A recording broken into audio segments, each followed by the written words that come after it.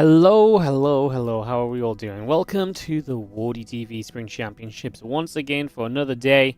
It is going to be the round of 16 Group C today. I've been looking forward to this group. I actually think this one's got a few fun games in amongst it, so yeah, kind of looking forward to see how it plays out, what the players have in store for us and all the rest. We are videoing down into our first map here in the next few moments, and that means we'll be ready to go real soon and get you guys into some StarCraft 2 today. I need to reset my donation goal for the day, so I guess I will quickly set up to do that.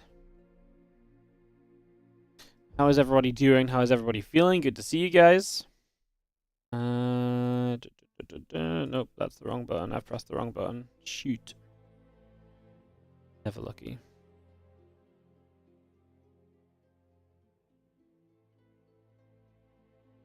Never lucky. It's okay, we'll get that sorted in a sec. Alright.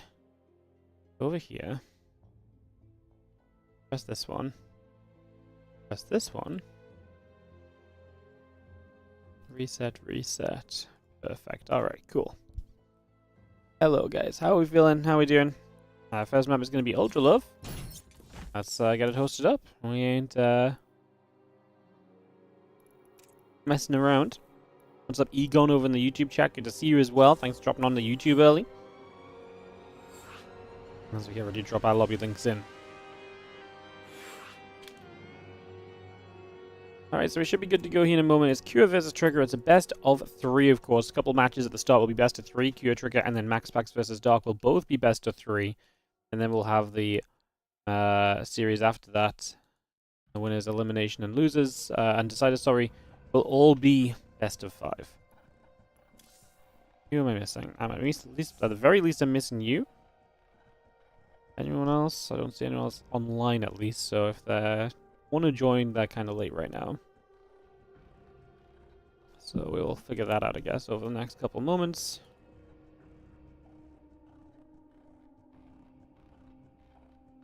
And get back to business, I suppose.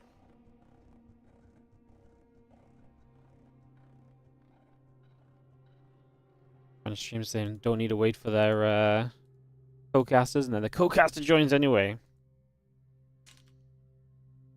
Alright, let's go into it. Let's get started as we kick off into Cure versus Trigger, game number 1 of this best of 3 series to open up Group C of the WardiTV Spring Championship round of 16. Wrap up what's been an awesome week of StarCraft for us here on the channel. Of course, I'm actually off tomorrow, so I'm not going to be here tomorrow, but I'll be back on Monday with WardiTV Mondays.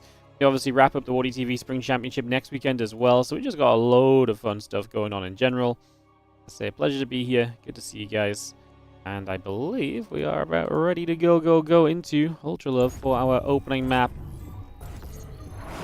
of this best of 3. Let's do it. Let's get in game.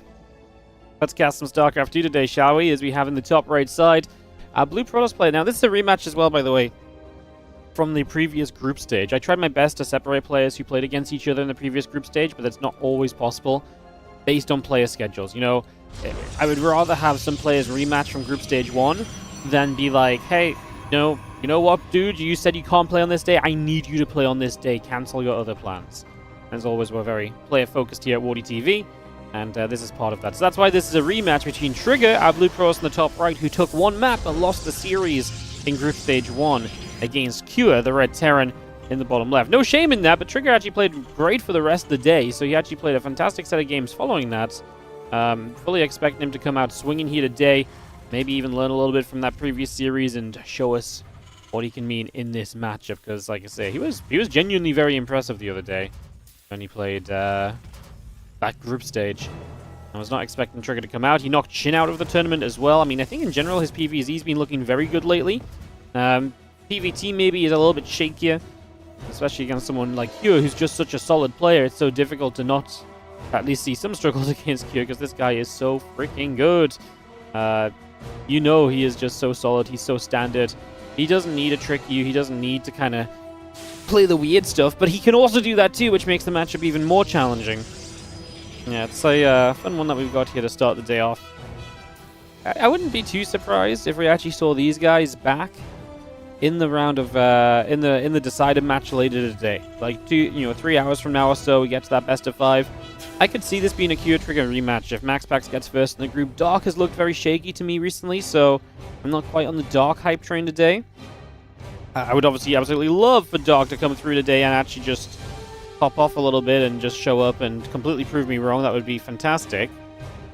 But A, I'm not really believing that that's going to happen. And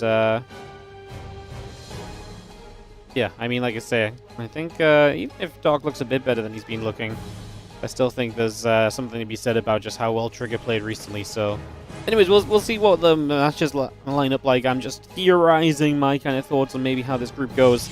But we've actually got to see the StarCraft. We know StarCraft has a lot of twists and turns involved, right? So, no point getting ahead of ourselves early or anything along those lines, as we have the Gateway and the Sentry coming through. So we just prep here from Trigger with a Gateway heavy opening. No tech choice being made just yet. So that is actually quite interesting, because if you're not going to make the tech choice yet, when are you going to make the tech choice? When are you going to decide that this is the moment to just pop it and send it? Because that actually becomes a very big question mark, and actually is a big factor as to, you know, what you end up doing, because now you can have 2 gateways, which is more units, but your tech will be later. So right now you're a bit more powerful, but typically that tech is what keeps you going later in the matchup in PvT, so you need that tech. Delaying it for any purpose is oftentimes very, you know, scary and a little bit sketchy. Definitely makes you wonder a little bit as to how things will go. So yeah, I'm a little skeptical. I think that's fair to say. I don't think there's any harm in admitting the skepticism here. Let's just have the Reapers and the Hellion gathering up still.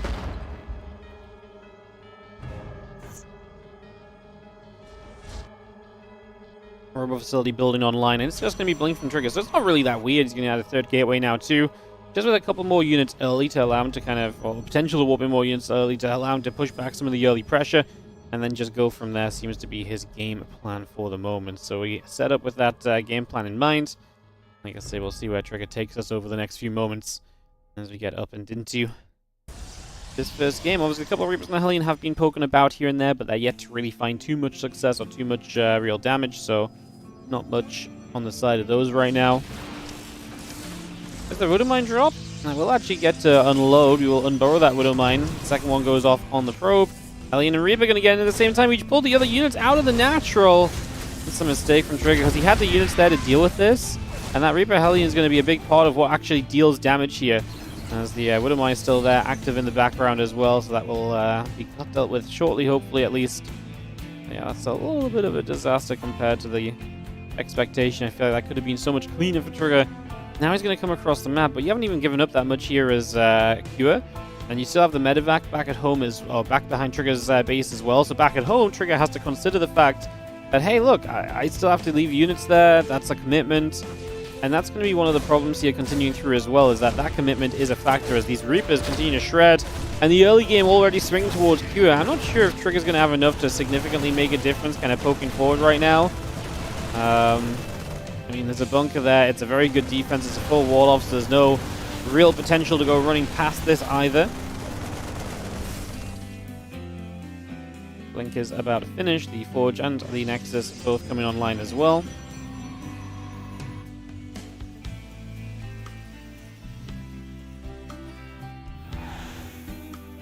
We'll get into the natural, so obviously you can bypass that bunker a little bit, but not with everything. Hits the engineering bay a few times. That could have already been a couple of SCVs, so a little bit of a mistake there from Trigger.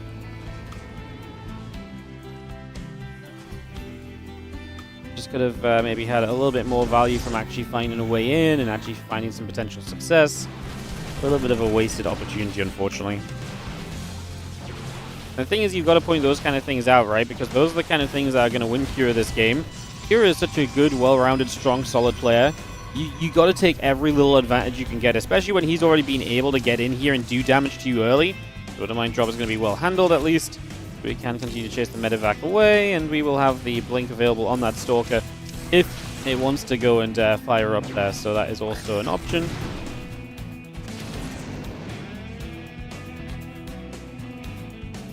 Well handled back at home for Trigger. Like, he really couldn't afford to take too much more damage there, so yeah, well handled. A little bit of lost mine time, nothing too major. Didn't overreact to this either, though, which I think is also, you know, a lot of positives to say about that.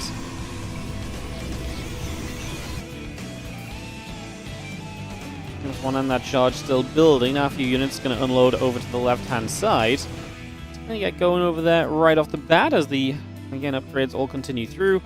Marine, Marauder, Medevac all continuing up as well.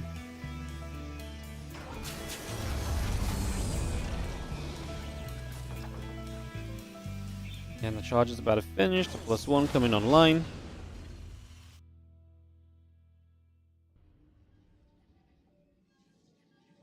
+1 and that combat shield continue to come about. And this is going to be the Bioforce obviously able now to really get on the map and be fully upgraded. And so it's really a scary army right here. You already have the double drop here hitting the third base, and that's going to keep Trigger distracted. It's going to keep him focused on this, and it gives you a very free pathway across the map. That's not really what you want to be having here as Trigger. You don't want to let Kyo walk across the map with the rest of that army so easily. He will challenge it with the Warp Prism, so that part of this is, you know, very good. A much better kind of scenario. Just going to see those couple of Marauders chasing the Zealot away. That will go down as well.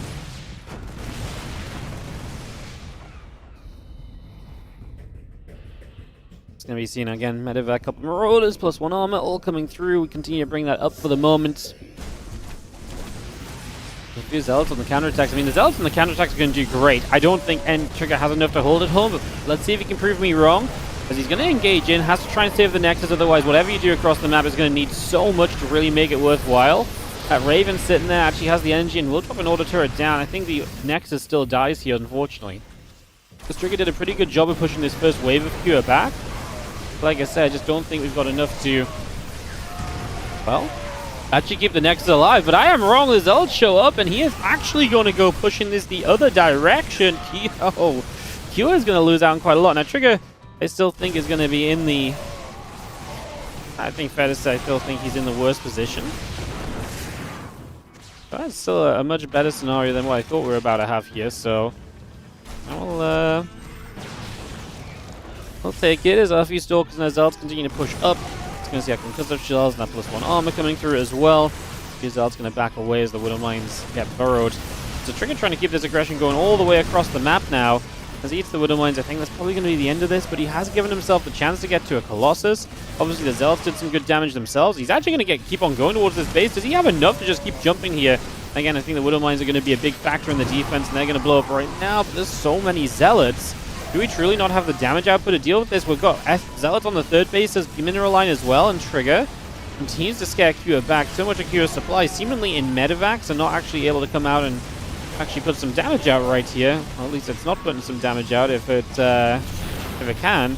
13 SCVs dead, and Trigger absolutely dealing a huge amount of work. And now a Colossus shows up, so you've got splash damage to zone the natural with as well, and that's amazing, right? Because now you just sit there, and that natural can't really be moved out from without walking into a Colossus, and that's obviously just going to be an extremely efficient trade on the side of Trigger. So, yeah, he's got to be really loving his setup for the moment.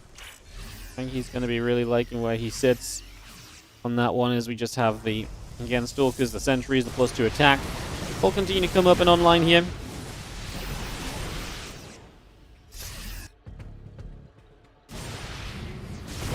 Io is going to start him forwards. You got to be super careful. You do not want to lose the Colossus. This is why I'm a little bit afraid, because I do think Q's army can still be quite powerful, so I don't think Trig can get too ahead of himself.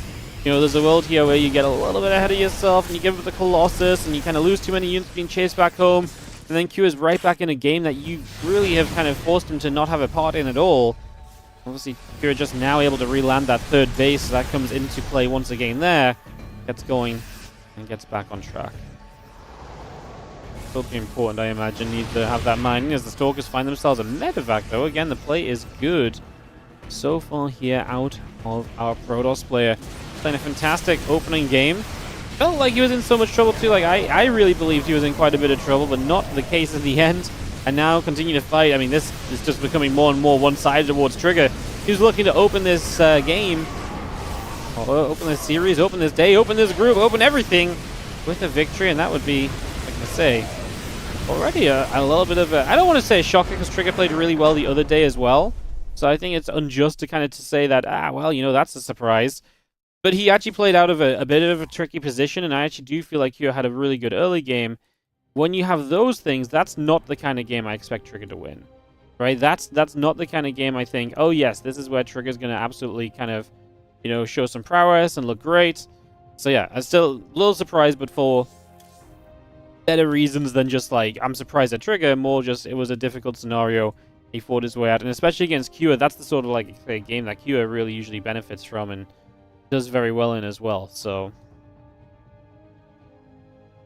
Alright guys, thanks for joining us early today as we got the Spring Championship games rolling. Appreciate you guys, good to see you all.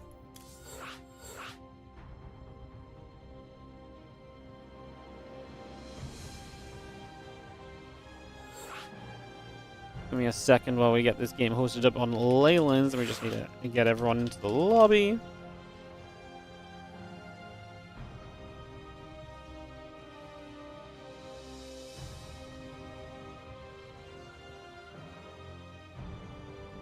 Ready, GG's, go.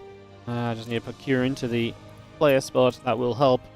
Believe it or not, I don't think I'm going to do much better against Trigger than Kira. I know what you're thinking. You saw me ladder the other day. Probably have a pretty good chance. I still think Kira might be the better opponent for Trigger in this series. So let's kick off into game 2 as we go into ley lines and we get this started off.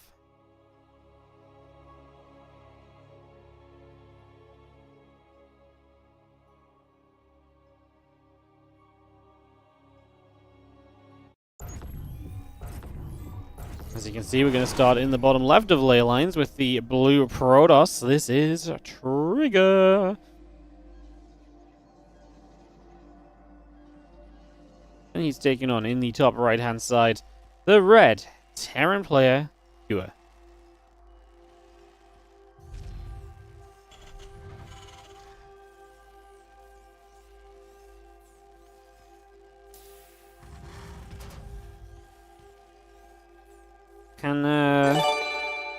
Can Kua fight back? Yeah, absolutely. That's just going to be my answer straight away. I don't think we need to hold you guys in some kind of suspense about that one. I think Kua is absolutely made to fight back. A resilient player. As we get into game 2 of this best of 3. What's up, Sipship? Thank you so much for the 43-month resub on the Prime. Much appreciated. So many StarCrafts very much alive. Wow. Yes, StarCraft seems to be alive again. Who knew? Who knew? I thought we were dead as a dodo. But we are not.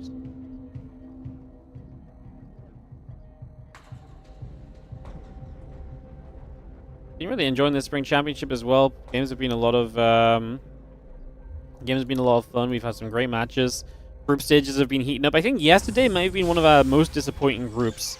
Some great potential in that group, and just none of the matches really kind of gave us, I think, what that group could have delivered. That group really was a group that had, like I say, potential, but just didn't have the kabang to it. So, yeah, yesterday was a bit of a shame, but out of all the group stages, you're going to have some groups which just aren't all it, right? That happens in the world of StarCraft as well. If it happens one day and the rest have been great, then really cannot complain there, so... The dodos are dead? Yeah. They're not just dead, they're straight up extinct, man. Like, they are not coming back. As far as I'm aware, I don't think there's any plans to bring back extinct things, but... It is 2025, so I guess you should not really assume anything can happen. It's the age of doing whatever you want, really. Ripper is just checking around here early as Kua just takes precautions. Obviously now down a game, does not want to fall down to like a fast second gateway proxied on the map or anything like that.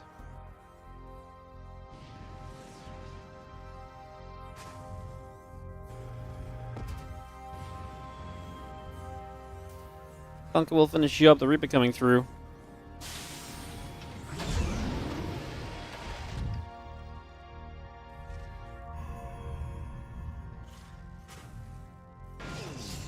Let's just have our Twilight Council and our Gateway coming up as well, so it's going to bring that online. The Orbital Command is coming through also.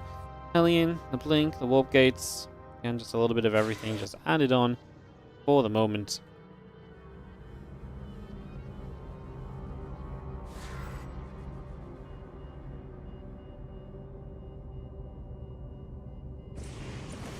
While we have a peaceful moment or two, guys, I'd just like to say, if you're here early on the YouTube, do consider giving the like button a little hit.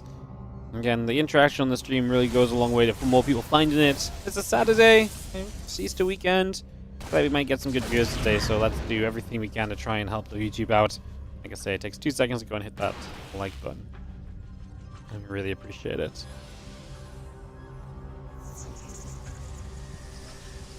Stalker comes over, probe wandering.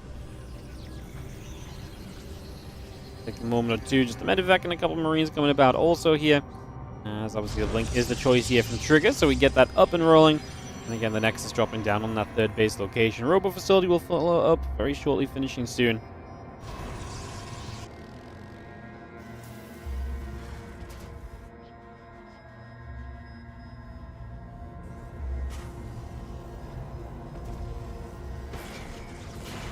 Couple of barracks building as well. Still got the tank, the Raven, the Marines. The Robo Bay and the Nexus continue to come up as well, so we get all of that on the go.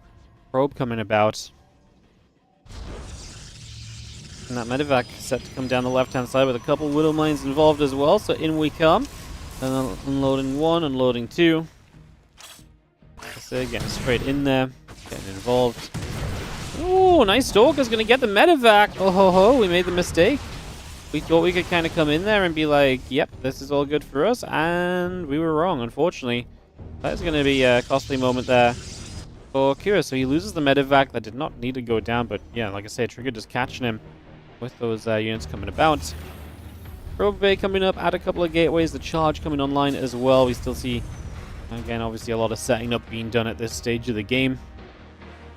Impact Combat Shield building 2.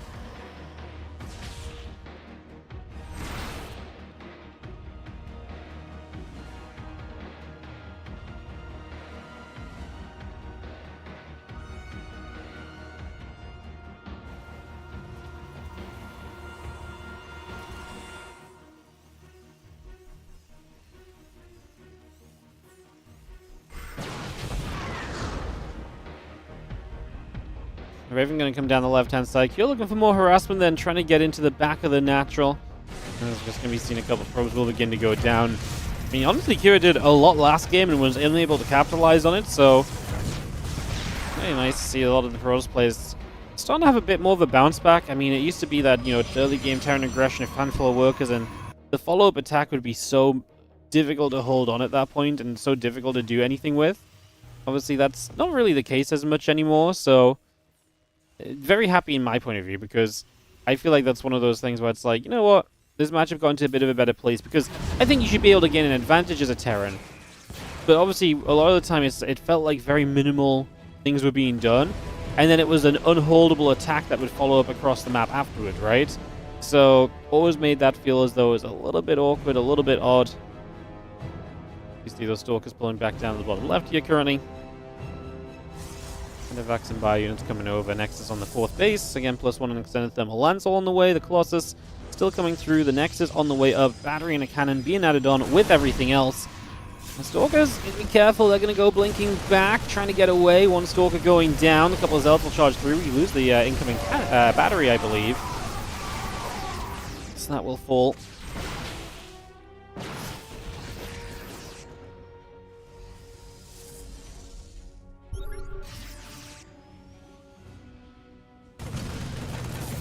Oh, Auto Turret's actually going to go after that pylon. That's funny. Don't see that one every day either, do you?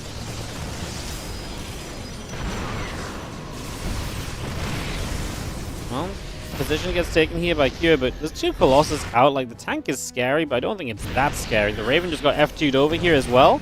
That's a gift if you can get it as Trigger, but he's not really looking that way. He's a bit preoccupied. Good split on the Zealots. Does not let much splash damage come of this, so that's a very good way of managing things.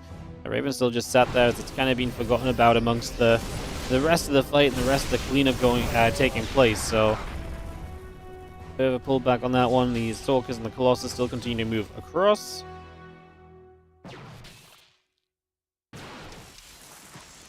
And Trigger just going to come straight across the map here, so away we go. Marine Marauder still on the way up as well. Plenty of bio. I don't think Trigger can go pushing in right now, but obviously being able to kind of just get on the map and take a stance, especially as you're taking your own fourth base is really a very positive thing, because now you take that fourth base of your own, you put yourself into a very good position already. That's going to really keep you in a very good spot as that couple of Colossus will continue to rack away. The Widow Mine going down, the Bio pulling back the other direction.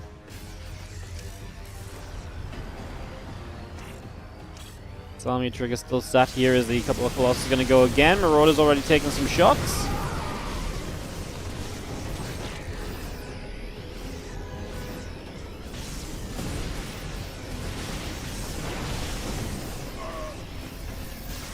Stepping back up, a couple of Widow Mines going down. The Marauder's getting struck here.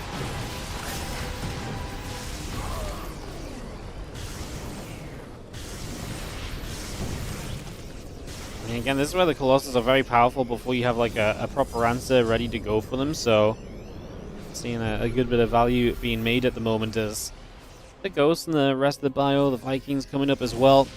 Still going to get there, they're going to get themselves a Marauder kill. Wow, we lost detection on that Observer, so it will get to live apparently. A little bit surprising. Time goes down, second scan coming through. Was that Observer never really deserved to survive the previous moment or two, so not too shocking to see it get scanned again, seeing it fall. Trying to boost on the armor upgrade on that Forge Disruptor +2, but everything there still very much so on the way out as well.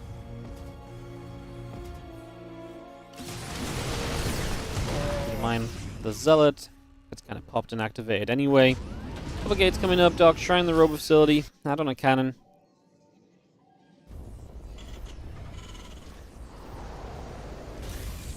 Continue to bring this by.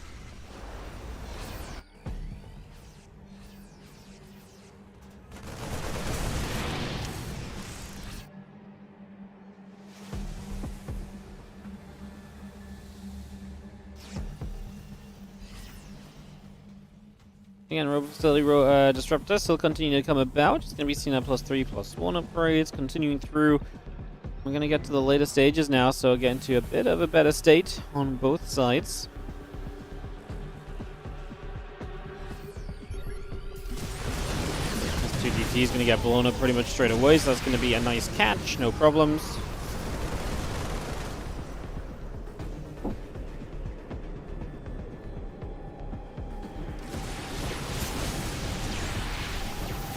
The Stalkers get underneath. They can actually get rid of a couple of the medevacs. A couple of shots coming through. But the Disruptor shot going up as well. The Zealots coming by also. It's going to be a Prism that gets shot down here, so we're not going to be able to reinforce. However, we will get rid of all the Vikings. Obviously, the Colossus are all dead, however, so fair to say that that might not have the grand impact you're hoping for it to be. The Raven will actually be good for the Raven's good for a Sentry kill at the end as well. I was like, that's a very hopeful auditor, but it actually works out. Trigger bounces back supply-wise very quickly, has a bit more money still in the bank as well. Again, his position really looks very solid at the moment. Looking very good right here is the Raven, the Viking, the Bio units still gathering together.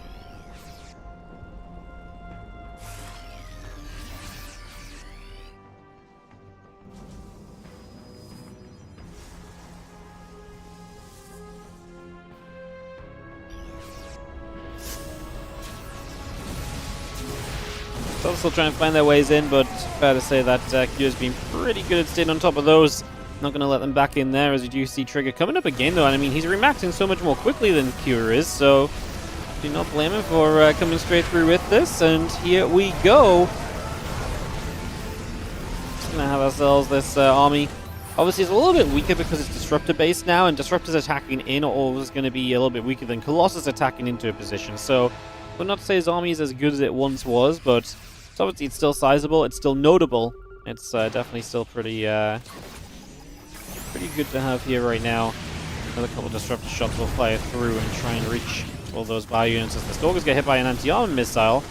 Nothing more coming of that yet as we continue the run by here. Going to get rid of this bunker. Going to make the natural much weaker for the future. We're fighting with the anti-armor missiles. Trigger trying to push forward aggressively. Will step into that fight. The Zealots are still slicing away at just whatever they can find over here. And Kira is bleeding out of this game. Like, slowly but surely, he is running out of what he needs to stay in this best of 3. And this is, him down a game as well. So he really needs to do something right now. Like, he is in trouble. He's down in supply. He's losing the fights. He's being controlled on the map. Like, this has been all about Trigger for the last few minutes, and it doesn't really show any signs of going the other way. I mean, the Zealots keep on pressuring nicely. The fights from Trigger have been good enough. The Disruptor's obviously great at zoning, so if you get into a bit of trouble, you can still back away comfortably too. Gets the Marauders with the double Disruptor shot. Zealots into the main base again. And like I say, it's not going to be breaking through and camping production, but it's keeping units back over there. It's keeping Q having to respect the Zealot run-bys. And anytime you have to maintain respect for those Zealot run-bys, it's just a lot of unit investment that you have to stick around for. Makes things very, very awkward for you as the Terran player. So yeah, I really love how Trigger's playing it. Another nice Disruptor shot, gets the Ghost. Marauders get low, and then he follows it up, hits another Disruptor shot, so the first one actually mattered as well. And Trigger just maintained pressure, and again, 3, 6, 8 bases with the 8th one just now starting. So he's got the economy behind this to just throw units at the opponent as well.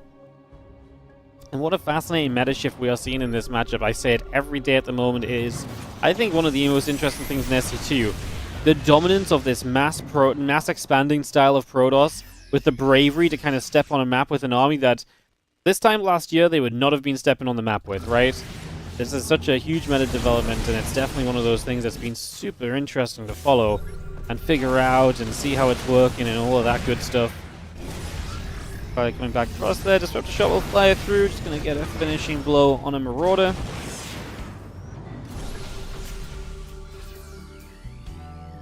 Those 3-3 upgrades still coming up as well. Could just build 6 more gates, this would be over. He does have 14. Right now, he has the bank to absolutely add some more gates on. He's actually going to do exactly that as well. It's not that he's on a bad gateway count. He's just got the economy to absolutely boom through with reinforcements, right? Like, he just has the potential to do so much more, as Disruptors are doing absolutely well enough here. Already saw a couple Ghosts going down to those Disruptor shots. Always scary when you get chased away, because if you get chased away, you're going to lose a few of those Disruptors, and then it feels as though it's like, uh-oh, is this all falling apart? So we're going to use that as a distraction for the DTs, which will get this Planetary Fortress right. Yep, they will, and they blink away, so not all of them go down. And now Q reduced to 3 bases is, what, on an all-in attack across the map? A couple new Disruptors coming out. If Q has to attack all-in right now, then realistically, all Trigger has to do is defend, and that's much more easily done when you have Disruptors playing defensively. I think that would be a fight that Trigger would win, in fact. Even down in army supply right now, I think he'd be fine. Well, he's actually going to come in through. This isn't even him really in a super defensive position. This is kind of him leaping on the army as it comes across the map. The DTs continue to ravage across the other side. Again, it puts all of the pressure on that army of Kua right here and right now. He must win the game with this force, because otherwise, well, if he doesn't win the game, he has to do significant damage, to the point where I don't see how he does enough damage without just winning the game. Like, it is almost like it has to snowball so hard at this stage. This man, Disruptor shot after Disruptor shot are just hitting strikes down the middle. Absolutely cannot be stopped. Those Disruptors are hammering hard. The DTs will go after a few more SCVs, and that will be, I believe, more or less GG. It might take a moment for Kira to accept it and admit defeat. Gonna tap on out of here, but the work is done by Trigger. He has put himself into the winning position now.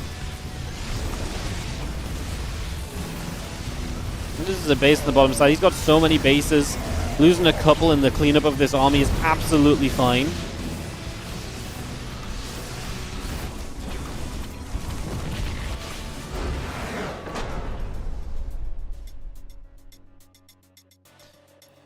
Jeez, Trigger takes the 2-0. What a commanding performance to start us off there.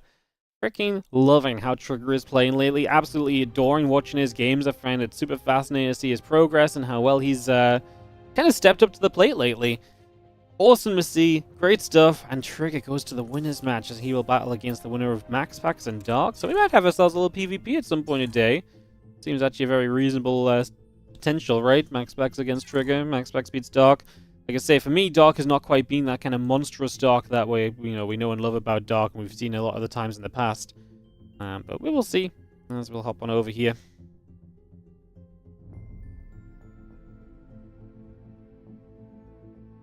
And, oh no.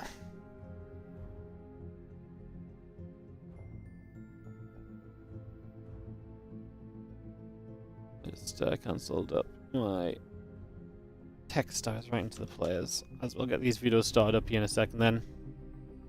And get that ready to go. Again, not to say, I've probably got a little bit of a biased view of Doc right now, because the last time I cast him, it really just was not his day. So I probably have a little bit of a biased view. I'm like, in my head, Doc's washed. So that may not be completely the storyline here. I mean, against MaxPax, it's always going to be a difficult matchup anyway.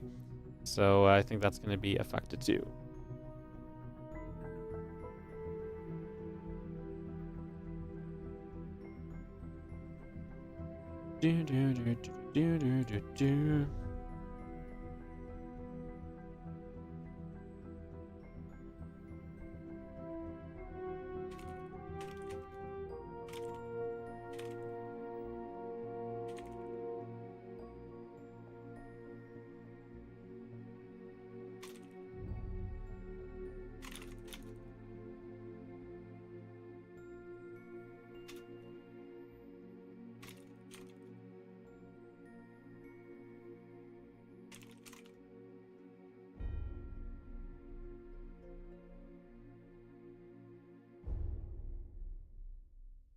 Alright, yeah, players are here just saying hello, getting set up, getting switched over for the next couple of moments. We'll get ourselves ready to rumble into our second best of 3 of the day. Again, this is our last best of 3 as well. After this, there'll be some best of 5 action, and we'll be going from there. Very exciting indeed.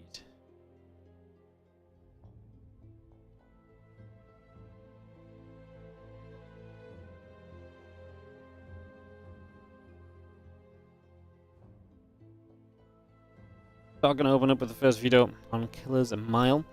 The dog just about scrambled through his group. When I say scrambled through, he went 2-2, fine result, but he lost a mana along the way, and that was definitely a little bit of a surprise.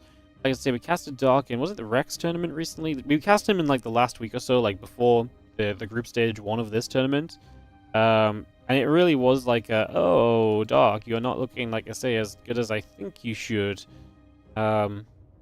Which is fine. I mean, everyone's kind of playing different amounts and stuff right now. So we are just going to see Frostline video from MaxPax. Yeah, guess we'll see.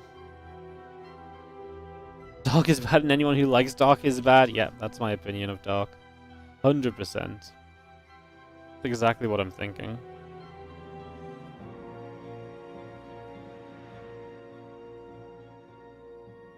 Exactly what I'm thinking.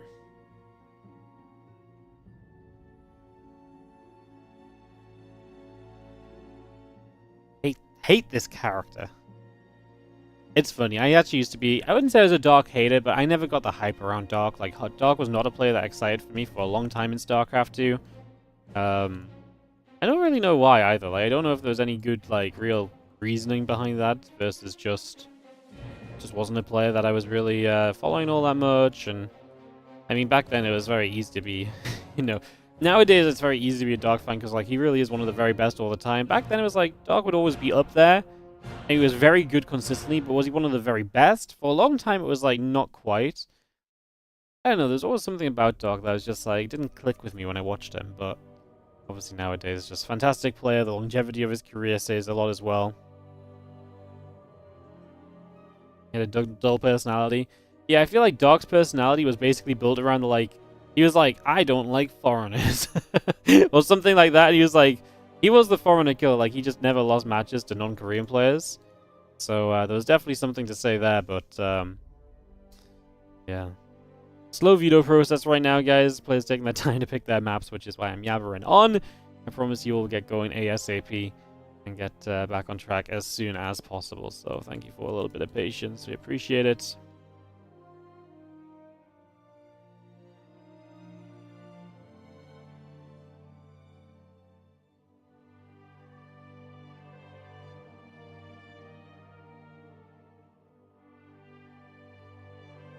Sunworm video as well. One more video each, and then we'll be able to get into the matches.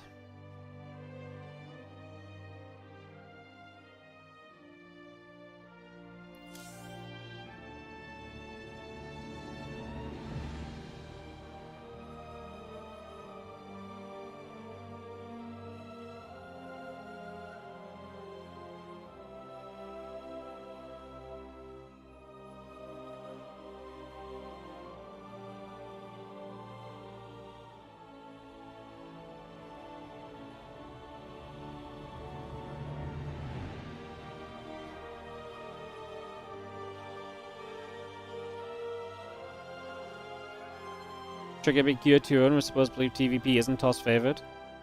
I mean, Q beat Trigger 2-1 last week.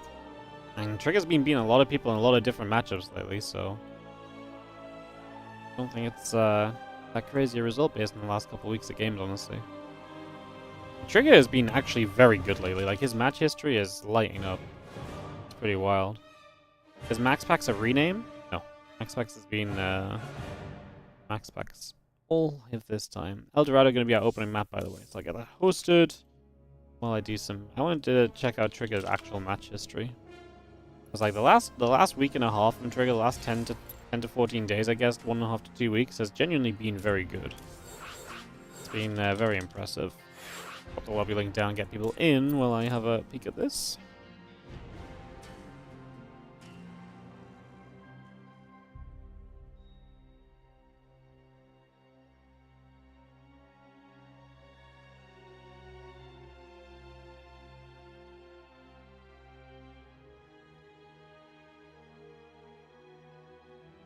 Alright, Rex down. Just gonna get Doc in here. Get this going. Trigger. He's actually lost a few PvPs. Obviously, he beat Shin. He beat Showtime in the WardiTV in his group stage 1, and then also lost to Cure. He beat Solar in the big brain bouts. It's a pretty impressive streak of results, that alone. Still seems to have those inconsistencies in his play, though. I feel like that's always been the thing from Trigger. Like, the inconsistency has always been there. Some days he pops off, some days he doesn't.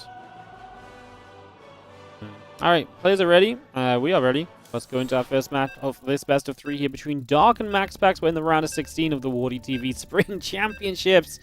Been loving this tournament, been loving this event. It's been a whole ton of fun so far. Hopefully you've been enjoying it as well, guys, across all the groups and so on. It has been an absolute blast. And we're getting close to finishing it up, right? I mean, we've got today the round of 16 Group C, and then on Wednesday we've got Group D, and then over the weekend, next weekend, we'll be playing through the rest of this competition. We will be crowning ourselves our champion.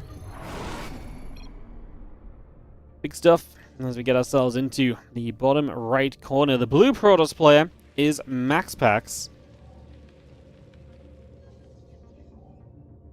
And he takes on the Red Zerg in the bottom left-hand side, Dark. Can Dark step it up today? Like I said, last time I saw him, I wasn't that impressed by Dark. And I really do not say that lightly. It really was not a good showing. His builds didn't work. His timings were off.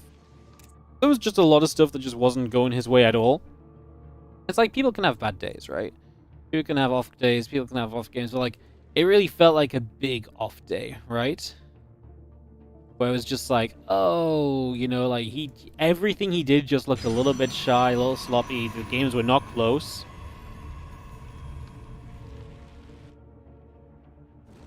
Okay, and the assimilator coming up, the probe popping through, drone still building. I have that overlord coming overhead on the natural as well.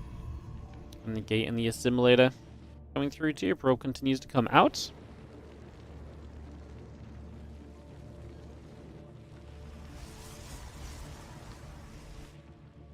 This drone is going to move up into the natural and potentially hatchery block the Nexus, so that's going to be the plan from Dark here early on. Dark's like, you don't like what I've been doing, Wardy? How about this? Going to throw MaxPax off his game with this hatchery block. Try and throw him off his build and maybe do something a little bit funky and a little bit different here to get this one underway. Alright, Dark, I appreciate it. I like it. Let's see, MaxPax has the good response here. Just pulls the probes instantly. The sooner you get rid of this, the less of a concern it really is. This is a bigger concern when you let this get up and a queen spawns and all of that kind of stuff as well.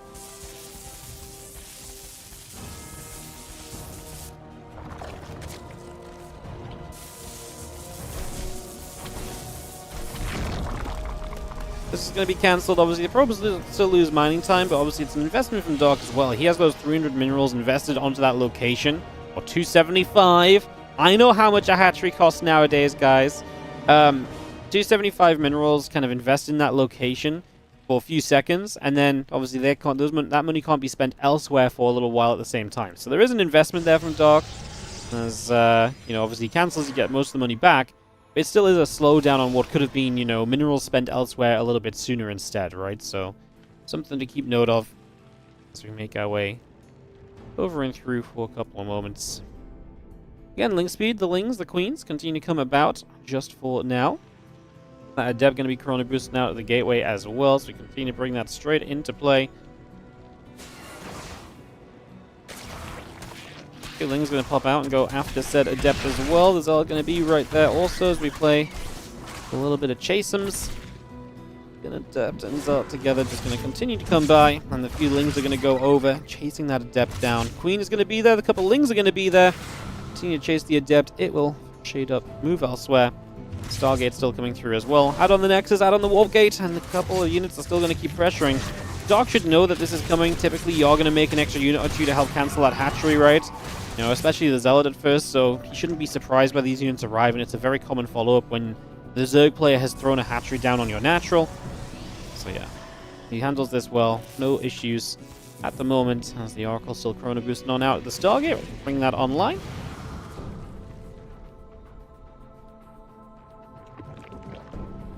Gonna bring the Queen back, drop down a Creep Tumor. A couple of Adepts gonna go pinging around as well.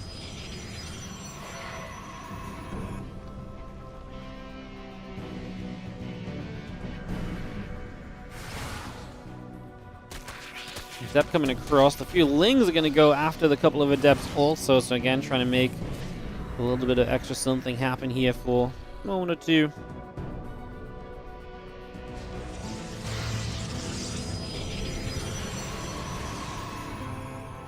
And the Oracle out, that's going to give MaxPax some of his real control throughout these early stages of the game. So this Oracle of MaxPax can come across the map here. The Warp Gate's still coming up. A couple of probes in the gateway coming online as well.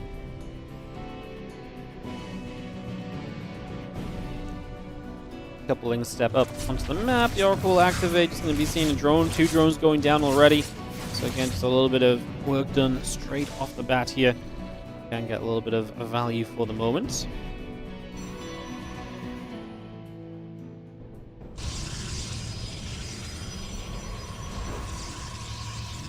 And we still have that Fire Council building on through. We had on the gateway, we had on the Nexus. So all of that coming up for now. Continue to bring that by.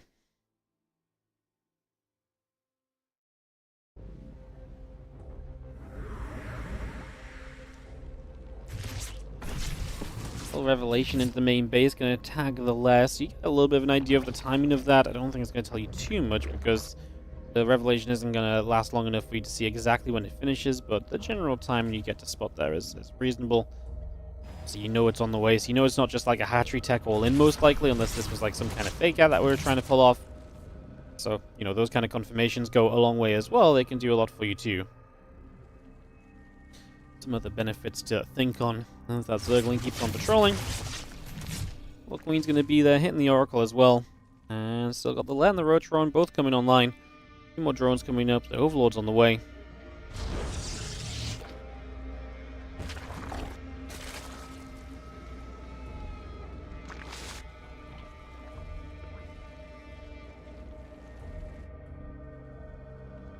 And we wait for the +1 blink to both come through, so we get those upgrades up and running. Stalkers and the Oracle moving through the middle of the map. Infestation Pit in production. Add on some roaches, the +1 missiles and roach speed. All a part of this currently from Dark as we have our Infestation Pit continue to come online. Now we're going to get rid of a couple of Creep Tumors here already. So a little bit of cleanup straight away, so a little bit of damage done.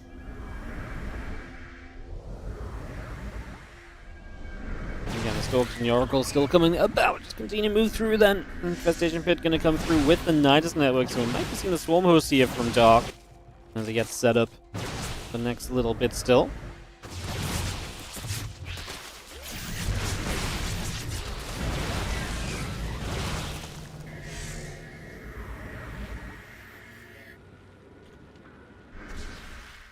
There we go, Swarm Host indeed on the way, so Dark going to try and play that Swarm Host style. It's going to keep MaxPax pinned back. It's going to make MaxPax have to trade very slowly. Generally, this lets the Zerg kind of, you know, take the map a little bit. The Protoss can't expand as easily as too many positions to play defense on.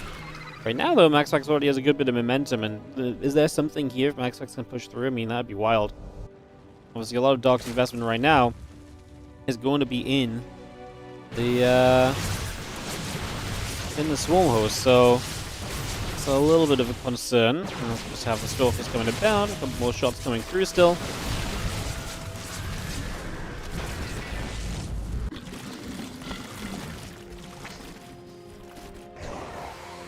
Lots of roaches on the way. Here come the first Locust into the main base, so that's going to be a big factor.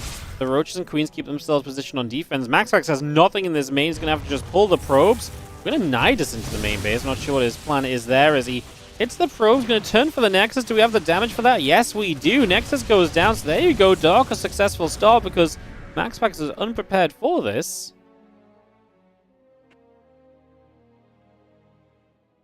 Oh. Well, that's actually a little bit exciting then for sure.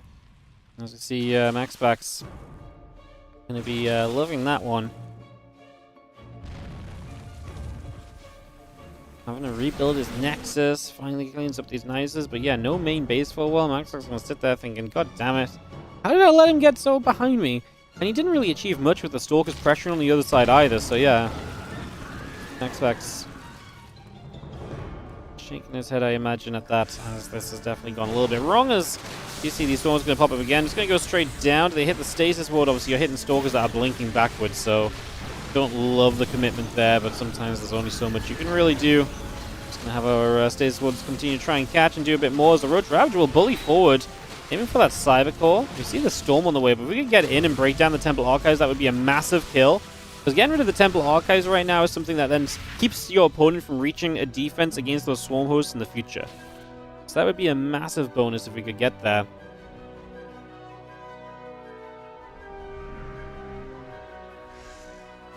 Storm still coming online. We continue to bring that up for the moment. Stalker still blinking about. The Roach Ravager are going to be there too. As we have our +2 attack upgrade coming in. +2 missiles coming in also. Those logos are going to pop. Just going to start dropping down.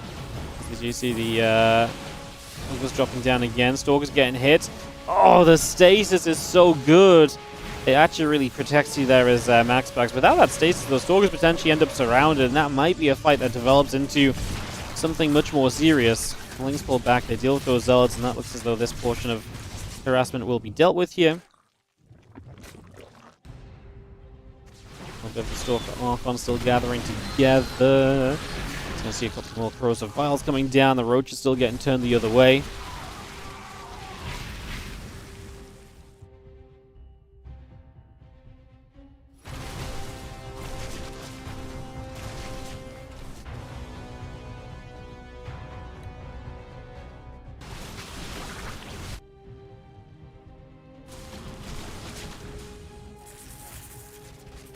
Loka's going to jump straight in towards the Nexus here again, so that's going to be another kill. So the main base goes down a second time. That's really good consistent damage here from Dark. He is continuing to keep MaxPax in a difficult position to advance from. This is definitely going to be a little bit of a struggle, as without that main Nexus, you're going to end up in some trouble. Stalkers, Archons, the High Templars gathering together. We do see the Hive coming through. The Hydra Den still building up. Couple of corrosive vials dropping down. One of the Stalkers getting hit. We will see the Roach Ravager going to get a good catch on some of these Stalkers as well. Going to find a few of those that are just out of position already, and we're able to get a jump on. And we continue to trade. Can we get rid of some of the final tech units here? That Morphing Archon would be nice. The other Archon's low shields already. There's a lot of just... We're very close to finishing up on a lot of units. If we don't get any of them, it'd be kind of sad. We got one of the Archons as Dark has Swarm Host ready to go again down through the bottom side of the map, advancing forward as we speak, as the Swarm Hosts are going to pop their Locusts. They're going to pop into the skies. A couple of those Locusts drop straight down onto some of these Stalkers. Now the rest of the Locusts looking to do their thing. Storm's coming about. The Nidus will evacuate the Swarm Hosts away so they get protected. They will get away without issue. The rest of the Roach is still to the upper right side. A gateway going down as well. Just for the moment here. Those Roaches are going to continue to hit our probies, so a little bit more damage done as well. Just going to see the Roaches continue to shoot. The Zealots are going to take some more damage. The Archon going to be taking some shots also. And go back and forth. Groove Spines about to finish up from Dark, who's trying to transition in towards the Lurkers from this. Despite everything that Dark has done, MaxPax is going to survive through this set of attacks, and MaxPax is going to be able to play into a later stage of this game. That was obviously not a guarantee based on what we were seeing originally. There's a nice bounce back. Definitely helps you out as MaxPax here in this game, puts you in a much better position than what we had previously. Well, that said, it's not like Dark's army's not been going anywhere, though. He has been making the most of this timing window, right? He has been setting up into the Lurkers, so there will be that factor. The Lurkers get another 16, 18 probes here. Ravage on the top goes down. We have units on the map right now. It's still actually Roach Ravager Swarm Host, but he has the tech in place, the structures in place to move into like a Lurker-based army if he does so wish. So that is an option for him that's available right now, that's already out there. As our Roach is just going to come through. Just going to hit a couple of those Zealots. It's apparently just going to be too much. MaxPax cannot keep on holding on, and Dark is going to get himself game one. Never needed the transition to the Lurkers. I just thought MaxPax was maybe holding on long enough to kind of force this into a stage of the game where maybe we start to stabilize, but apparently Dark just still able to come through with a bit too much. And that was MaxPax's server preference as well. We're going to go Amygdala map 2. Dark up the game. Oh, what if you said Dark was washed, and look at this. Look at this.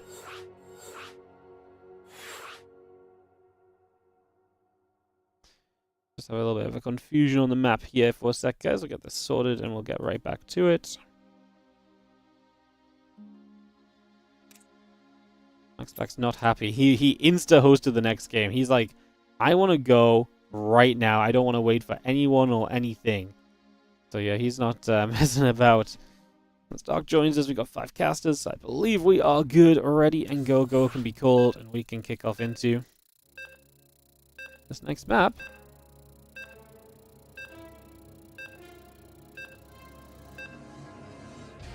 Amygdala. Alright, game number 2 coming up. MaxPax is washed too. Oh, it's the wash-off. Who knew? That's what it is. I didn't realize this was the great washing line. It makes so much more sense now, obviously. Duh. Clearly.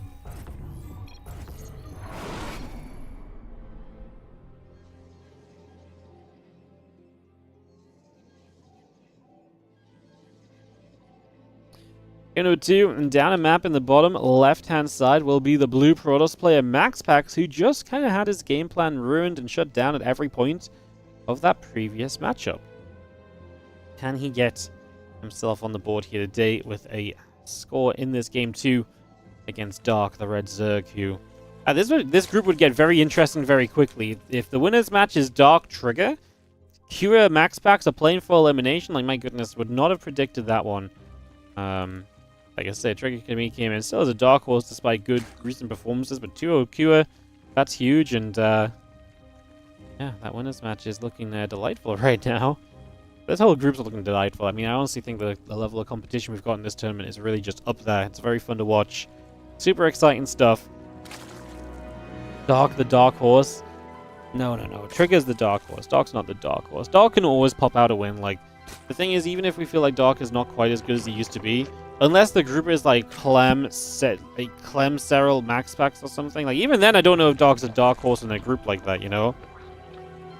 When someone has established the history of winning, it's very difficult to think of them no longer as a winner, you know? Like, even if they're not as good as they used to be, it's, like I say, it's very difficult to ever state that they're not a winner anymore, right? So, yeah, Dark is always going to have that aura around him. Game 2, and we're on Amygdala. There's a little bit of confusion on the maps. MaxPax was trying to pick a map that Dark had vetoed and so on, so that just took a moment or so. Had to be sorted, but obviously very easily fixed, no real big issue.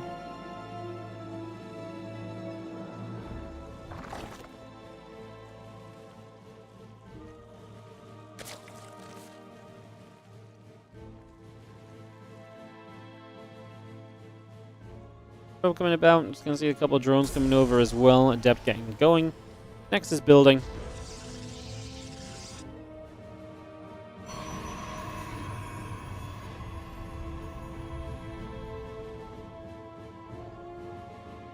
Speed, Queens, drones all being added on as well. So it's going to get a lot of that brought into play here.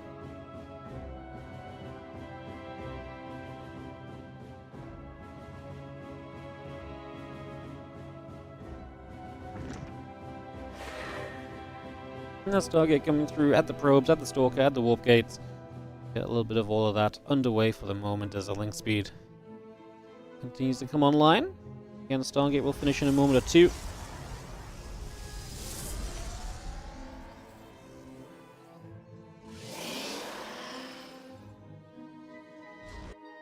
Is Clem on place to win the World Championship again?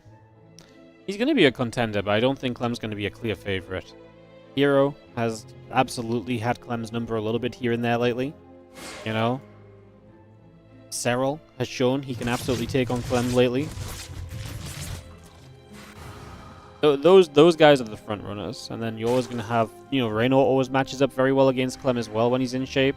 Obviously, we don't really think of Raynor right now because he's not really been practicing, or we haven't really seen him much, so... But, you know, never doubt his ability to kind of get back in shape and ready to play some StarCraft 2 when the highest of stakes are on the board, so... Yeah, I would say, definitely... Yeah, Clem's a favorite, but it's nowhere near, like, I wouldn't say he's, like, the favorite, even.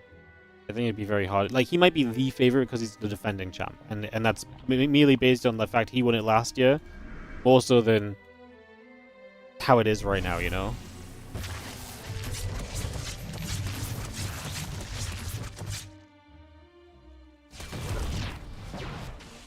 Couple things get turned away. The Lair's still coming up. The Oracle get turned around. The Queen's going to be there to push that Oracle away now as the Twilight Counts and the Gateways continue to build on in.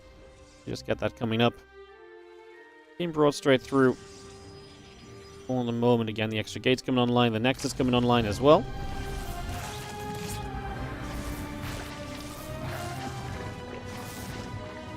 It's going to be there. Again, a few drones coming back the other way. Forging the gates coming about. The Nexus still very much so in production at the moment. The Oracle continues around. 7 drones killed. Dark has not exactly had a very successful early few minutes. Not ideal. Puts them in a rough spot. I mean, the more economy you lose now, the tougher it's going to be to hold on against the Protoss Diamonds a bit further down the line, right? So, definitely getting into a bit of a weird place here for Dark already. Oh, he's just going to Link Queen Nidus. Okay. So that's Dark's approach. Super aggressive. Just going to look to come in for a kill ASAP. I guess we're just going to Nidus to the front and just get the Queens there, and then, like I say, basically just make it a Link Queen attack. Just with a fast transport across the map for those Queens to be in position nice and easily, nice and early.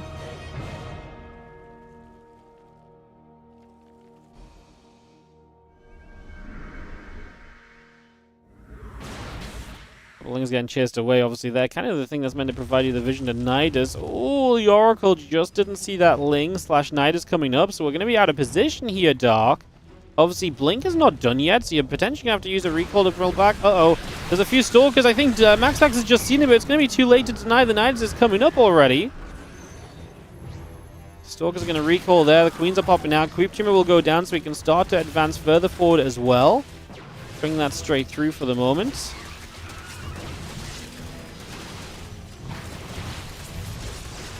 And still going to go pushing. Trying to attack on through. Here we have, obviously, the defenses being made.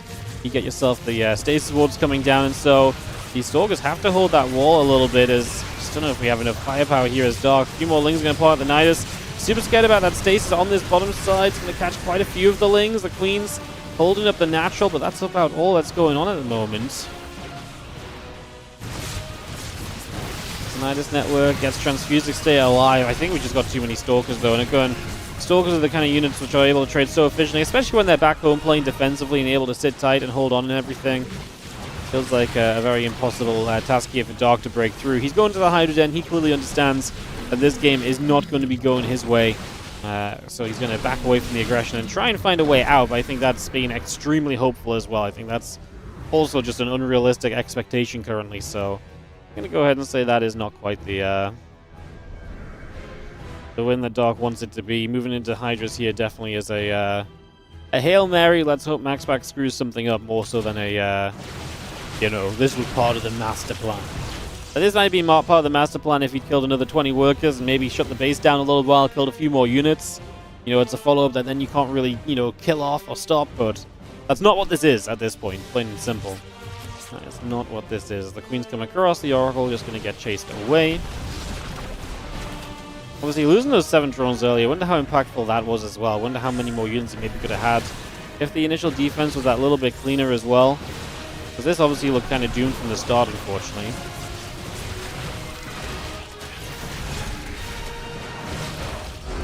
Doc's going to say GG. He's clearly understanding that this game is out of reach, as we are going to go to game 3 of the series. And I'm just going to have to quickly double check what the map's actually going to be for game 3, because they didn't say what it was, and I didn't keep up with the video. So Killer, Persephone, Sunburn, Frostline, Ley Lines.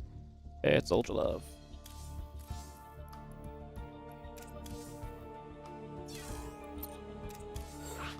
Unless I am mistaken.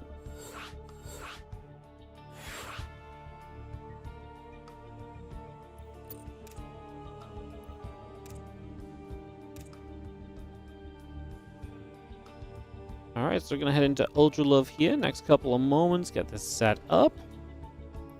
Ready GLHF being called. Looks as though we're pretty good across the board to get this underway. Yeah, looks as though we are good. Let's get into Dark versus MaxPax Game 3, guys. Don't have to run ads because we have already run enough, and that was a faster game, so we get to go directly into this third game. I will just take this as a quick opportunity, though, to, of course, say if you guys are enjoying the stream today, this is a WardiTV tournament, which means that it is powered by you guys. Without you guys, we would not be here running this event and casting these games. You guys are a major reason why we are putting the $5,000 up for this tournament to happen and for these players to participate. So if you're enjoying the tournament and you would like to see more, consider supporting the channels, whether that's a like and a sub on the YouTube, which is free, or follow on Twitch, or just watching ads when they do play. That's appreciated. Obviously, if you can support monetarily, consider using your Prime subs, also actually free. But obviously, you can give subs, regular subs on Twitch. There's the YouTube membership system as well. Most importantly, there is the Patreon page. On the Patreon, you can support, and 100% of pledges on the Patreon will go directly into StarCraft 2 tournament prize money. So if you want to see more tournaments, if you want to see the players supported, having events to play and good prize pools to play for, please check out the Patreon. That's patreon.com/WardiTV. Not only do we guarantee that everything we get from you from there goes into the prize pool, we will make sure that any transaction fees lost along the way will also be added to a prize pool. So if you put $10 in, $10 will go into the pockets of StarCraft 2 players. That is a guarantee on the Patreon page. It's sometimes something we're stressing a lot. But I do think there's a lot of importance in getting the players as good prize pools as possible to play with. Help them, support, because believe it or not, we would not have much StarCraft to watch if the players were not here. So I think it's very important to support them. So check that out.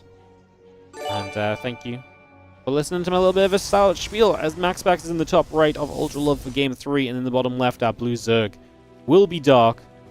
Let's go. Edge Crusher 77, thank you for the Prime sub. Supreme IRM, thank you so much for the Prime sub as well. And Mana with the 22-month resub on the Prime. Wardy the GOAT, thank you so much, Mana. You're the GOAT, really.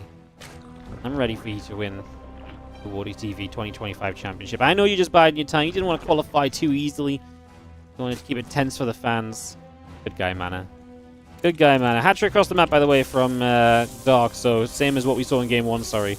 As I'm looking over at the chat and not at the fact that there's a hat-trick coming down. So yeah, hat-trick over here gets placed already. And that's just going to be, like I say, it's a plan to the first game. I wonder how much of that MaxPax really feels like this affects him. Or how much Dark feels as though this actually really did for him in that first game. I wouldn't say it did too much for him or anything.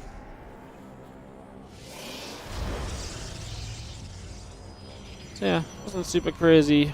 Wasn't bad either, right? So we'll see what happens. Let's just continue through. Drone going to go back and forth there. The hatch still coming up and online. We got ourselves the pool coming about as well. As the Nexus and the Assimilator continue to build. We get all of that coming through. Does it ever make sense to make a Zealot and pull fewer probes? I think there's just like two... Like, you can pull fewer probes, but I mean, you kind of want to build a Zealot anyway sometimes, because then you can counterattack. It's about the speed at which you kind of knock it down, though. The problem is if you build a Zealot, I think typically the hatch can finish, and if you don't pull probes at all, a hatch can finish and a queen can come out, and the worst thing that can happen is a creep tumor goes down on your base. Because if a creep tumor ever comes down, you are not taking that base for a long time because you have no detection.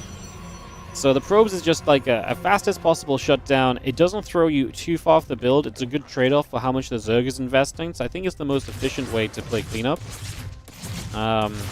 You do sometimes see like less probes and then like they say the Zealot, but it plays a bit of a bigger risk, and usually you have other plans kind of along the way if you kind of plan that. I mean, sometimes some people go like 2 gates with that, and then you can actually go like 2 Zealots, 2 Adepts across the map, and hit a pretty powerful little kind of like timing in that timing window there as well. So there are other ways to do it, there are other ways to look at it, but I think the probe pull has been just kind of figured out. I mean, some players probably have a preference as well, but I think most players will say that the probe pull is just the most figured out kind of easiest way to kind of get it done.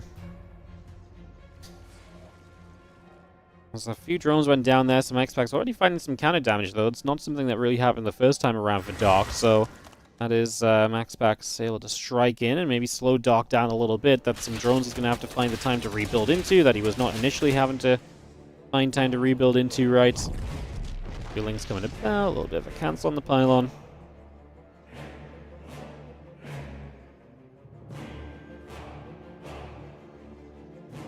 Langston back away. Again, Queen, drones, Overlord continue to come about.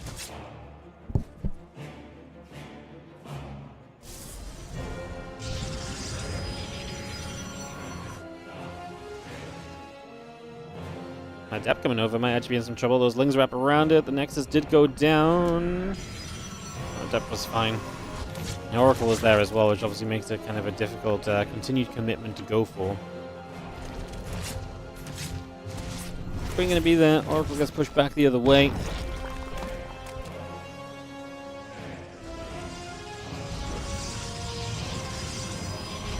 Extra gates coming down. The Twilight Council building as well.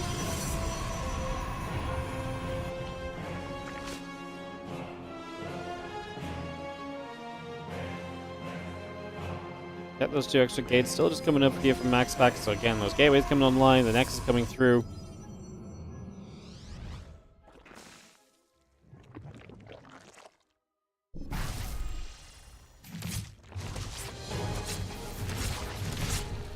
It's going to be there, and the Oracle is going to get shoved away once again, so back the other direction for the moment.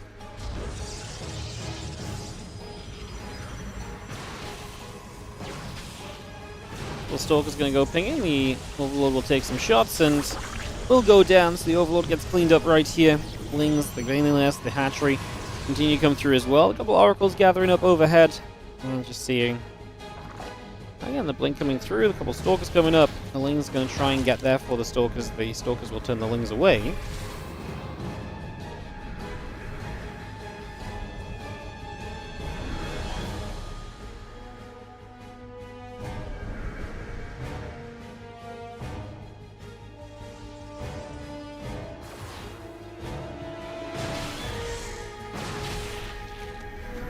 So MaxPax gets to start pushing, and we have ourselves Dark, who is already supply blocked as well.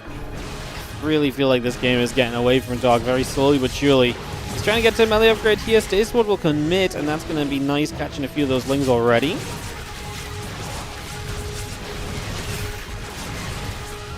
Lings will step up. Going to be seeing a couple of those Lings chasing through. And the rest of the Lings will continue to come by. Staceward's going to finish up in the next couple of moments as well, so we'll get that all settled in. Just going to be seeing a few probes dropping down. Lings are going to be there. The Lings chasing forward as well. A couple Oracles still very much so overhead. Again, +1 charge on the way up. The melee upgrade coming through as well as we speak. Get that underway for the moment.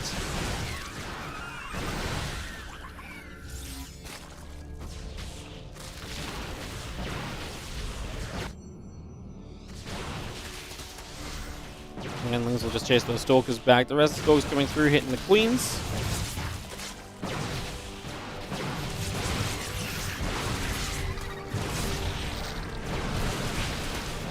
MaxPax already starting to take the supply lead here. These Stalkers going to get pushed a little bit into the corner. It's going to be an interesting moment or two, huh? Can I kill enough of these to make this overall worthwhile for Dark? I do not think so. MaxPax fighting his way right back into this matchup after the first game defeat. He's not really looked to show any sign of weakness ever since that point, right? It's just been go, go, go from him from that point on. And MaxPax really kind of dominated game 2. And right now, feels like he's dominant in this game 3. Dog's going to try and whittle his way towards that infestation pit here, but do feel like Dark is on the track of a little bit too little too late right now. Things are just not quite going the way he needs them to. As soon as he needs them to. The Zerglings continue on the other side.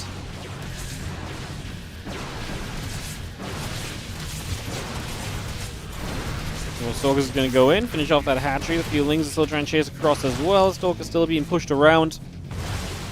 Lings and the Queens want to come across one more time. Still got 34 more Lings coming up. A +2 melee on the way. Robo Facility will be finishing soon. The +2 attack upgrade coming out shortly. A few more Stalkers warping in as the couple of Banes going to get defended by the Stalkers blinking across.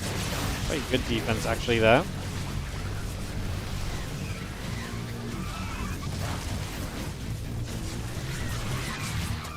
As my Queens are going to fly, we do have the other Zerglings coming back the other way. Still got our +2 attack upgrade coming through. Add on the Prism, we get that going. Looking real good at the moment.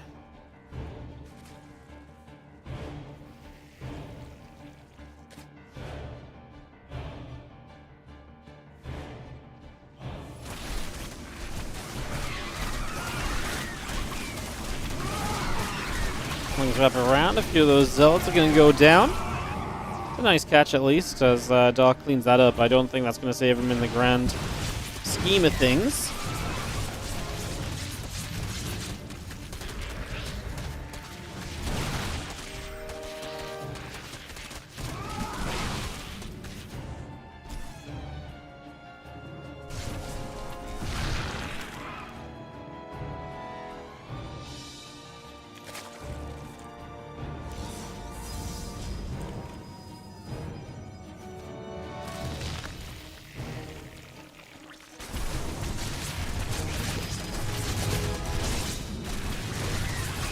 It's going to get the Queen's going to come about. It's going to have ourselves the couple shots coming through, and we are going to be seeing the Lings going over.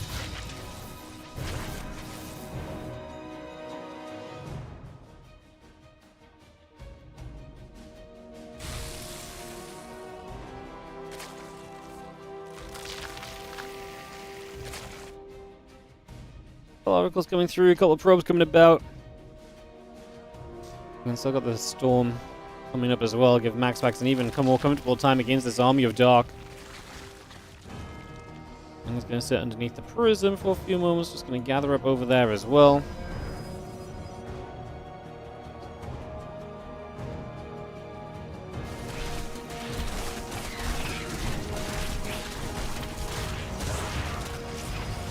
Things move about. A couple cannons moving around also. Just going to be seeing the probes.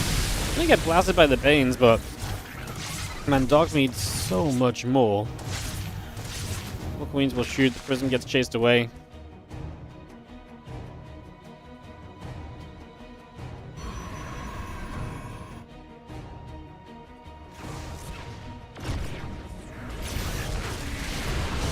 We're seeing the Storm coming down, already trying to defend against some of those Lings. Dark just trying to hang on in there, trying to make something happen in these upcoming moments, trying to get back on track.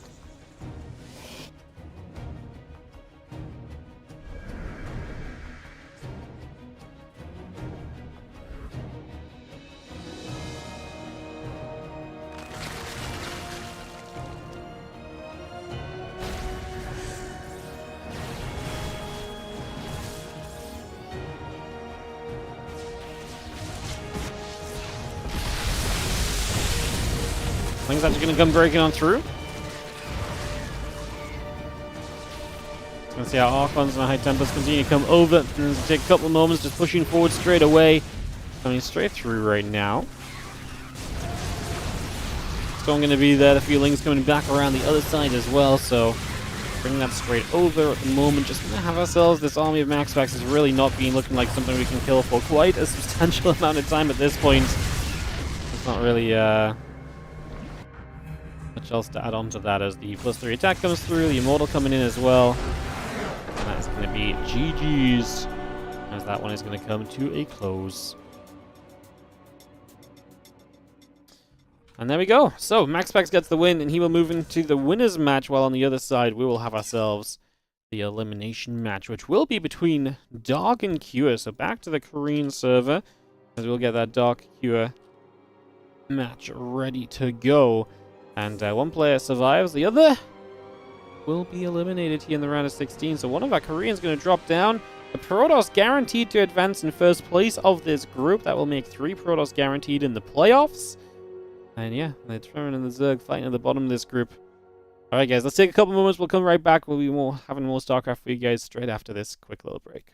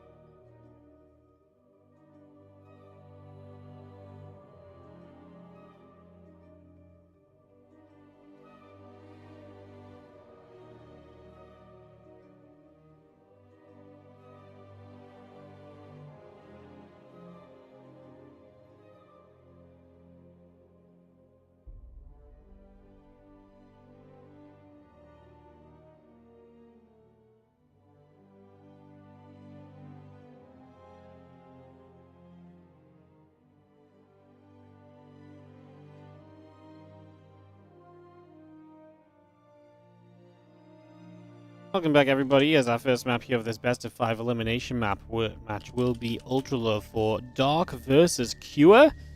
Very exciting as we get ourselves into this in the next few moments. We'll get our maps fully set as well. We're not fully there in terms of picks just yet, so we'll get that sorted. We'll get that back on track, and we'll be able to go into this Elim matchup. Like I say, best of 5 action begins here as well, which is very exciting. Very, very fun. Alright, awesome. We are much set to rumble. Just getting, like I say, a couple more vetoes, a couple more map picks. And so set up as well. Just check we're good over here.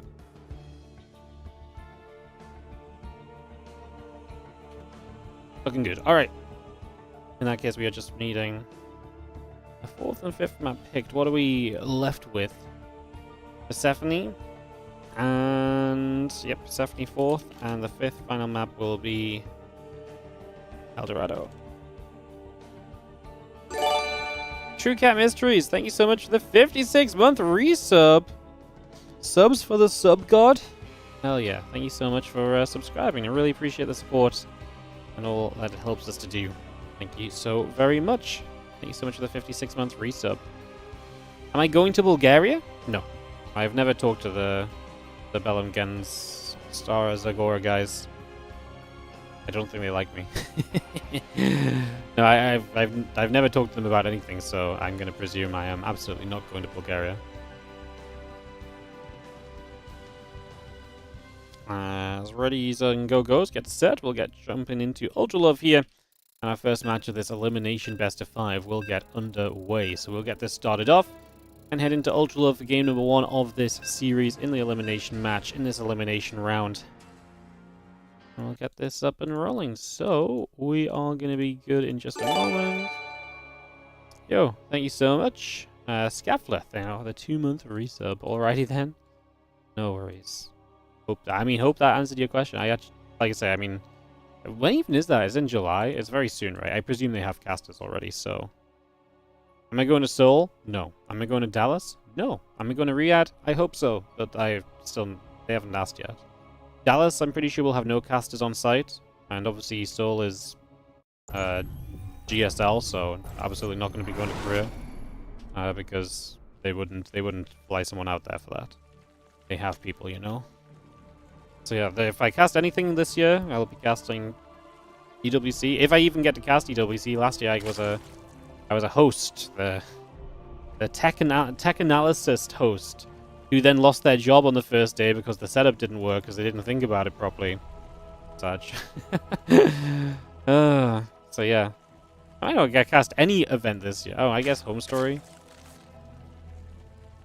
Good to know I'm gonna go to Riyadh. Oh no, I might not be. They haven't asked me. Just I would hope that I get to go. The others are like definite no's because I'm pretty sure, like I say, there's either no cast or they absolutely will have other casters. So yeah, the other ones are just definite no's. Riyadh is like I hope I get to go. You know, I hope they invite me. But they might not. They might. Maybe the time of Wardy is over. Maybe I get relegated back to just being the WardiTV guy. Such. Not too such. I like casting for you guys. The best part of events is that obviously, you know, working events pays pretty well. And when I work events, I get to run more StarCraft tournaments. Because if I get to if I work at an event and they pay me a lot of money, I can use that money to help fund StarCraft events, or I can take more of the money that you guys give me and, you know, put that towards events because I don't need to, you know, have as much myself. So it's always nice to do events, but we got by for multiple years not doing events way back when, so I'm sure we can do it again. Is GSL confirmed? Yes.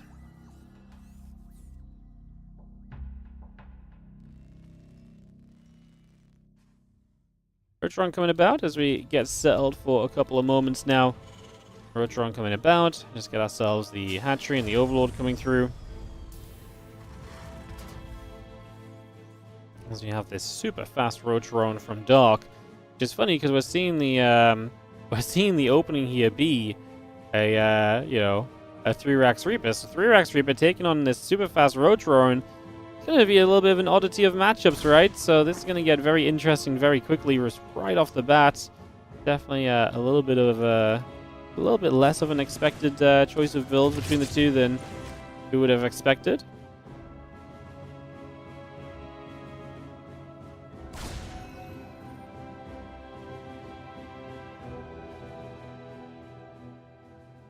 Reaper is going to be coming about here as well.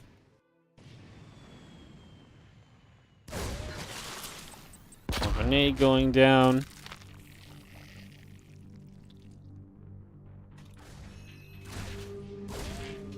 Reaper's going to come across. Obviously, bunker coming up. It's interesting because you have a lot of pieces of the puzzle here, right? In terms of, like, you've actually got the production, and so it's just putting that production into play.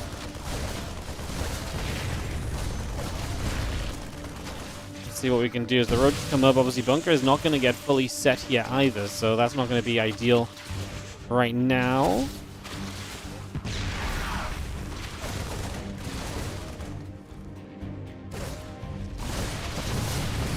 A lot of units coming through. Obviously, the Marauder and the Marine starting to come out, so this defense becomes a little bit more comfortable.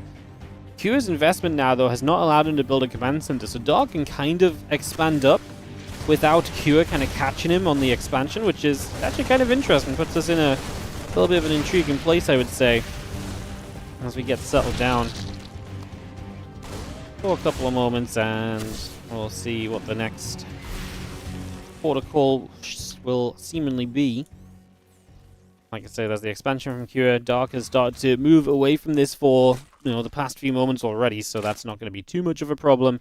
There's link speed, a couple of drones, and so continue to come about. A couple of Marines getting underneath. The Overlord will be taking some shots.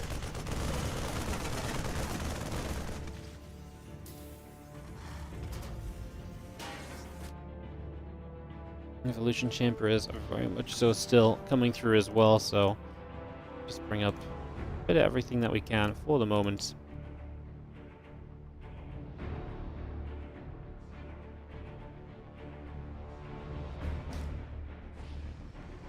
That link speed building, the stim pack coming through, we get ourselves set. And a few extra links coming up as well. The hatchery going to go down already. That's going to be a nice catch as well. It's just going to get rid of that right off the bat. Queen going to hit the Reaper. Reaper getting pushed down to the low ground.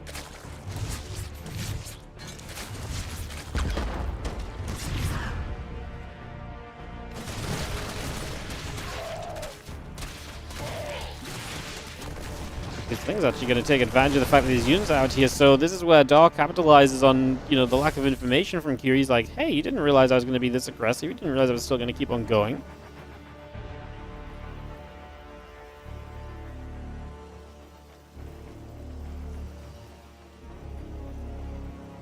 Combat shield and the +1 then still building from Q as he just tries to get into the next stage. I mean, to be fair, he's safe on his natural. It's just, it doesn't feel good as a Terran because you don't know what his Zerg is up to. And if the Zerg is just doing their own thing, he's going to be expanding. He's going to be taking a ton of economy. He's just going to be getting into a really good place right now.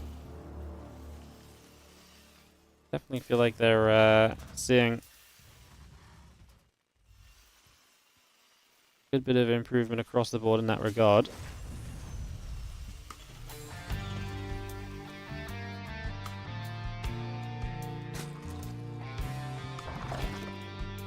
Hatch finishes up. We do have ourselves, again, the Siege Tank, Combat Shield, and +1 coming through as well, so we continue to bring that up. And a few Marines will move out, and we have ourselves the Medivacs overhead along with everything else. So we still have a pretty good idea of where we're going to and what we're aiming for over the next little while.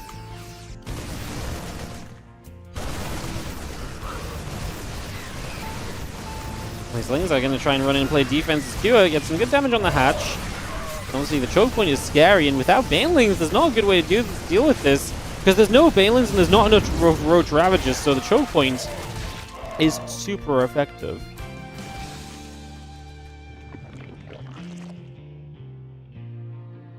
Just going to be seeing the Baneling Nest about to finish up. You're seeing the Lings coming over as well.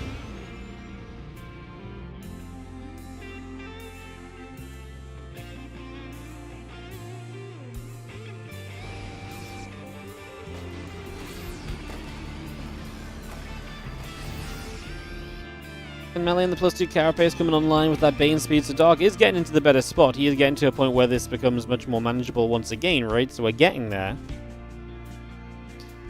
The Medivac at the left-hand side, Q will continue to try and drop around and retake some control. Obviously, this game's been weird. But still 2 bases as Q. Does he just... I mean, 2 more barracks suggests he's just going to stick to the 2 base and just go for the commitment. 1 huge army seems to be his plan. Just wants to get across the map here and make something happen with this. So that's the plan. That's what we're going to go for. That's what we're aiming to right now as we get this underway. The Lings still playing good defense against the Medivac drops, though. Right now, Dark really wants to maintain nothing coming out of those Medivacs. If we can stop that from happening, we can put ourselves in a very good position.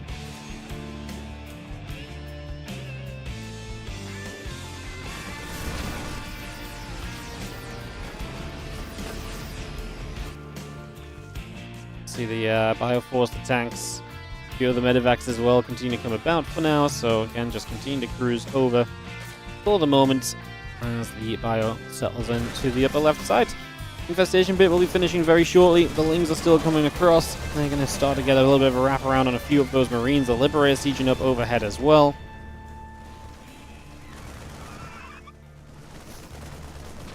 Another Baneling or so just going to get knocked down along with everything else here. Continue to settle. Just going to be seeing the Lings. Just going to be seeing the Marines coming across. They're going to pull back up to this high ground. Tank will continue to fire. We get rid of a couple of Banes. It's going to be a nice catch as well, so able to get a couple of those Banes mixed in there with the connections.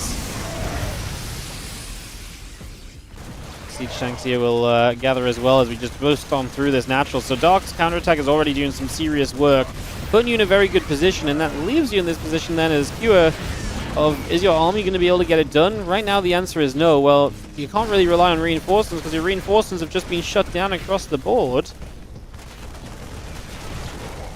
2 more Lings coming over, running up. Kira is going to get GG's written out here as he scans the main base to see where Dark is at tech-wise, and Dark did just outmass him there. So weird game, obviously, with the way that it all started up and everything else beyond it.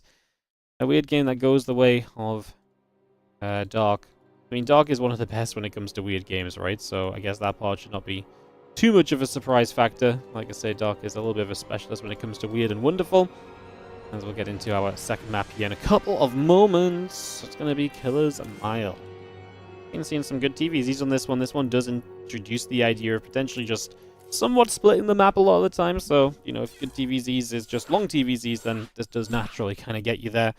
You know, if all, you know, just long TVs are necessarily good TVZs, but it's not a bad kind of metric to go by, is it?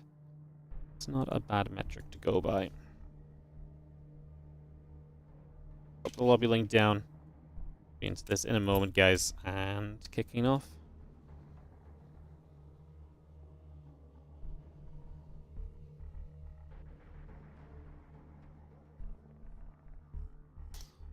Cool. We need Dark. Need one of the French casters, and we should be good to go. Again, thank you so much for joining us for the WardiTV Spring Championship Round of 16 Group C.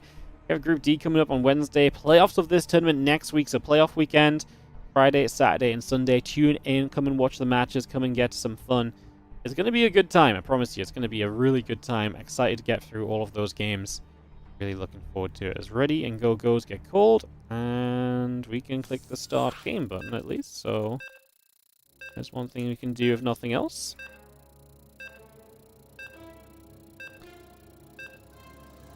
Perfect. We have a sponsorship coming up later today as well, guys. We're going to be playing Steel Hunters again. If you watched the sponsorship yesterday, same game.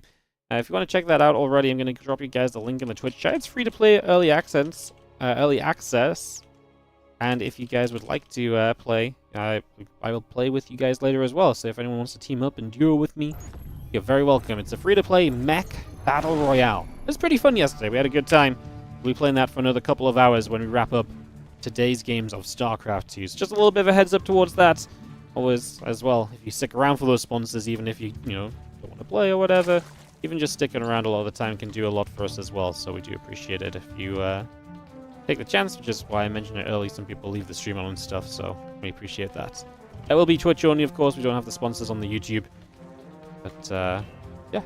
Alright, let's get into this. In the top right-hand side, game number 2 will be the Red Zerg in the top right. It is Dark. He takes on, in the bottom left, the blue Terran from Team Liquid. We've got Cure.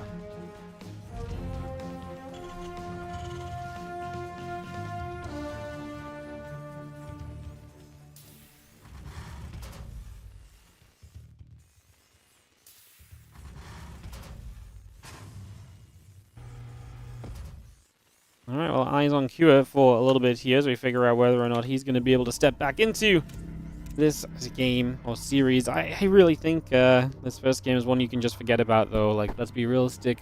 This was not pretty.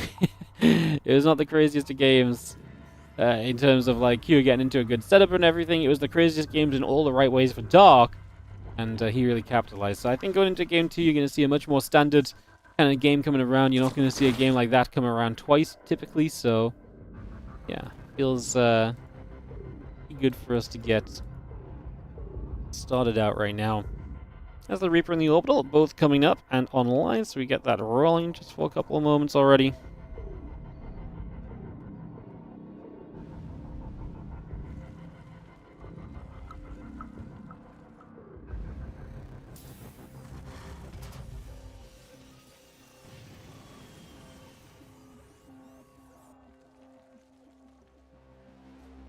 Two Queens building as the SCV just scouts and sees there's a hatch first as well. So no, pool first, which obviously was the indicator of the Rotron last game already.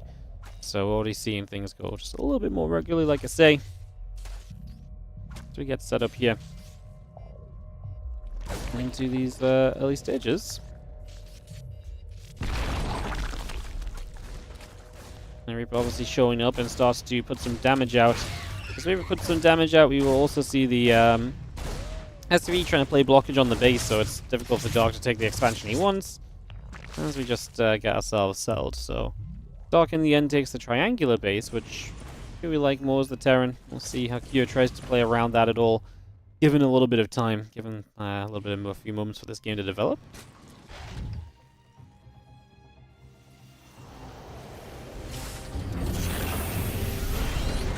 Actually going to swap on over to the reactor, with that reactor coming down. We'll open up access to the Hellions and so as well, so obviously very typical to get some Hellions out early in this matchup. And the player's definitely playing the standard way of things so far, not doing anything overly surprising just yet. Reaper continues to come back over as well.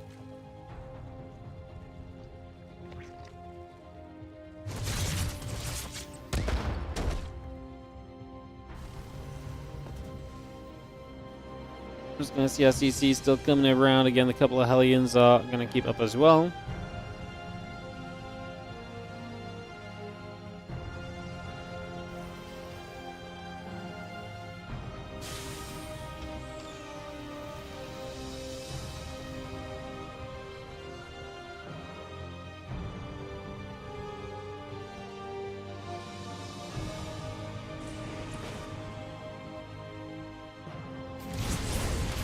Well, he's going to poke around again. Little shots coming about as they try their look at the start of this. And cloaking coming up, the Banshee on the way. A couple of Hellions still coming through too. Again, the Lair and the drones continue to come about.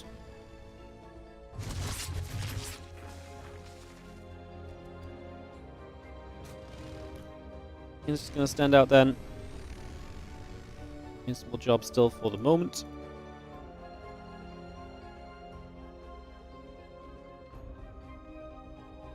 Banshee coming online, out on that cloak. The Queen's going to be there. The Hellion's taking a little bit of a beating. And Banshee cloaking, both coming up. The Lings and the Lair coming through. The Overlord speed building too.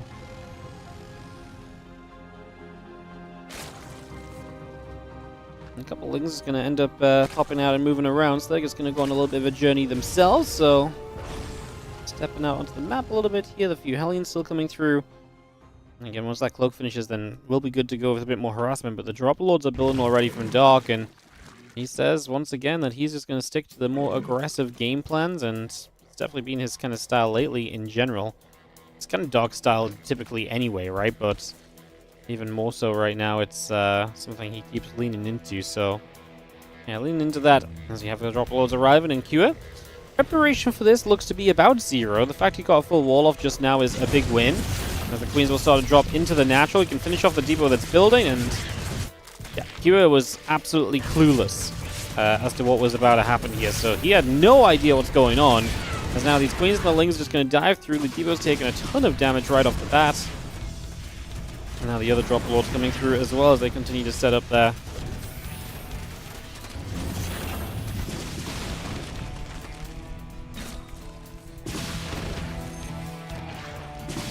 Banshees across the map will put some work in, but you kind of need some defense here. The problem is the Banshees don't do too much against the Queens, although I guess we have no detection on the... No, we have it less, so we have Overseers available, of course.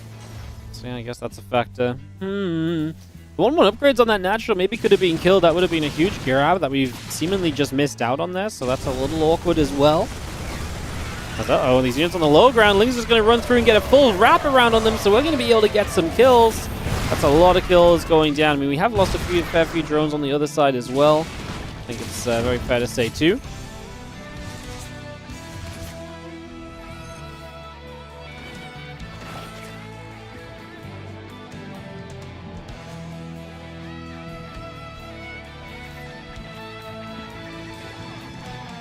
Overall, obviously, Q just losing out on a lot of units, and those units being gone is an expensive affair. So we've got that Bane Nest about halfway done currently. Hatcheries building, melee upgrades coming through. Continuing to fight for now.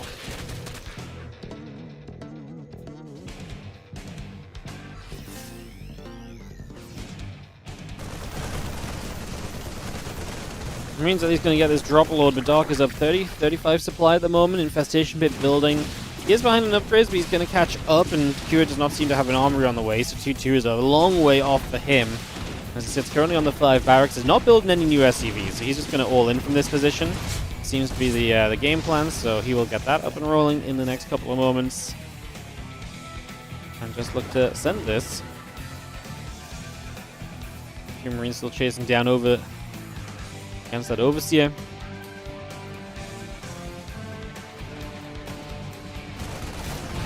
So he's just going to step up, and we have got that medevac just going to load back up as well. So just going to get that straight through and sort it out for the moment as well.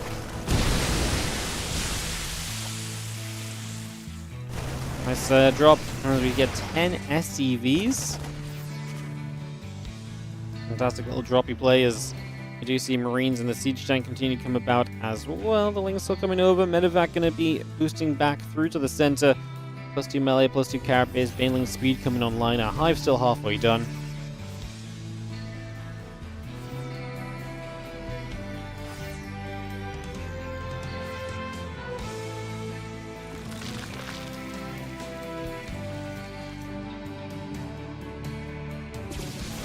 And she's going to fire. A couple of those Banes begin to go down. We do see the Marines coming through there as well. There's the 3 Pumas sitting out the front.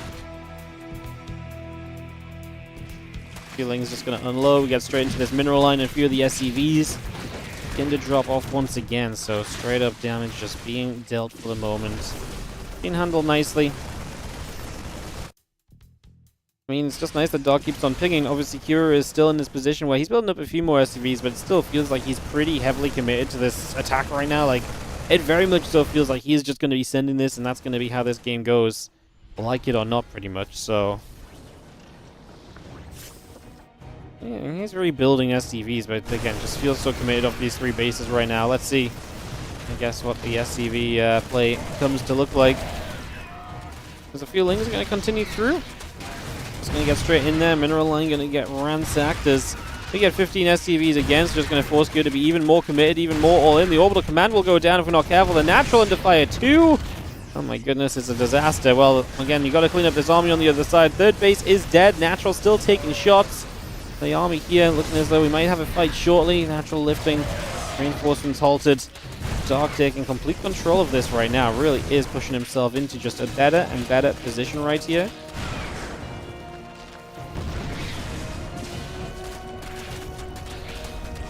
Engineering base still taking damage too. It's just a a little bit extra happening. A couple of Bane's going to show up, and they're going to come in after those Marines. Zergling's going down also. I mean, you just got to win the game with this attack as Skewer, which feels very difficult to do when Doc is threatening to go into Ultralisks. You have nothing to do with Ultras. Like, even just a couple Ultras right now is going to be hugely inconvenient for you as Skewer. I say inconvenient very, as a very light usage of a word, because, man, it's going to be way less than inconvenient. You're going to be in absolute trouble if that is the case, so... Yeah, GG's get called, and Doc is going to take a game 2 and a 2-0 lead in this series. Elimination match, and Kua is on the verge of going out without winning a map today. I mean, that's a pretty crazy stat, because we know Kua is pretty darn good, so if he went down without winning a map, especially, that would be truly a little bit nutty as we go to Amygdala for map 3. Well, it's a bit of a nicer map for Terrans. It's one of the ones that Terrans typically do enjoy playing on, so... maybe that statement will have something for us to talk about here in the next few moments, as we'll get this underway.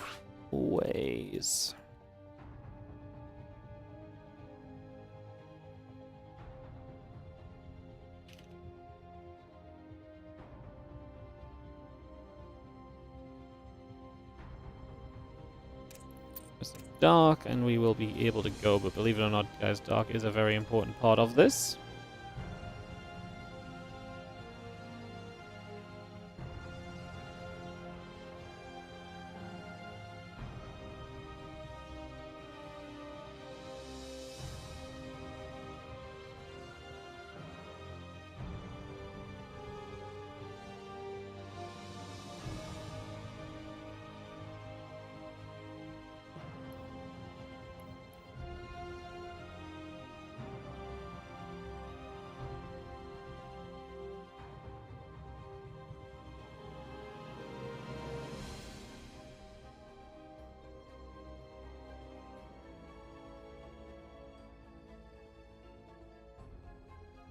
Alright, we are set. Let's get into this one. And we'll go into game number 3 of this best of 5 series. Match point for Dark to get into the decider match.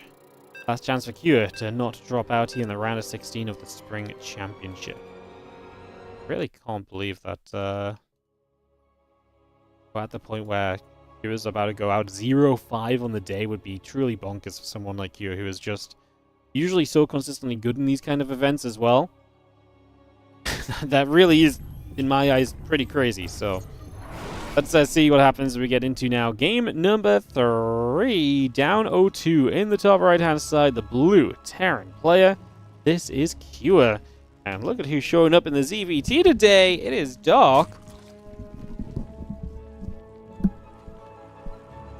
And he is absolutely popping in this matchup. I think that's very... fair and easy to say as well, especially based on what we've seen so far.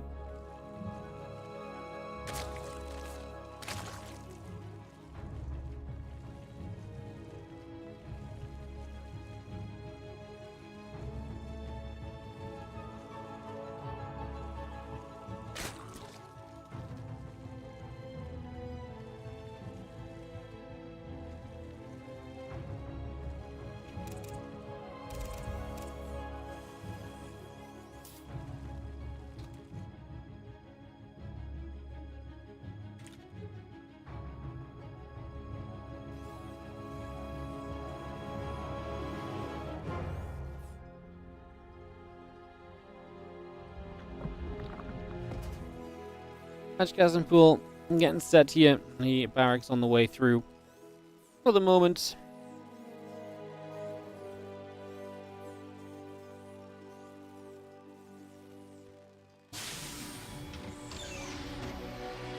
Mikatilla, I like to say, has definitely been one of the favorite maps for the Terran players. One of the ones the Terrans were kind of sad to see not in the initial map pool when the TLMC map pool kind of was revealed the other day as like a testing map. A couple of people mentioned, Amygdala, surely we need this map as Terrans. So, yeah, take that for what you will.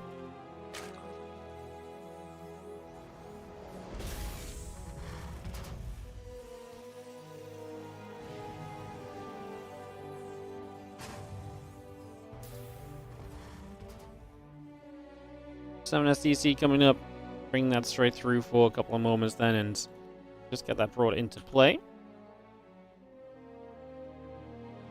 Command center in the factory coming up as we speak as well. So again, just a little bit of everything on the way through for the moment.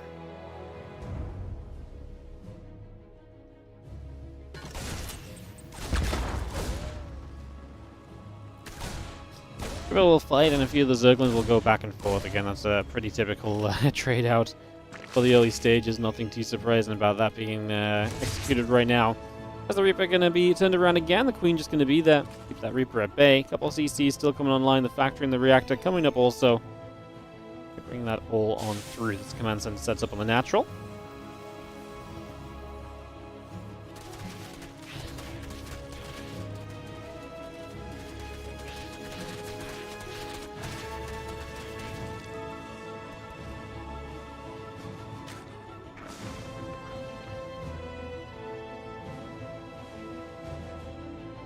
Again, turned around by the Queen, so a little bit of nudging here and there, nothing too crazy. Just going to be having the Reaper trying to get through. Would love to just pick up as much info as possible.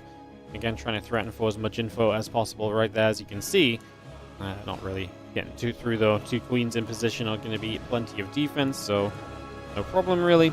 As the command center and barracks and stim pack all continue up.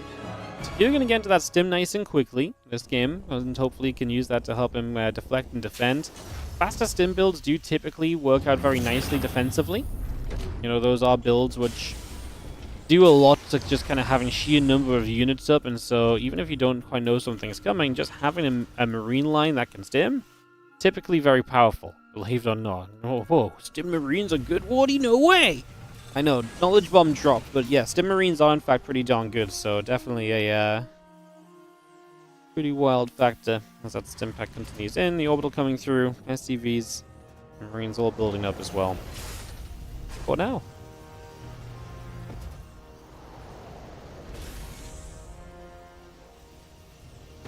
Gonna drop another depot down to continue to wall off in that area.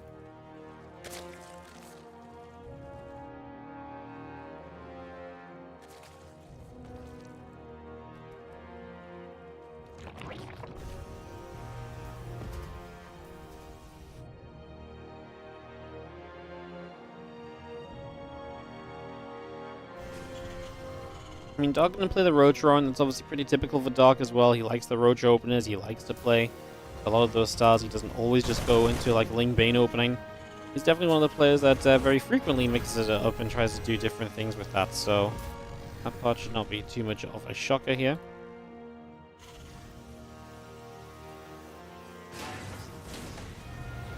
Marines just waiting for the high ground vision. That Overlord will go down, and then our medevacs will be set to come across the map here for the next few moments. So we'll follow those over to this other side.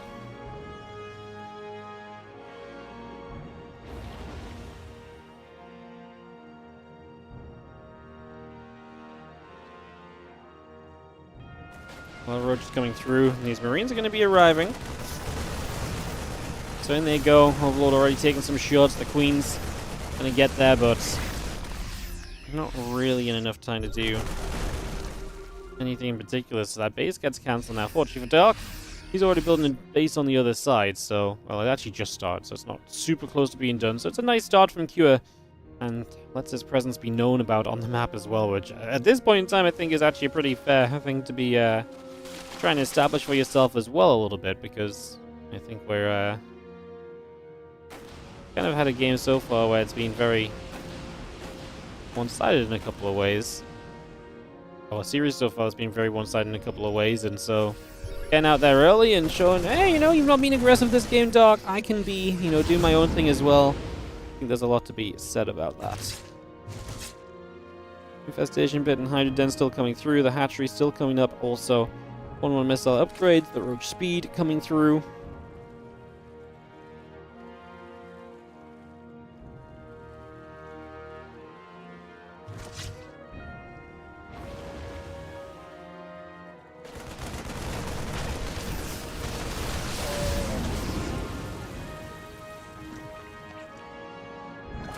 Yeah, those drops just not really a good way to deal with them right now, as we can see Dark just going straight towards Hive Tech as well, so just gets that set up right off the bat. So Hive on the way through, the Lurk Den is coming up as well.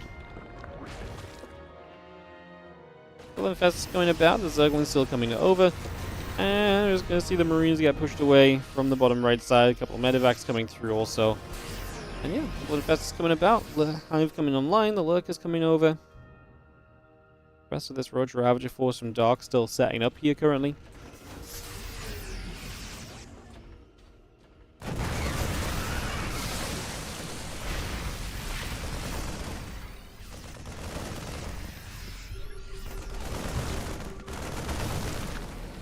Marines will continue about. The siege tanks are going to set up as well. We will just see a couple of those Ravagers still morphing in.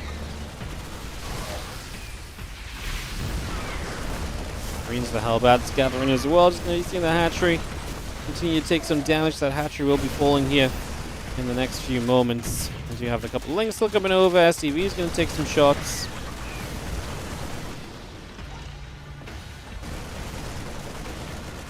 This is, yeah, Kira definitely seen some success. However, there's the first fungal growth for the game, and that's obviously the kind of thing that can have quite an impact given some time here. So, a little bit of opportunity on that one. 2 upgrades and the seismic spines coming up, by the way. So we're going to get these Lurkers ready to go soon with the fungals to buy you some time, and then the everything else coming up as well. I'm actually kind of feeling this for. Kind of feeling this for Dog to survive 3 for the moment. Definitely was a couple of scarier moments there where it looked as though Kira was just coming and there wasn't going to be much stopping him, but...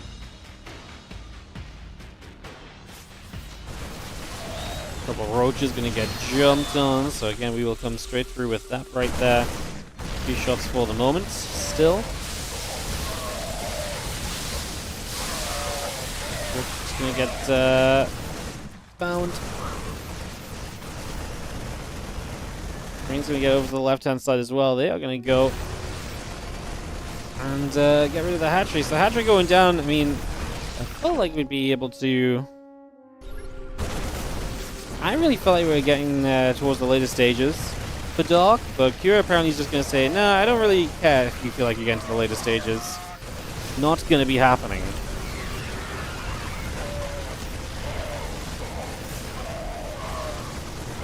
Going to be seeing Marines continue to fight. Lurkers still coming through.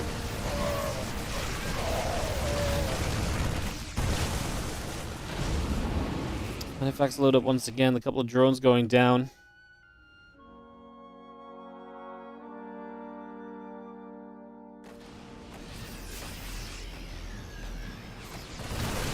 He's going to fight here. A couple of tanks going to get biled. Kaboom! Double kill as they do stack up. So Kira giving Doc a little bit of an opportunity to step back in this, but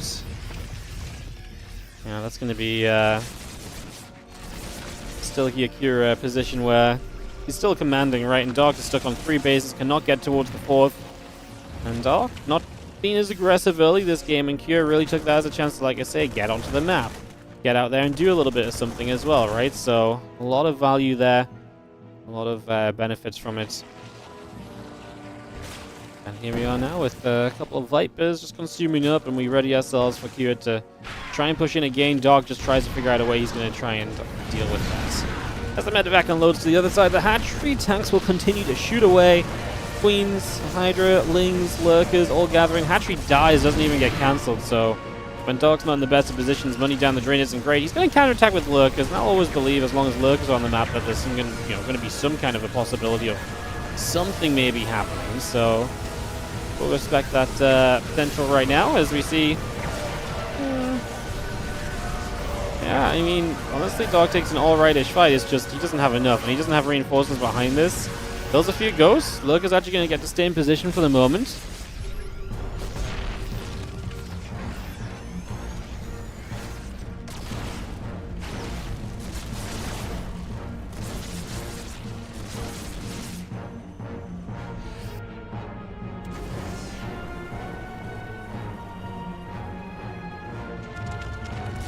And the CC lifts off, just going to be seeing the Lurker still firing onto the Planetary Fortress there. You do see Bio going to get thanking that Lurker up, so CC going to get to that top left side. Another Lurker shot or 2 continues to come about. As well as a couple of snipes coming around.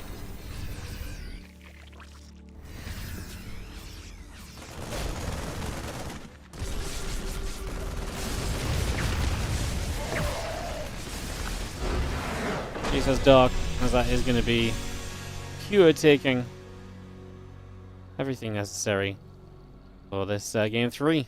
Yay. Let's go, Q. Fighting back a little bit, actually going to get a bit of a series on our hands. Did not seem like we were going this way initially. Did not seem like that was going to be the case, but we are going to get to a game 4. And we are going to get to see Persephone, one of the maps which has really definitely grown on us from the TLMC. And I think has been really adopted into the map pool that I've been using. At least a lot of players seem to like playing on this. They do not veto it too much compared to some of the other maps. Funnily enough, I thought this was the most daring map to add, and yet it's the one which is, I think, in the end, come through to be liked maybe the most, like I say. So it's a very interesting little statement.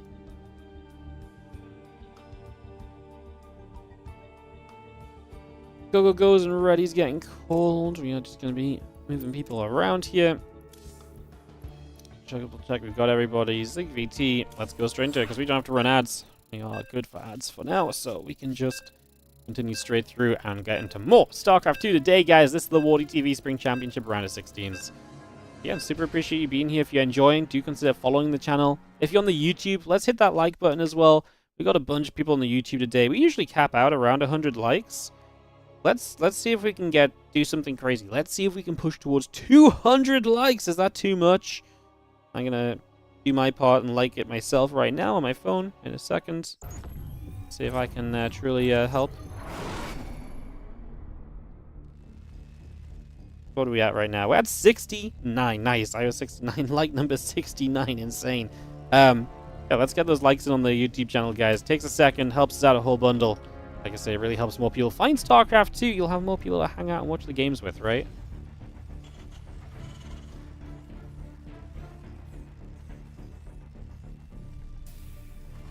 Alright, so away we go.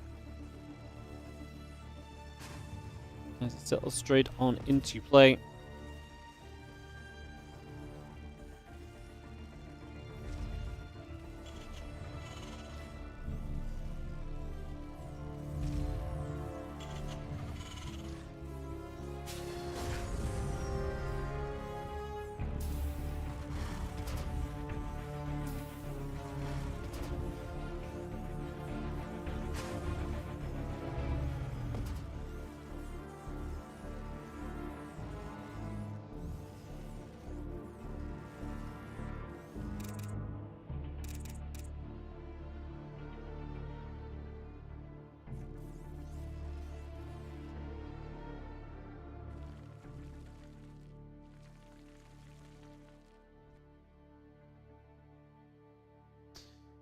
Oh, Magic Gas and Pool coming through. Orbital and the Reaper coming up. Liking your own stream is a Chad move. Why wouldn't you like your own stream? Do you think I don't like the content I make? Look, I'm doing my part. I'm telling everyone else to go and scroll down to hit the like button. I too can go and open the YouTube app and hit the like button as well, you know? I'm showing the willingness to do it. It's even more difficult for me than it is for everyone else, right? If you're watching, because you guys already got the stream open on YouTube, right? So everyone else I'm asking to do it already has the stream open. I've got to go open the stream, and even then it's not so bad. Loco told me this once, actually, so I actually thought it was really funny too. Loco was like, I can't remember why. I think it was on like YouTube. I think Loco was showing me something on his like phone on his YouTube. And I was like, oh my god, you liked your own video? Or like on his Instagram, he was like, he liked his own Instagram. But he's like, yeah. Why wouldn't I like my own thing? Like, you know? I wouldn't have posted it if I didn't like it. And I was like, oh yeah. I was like, I guess that makes sense. And Luke was like, duh. I was like, well, yeah, I guess you're really not wrong. I was like, you know, take after Loco. Like your own things. You too are, you know, a viewer of your own content. Just because you're the official maker of it doesn't mean you don't get a say on whether it's likable or not. You do lots of things at your job you don't like, right? But you don't post on social media being like, hey guys, today I did this thing at my job, and it wasn't fun or something. You know what I mean? It's different when you, you know. I think it was actually, it must have been about his Instagram, because then I think it made more sense. I was like, why would I post a picture of it if I didn't like it, you know? I guess there is an argument to be made. It's like, well, you don't have to like, you know, Protoss winning games, but you can still post them on your YouTube, because that's kind of how it goes, right? So yeah. If we're going to come about, we are going to see the Queen. Just going to be taking a little bit of a bopping here and there, a little bit of a bounce around, but nothing too crazy for the grand scheme of things just now.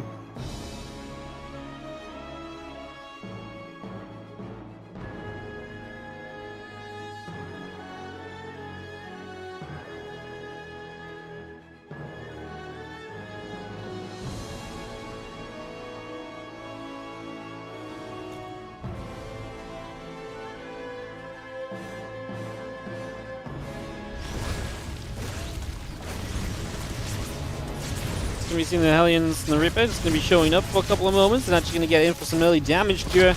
Trying to get himself back into this matchup.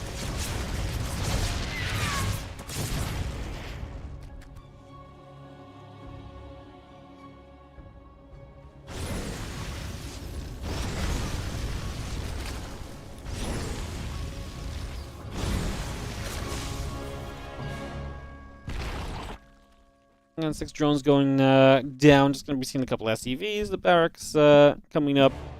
More drones coming over as well. Creep team is getting going. As we continue on through, a couple of drones going about as well. Punching the cloaking coming over.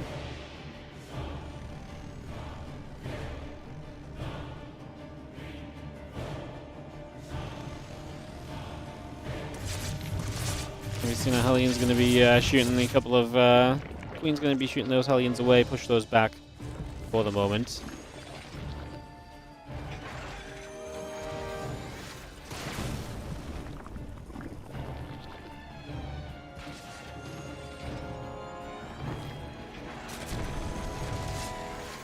Libra gets siege in the back. The Spore Crawler will come through as well. That Lib going to unsiege and reposition his Cure again, just trying to find the absolute most that he can out of this in the early stages.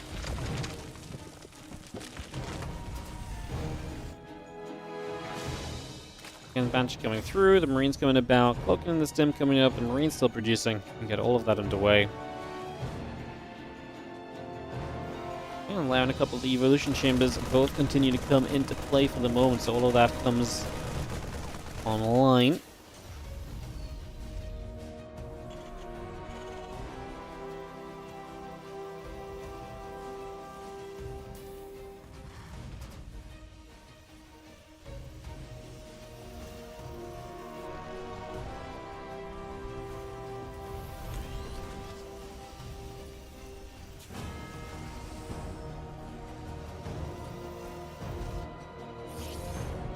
Banshee is just going to go up the left-hand side. One more missile upgrade, still very much so coming through as well. So just going to get that straight on the move once more.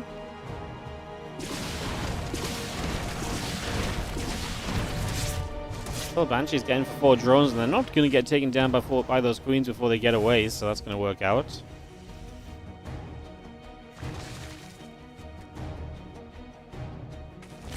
Banshee's still moving about. Medivacs, tank, Marines coming over.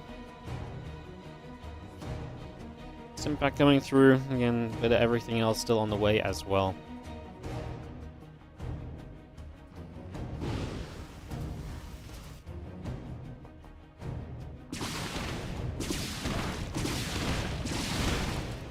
Get rid of some of this creep around the edges. Obviously really nice for Cure, just to again slow dog down. Doing the best thing possible.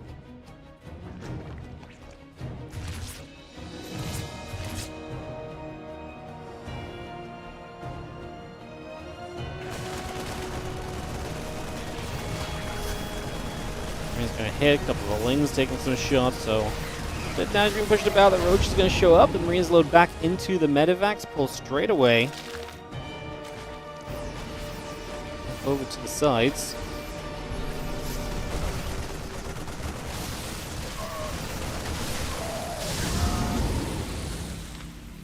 Secure again, just trying to put that pressure on himself right here early so he can try and stop Dark from pressuring himself. Because the games where Dark's been aggressive are the games that Dark has done well in. The game where Q was aggressive and on the map early and so on is the game that Q has been able to win in this series. So it makes sense for Q to want to try and stay stood in this matchup and stay pretty aggressive based on what we've been seeing so far. Roaches will get there. Rocks go down.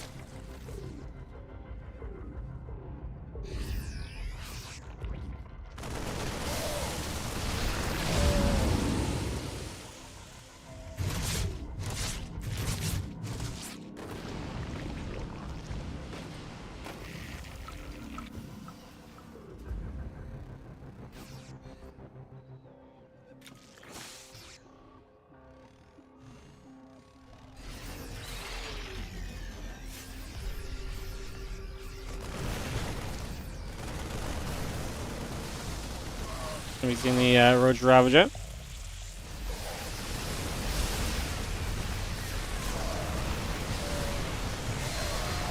actually a big wraparound here, so Dark trying to jump onto those tanks. Still going to the aggressive position. I mean, the wraparound from Dark is very good. Is it good enough? That's a good question, isn't it? Is it good enough? I mean, no. Kira's going to win this fight. Bio is still looking strong. The Roaches do not do anywhere near enough. Wow. What a, wow. Actually kind of amazed at how, despite how good the engagement kind of looked for Dark, how not so good it actually was. That said, Dark is still going to come firing through. Can he break through this? There's still quite a bit of bio is my concern. And the Ravagers are very kind of exposed now as well, so they go down very easily. They're expensive units that you don't really want to be taking the brunt of the force, so the brunt of the hits. There's a Banshee still mixed in here too from earlier in the game that's doing a lot of work, and Kua looking to keep himself alive in this group stage because he is not going down without a fight. Jeez. More Roach and the Ravagers still coming over. Let's just have ourselves the shot still coming through as well, so again, a few more hits here and there.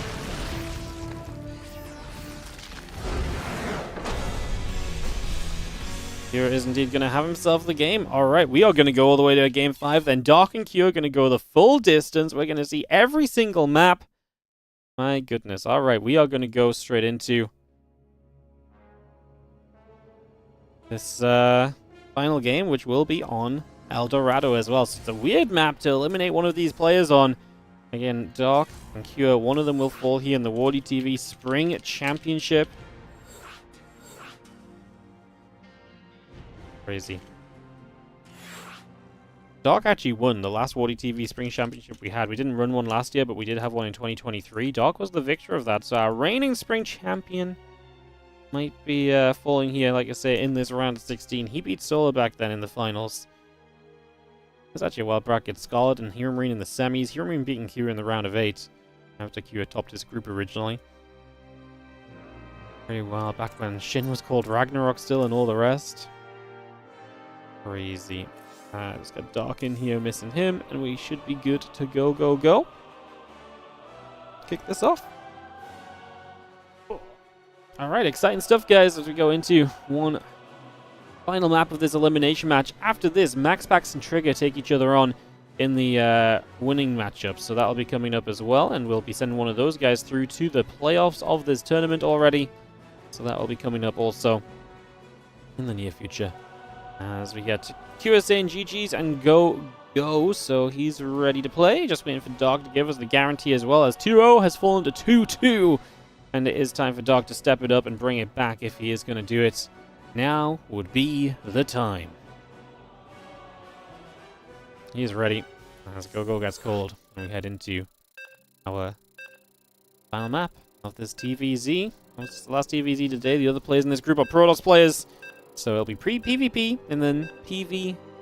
Protoss versus Terran or Zerg based on the winner of this series is the order of matchups coming up for you guys, in case that's taking anyone's fancy or you're inquisitive about what is going on / what is coming up.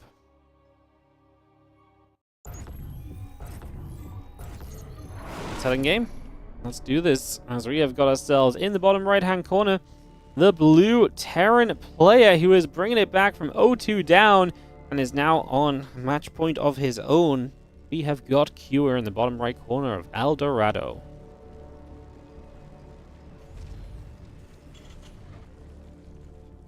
In the bottom left, our red Zerg, who was so aggressive and confident and taking control in the first games. He's lost a little bit of that kind of swagger in the last couple of maps. I think that's pretty much the downfall that he's facing right now. It is going to be Dark down over on this side.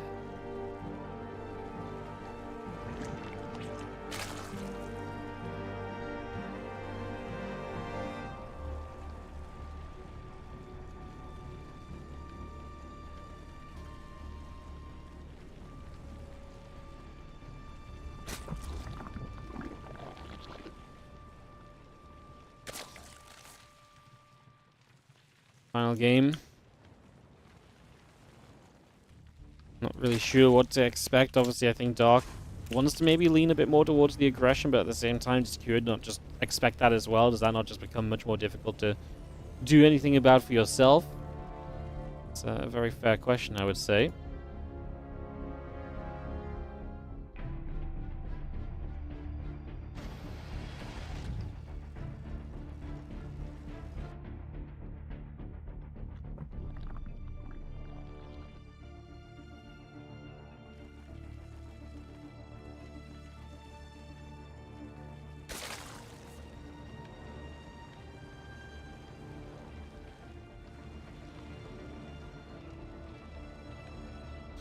I'm going to continue to take a few moments setting up, guys. I'm not saying much myself just because, give it a second to see where we actually go to. Not sure what the plan is going to be here. Let's just have our feelings making their way over the right side. CC's already come up the natural, so those are going to get by. And so we actually will see this being a successful little attack through for the next couple of moments. In we go with those Zerglings, and they will look to apply some pressure. So chase is on as we head on across. It's going to be seeing a couple of Marines showing up. And the Lings will try and do everything we can. That's going to be a whole bunch of SCVs having to be pulled. That's a very serious commitment from Dog to shut this down, right? Like, that's a lot of units he's pulling straight into play. Like, a surprising amount of units, really.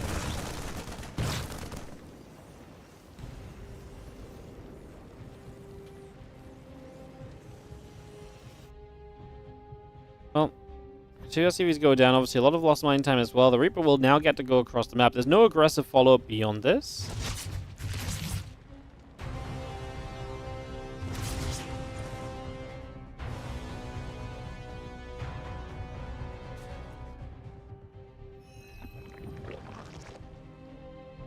Just on the low ground, a couple of Queens coming through as well.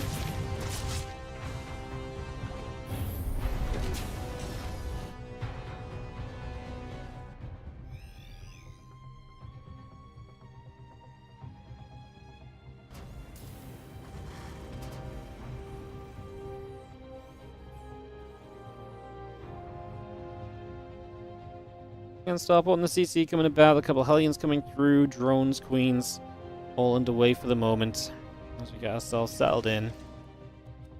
Starport will be finishing, the tech lab coming online, add a refinery, add some Hellions. Can we just get that rolling as the CC continues to go?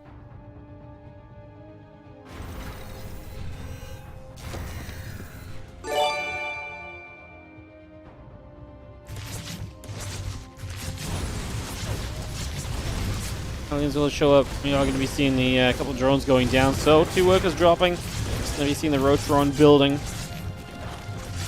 Not too bad. I mean, obviously some Hellions going down. Not really the greatest scenarios at all there. As yo, XD Threat, thank you so much for the 2-month resub on the Prime. Appreciate it. Thank you so much.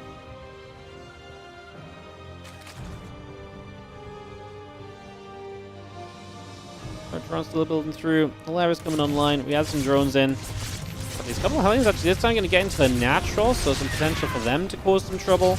Queens coming in on either side as they try and make something happen here. There's not really much to be done though for the moment, as the Viking will hit the Overlord for a couple of moments and we continue to come through.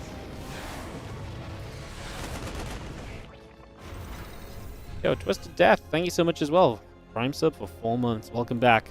Appreciate the support. Thank you for supporting. Thank you for making the StarCraft 2 happen. Events like the Spring Championship, as always, guys, again, do not happen without those Prime subs and other support. So keep them coming. We appreciate it. Thank you so much.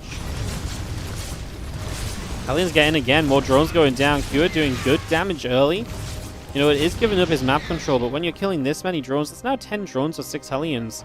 It's a big slowdown to the Zerg player, and it's a big setup for yourself where now your position in this game gets a lot more comfortable.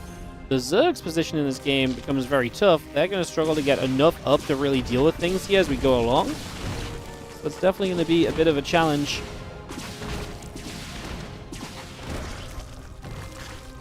And drones going down in total now, and recently, which makes it 14 overall in the game. So again, definitely has been a little bit of a tough time. As the Queens are going to be showing up. The Roaches, Roach Speed, 1-1 missiles, all continue to come through as well. So again, we just continue to bring that up for the moment. Get that on track for now. Infestation Pit and Hydralisk Den will both build. We're going to take the Watchtower. And the death of those drones just being dragged out at the moment just keeps on coming.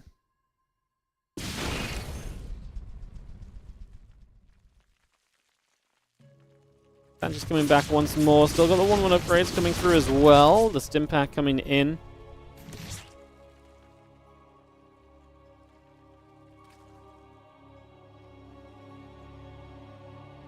And a handful more roaches on the way out as we speak, so we continue to bring that through for the moment.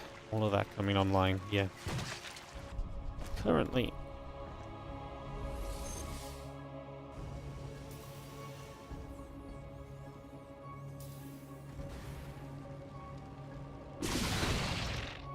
And just get one changeling in the center.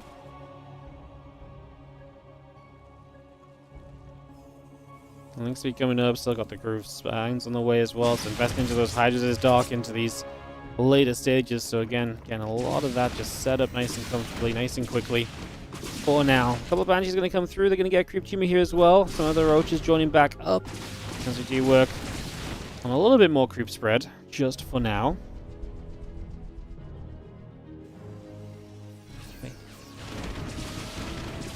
I'm going to see here knocking down these rocks, just kind of blocks an attack pathway of Dark, force him to only come from one direction maybe, or retreat through one direction for later. Something I don't think is going to have a major impact here, but we shall see.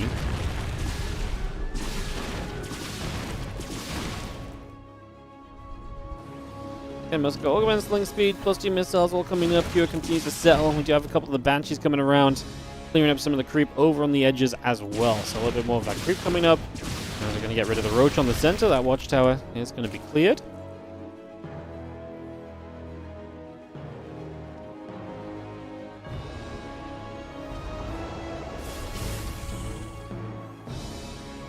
Another big round of mules just dropping straight in. Couple tanks sieging up as well. Still got the 2-2 upgrades. Still got the combat shield. Being added on for the moment.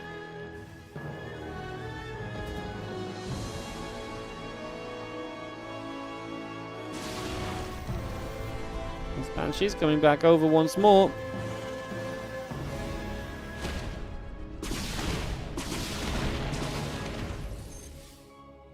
And Roach Charger's going to turn away. The Banshee's still out up to the top side as the 2-2 upgrades coming on either side. Plus one vehicle weapons coming about. Marine Marauder Medevac coming over too.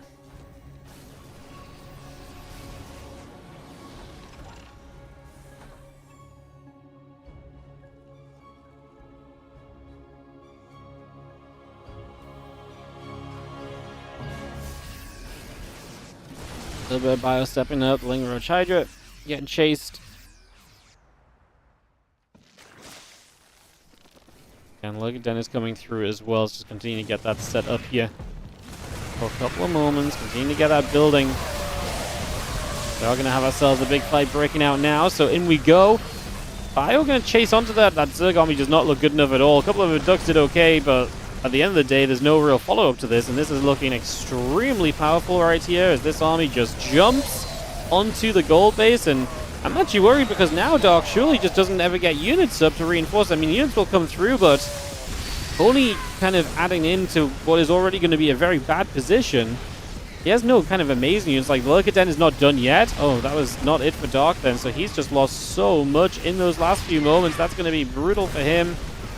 Going to be absolutely rough as now. I mean, Dark's maxed out. We're still yet to see whether this is going to turn into a winnable position, I suppose, as the Bio will continue to punch.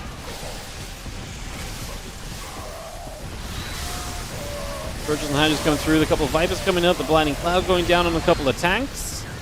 Best of the Hydras going to dart forward, a couple of siege tanks will get cleaned up here as Dark is pushing back way stronger than I thought he was going to, I will not lie. This is Dark making much more of a stand than I imagined, and he's actually going to get such a good cleanup that he might be able to go through for a lot more afterward as well. I mean, now it's the tail end of the Terran army that is absolutely just being chased, hunted, and I can't believe it, but we have actually just seen an incredible turnaround from Dark against an army that at first did not seem like it was going to be shifted by anything. Now, it's drips and drabs. There is not much left in the slightest. A few more Hydras keep turning around. That what is chasing back from the Terran player isn't even enough to chase away these Hydras properly. And now Dark has the Lurker Den, so he can get Lurkers into play. This is still a 3-base setup from Cure, so he's not exactly set for the longer game. Yes, Dark lost his 4th gold.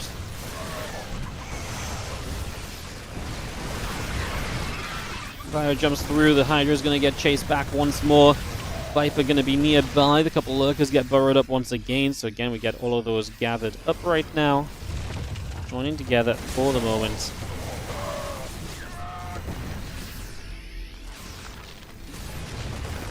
I mean, it's just going to be so much more difficult now that Dark has this additional tech available to himself. Those extra tech units really do a lot. Right now, is it a little bit too much? He doesn't actually have enough lurkers? Oh my goodness, Doc's starting to lose this fight in the center again. What is happening? These fights are ridiculous. Absolute mayhem taking place here. There's just going to be seeing that tank flying away, hitting a couple of the lurkers once more, +3 missiles coming through.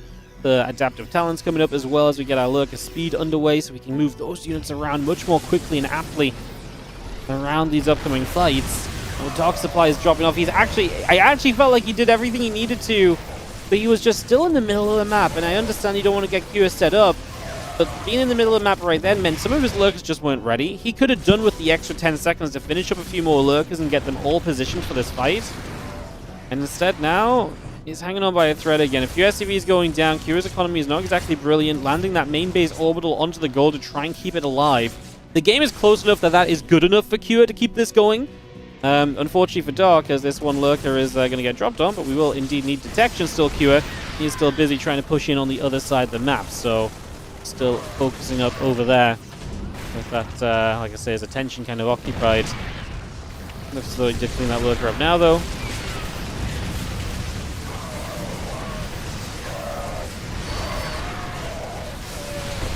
Another decent fight from Dark. This time the lurkers actually really get to come into play. You're seeing the strength of those lurkers when there's not a proper response to them available.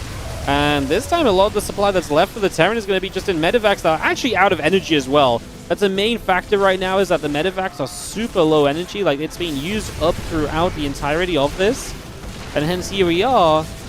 And that's, like I say, definitely a factor right now too, as this game gets to a stage where, I mean, as this lurker burrows this mineral line, even just a target fire on a few SCVs, Q's not exactly rich enough to be losing economy.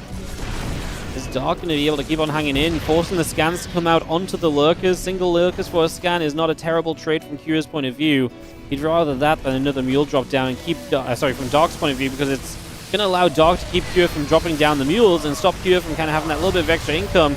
Ravager Bars get rid of the forward siege tank here. Dark still just about 20 supply ahead. And of course, one of the main things to say right now is we're definitely playing in Dark's forte. This crazy, hectic, busy game is exactly the kind of game where Dark thrives. And so he is continuing to trade out well. Small little clusters of units showing up here and there to be a nuisance, to be a problem, and to be a pain in the butt of Kua, who is really not loving his life right now, who is really struggling at this stage to, like I say, stay in this game, I would say. It is getting rougher and rougher as we go, as I actually think Dark has a significant lead at this point. The thing is, the army supplies are still close, so Dark has to be careful. A bad fight can still give Kira access to a base, and knock down a base, you knock down momentum, maybe you never get your production lines back on track to the point you need it to be to truly hold off at, continuing to attack Terran army. So Dark still has to approach this with caution, but it's so nearly there. Obviously, Liberator's coming up on the side of Kira. Dark has not got the money to afford Vipers right now. He could maybe add one on. One Viper might be very nice just to start abducting away the Liberators, for example. I think is always going to be a fairly decent call. Scan coming about here, as we do have upgrade-wise as well. +3 Carapace starting up. That's one thing that's not been in play just yet from Dark. And it's actually not there for Kira either, so both players going to be working towards that +3 armor upgrade right now, funnily enough.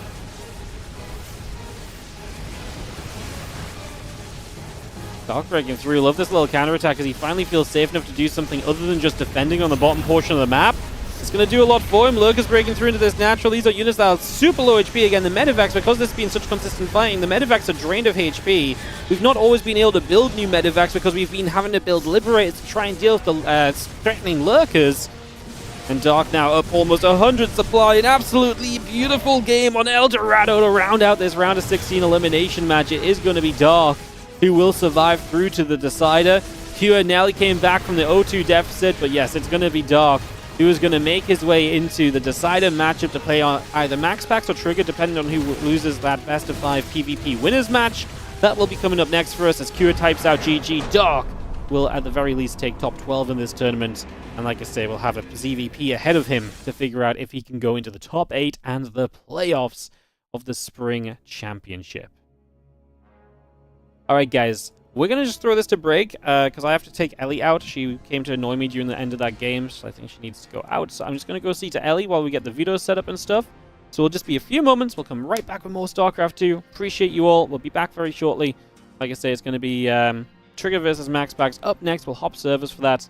I'll see you guys in just a few minutes. We'll be right back.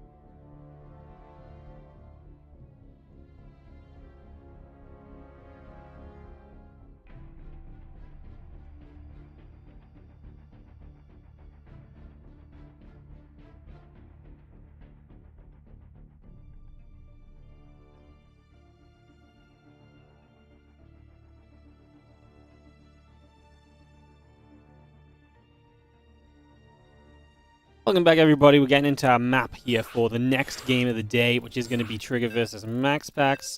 Map 1 is going to be Ultra Love as we set this up into our next match. Winners match, second best of 5. And of course, after this, we have the decider matchups. The loser of this series will move on to play against... Yeah, the loser of this series will move on to play against Dark. Obviously, the winner of this series moves on to just advance from the tournament already, so love that for them. This will be underway in just a jiffy, guys. Get this ready and going. You all momentarily. Our players are going in-game, so we can go in-game as well. Let's do this. GL, HF, GG's, and we are into the top right corner of the map with our Blue Protoss player. Have you heard of this guy? He might have done. He's pretty darn good at StarCraft 2. It is MaxPax, and he loves a good bit of PvP as well. So we're really excited to see him play PvP against one of the guys who has been playing so well recently, Trigger in the bottom left. Can he put a dent in MaxPax's PvP? Let's find out as we get this up, running, underway. Of course, best of 5 going to make this a difficult task for Trigger, but like I say, he's been playing really well lately.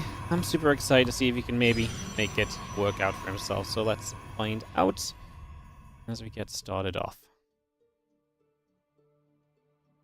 Obviously just a pro coming across. We start on Ultra Love, which is the map with the ramp. So you see a lot of kind of one gate expands on the low ground and that gateway coming down from MaxPax already.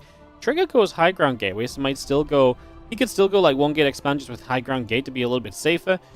He could still go double gate, which is exactly what he's going to do, and then still play some kind of a bit more of an aggressive setup basically to start out with, and then go from there, figuring out things as we go. As the probe will nibble the other probe, and we get set for a few moments as mentioned. Just get all of this up and running.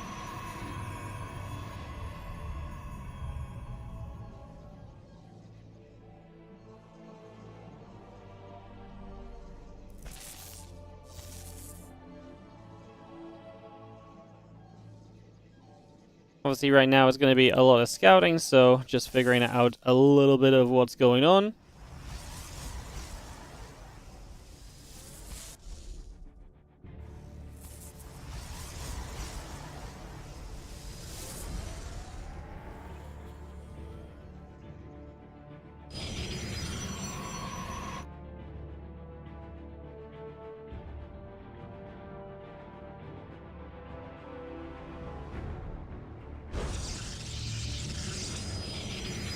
Well, Robo Facility going to be the choice of Trigger, so he's going to commit to the one base, and Robo Facility out on the map as well, continue to come through for a couple of moments.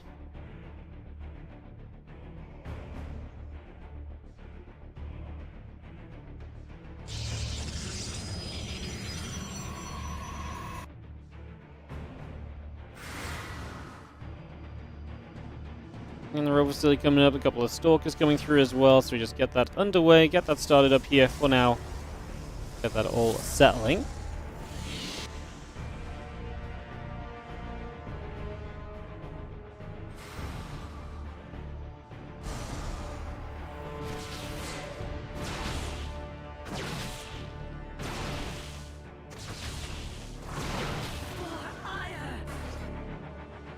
And we just take a few moments and get into play.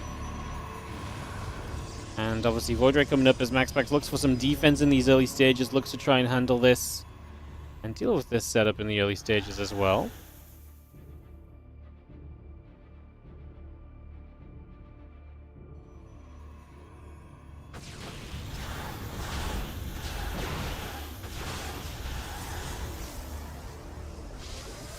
Let's see, Void Ray coming up, the Wolf Gate coming through. And let's just have ourselves the gateway coming about as well, so just get that underway. The couple Stalkers coming over. Again, our gate and our probes building up also here as we continue through, so get this set to rumble.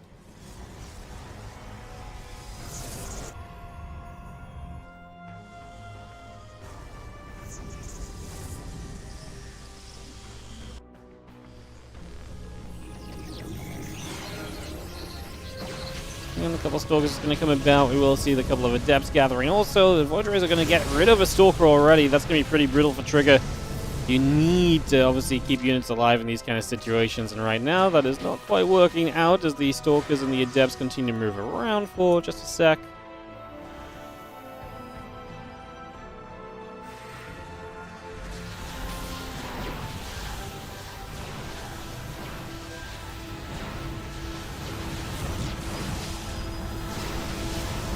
We're actually going to continue to activate here. It's just going to set this up. We get this going. It's going to be seeing the Void Rays. Obviously, wait, not much battery healing available right now. We try and chase those Voids down, but it's not going to go great for you. Unfortunately, not ideal at all. Let's just see the Stalker's going to continue to shoot. Void Rays dropping. Another Stalker taking some hits for a couple of moments here.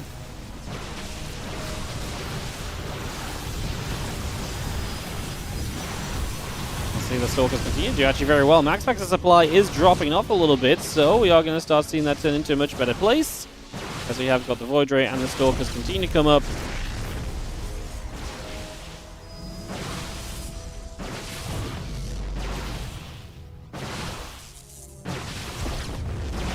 Stalkers is going to continue in this main base. I mean, this is obviously looking good for Trigger right now. Is definitely getting enough done here for the moment.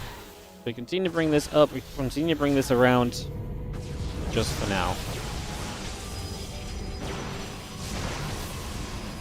Ourselves the couple extra Stalkers warping in. I don't think you really do much from here as MaxPax. This is looking, like I say, very good for Trigger, who knocks down the Robo Facility.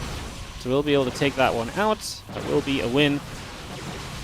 Right there. For the moment, like I say. Let's just see the rest of these Stalkers still gathering together. We're going to go hit in the Nexus. We're going to deal some damage right there as well. The Void Ray is going to go on Stalker going down. The Prism and the other Stalkers coming about. Void Rays jump in. The Stalker's still being killed. The Prism going to be there. Then we have our Nexus. It's not dead yet. Obviously, these Void Rays are still packing a bit of a punch. Killing the Nexus is nice because it does reset you in a big way. It puts you back a lot of position in this game compared to kind of where you want to be, right? So there's definitely a little bit of value there in that regard. It's going to be seeing the Void Rays coming still through. The Stalker's going to be there. MaxPax's going to say game. And that will decide that. So Trigger is going to take game number 1 of this best of 5. And he sets up with the advantage. So yeah, that gets very exciting and interesting right from the very get-go now.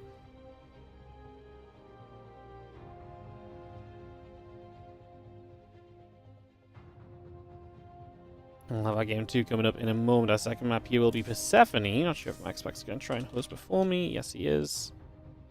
We'll just jump straight in with him.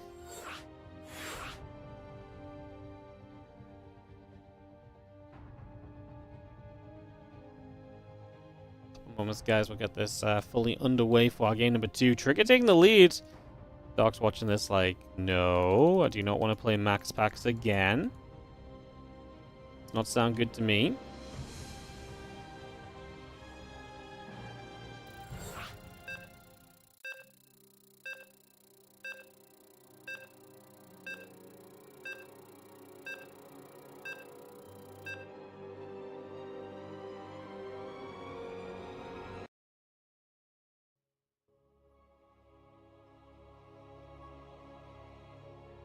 Alright, let's go into Persephone then, guys.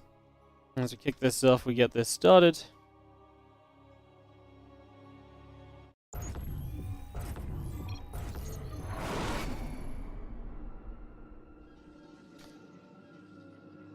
Yeah, I've got ourselves in the top left, our Blue Pros player who's going to be down a game. This is going to be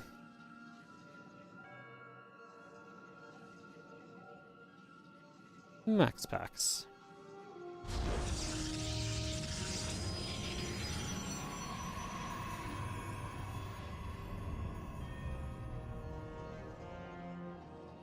Up against the bottom left red Protoss player, it is Trigger. Game number 2, the best of 5. We get this set up, we get this on the way. We get started here. As the gateway starts from MaxPax, and the gateway starts from Trigger as well. Like I say, we figure out what the plan will be for these next few moments very soon.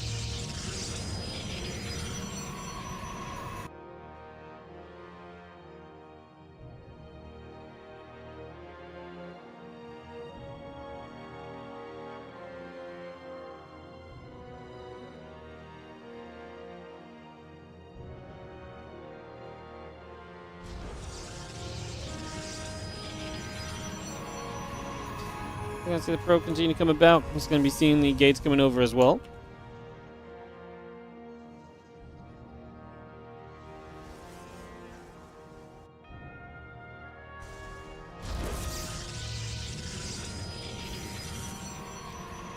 And probe continues up just for now, so we get that on the go.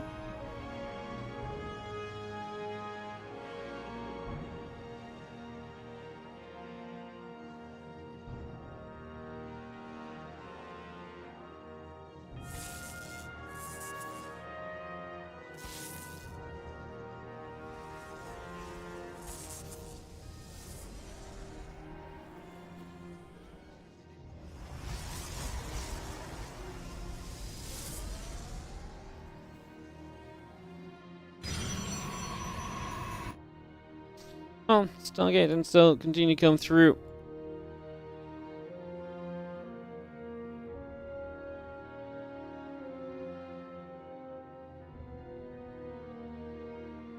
And it's going to be seeing the Stargate coming about. The Stalker coming up, the Warp Gate's still coming over as well. Again, we get a little bit of everything on the way through here for a couple of moments, so get that started.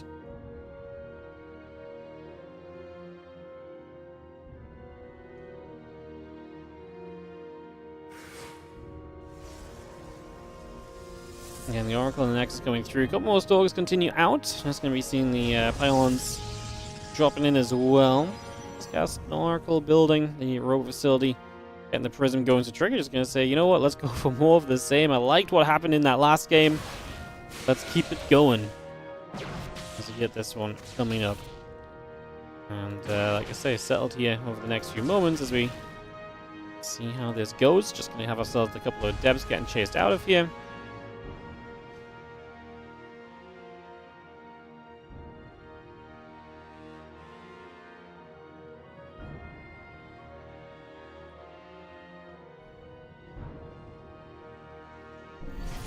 Oracle going to activate. Just going to see a couple of those probes already going down. So, again, a little bit of work being done on that.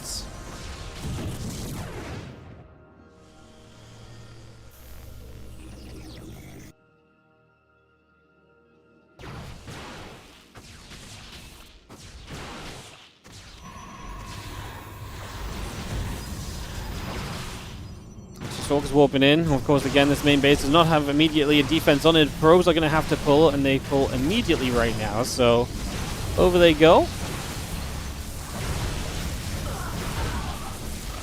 Let's just have the Prism setting up. The Stalker going to go down. We're just going to have our Prism continue to chase around, but the Prism obviously low as well is not ideal. We get 8 workers. It's not a bad start here from Trigger. But it's not everything that you're looking for sure. As we just have a little bit of a continuing through. The Stalker's gathering up, the Void Ray coming in. We're just going to have ourselves the Void Ray. Going to take a few more shots right away there. The Prism is going to pull back again. Stalker still set up for the moment. So Stalker's warping in as we speak. The Void Ray is still set defensively. We don't have a lot of defense on the low ground because obviously we lose some probes in the main pretty quickly, so we can't afford as much defense there as you might typically want. The Stalker's going to get there. The couple of Voids coming through. The Stalker's still hitting away at a couple of the Nexus and so on here. We're not going to be seeing Trigger really committing through to this right now.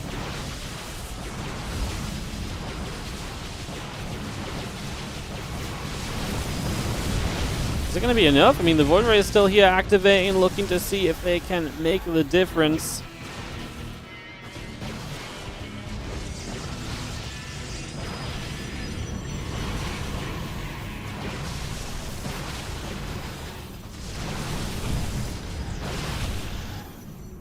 Stalker's still trying to come back and forth. That Nexus is super low, by the way. I mean, that would be at least something to work with here as Trigger.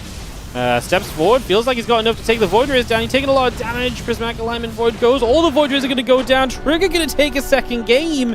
And he's going to blast through to a 2-0 lead. So Trigger just killing MaxPax off as MaxPax is not able to secure himself the setup he's looking for in these games. I mean, that is not what he wants to have happen in the slightest, right? So this is going wrong. And yeah, MaxPax is going to be in trouble. Trigger is up 2, and Trigger's looking to get out of this group in first place as we go to Amygdala for Game 3. It's been some fast games. No, it's not Amygdala, it's Leyline. Sorry, I had the wrong maps copy-pasted still from a previous series because I haven't been hosting this one, so I just got excited and was yelling at you guys what it was going to be, but it actually wasn't going to be that. Anyways. Alright. MaxPax is down 2 and looks to try and bring it back now as we get to a game 3 here on Leylines. We'll get this set off and see if Trigger is going to go all the way. And, I mean, first place in this group for Trigger would be crazy, and that could screw up the playoff bracket seeding, right? If MaxPax has to play like a hero or a Clem or something first round, that could be absolutely huge as well. So, yeah, some crazy results starting to come through here. Some big impact happenings coming about as we speak.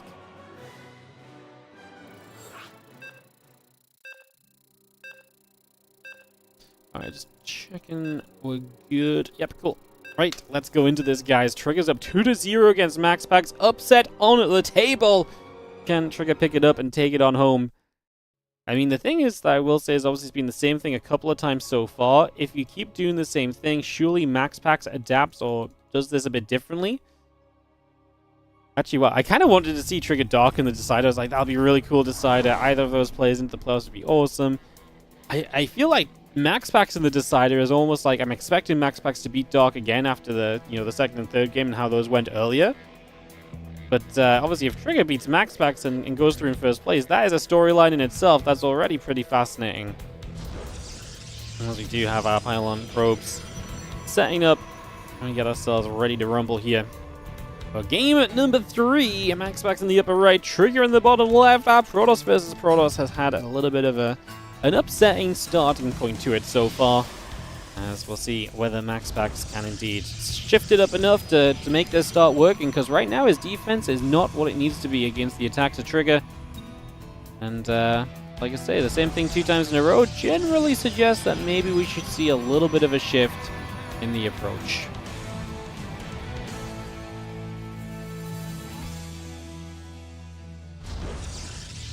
Assembly's coming down, Gateway's coming up, and get settled in for the moment.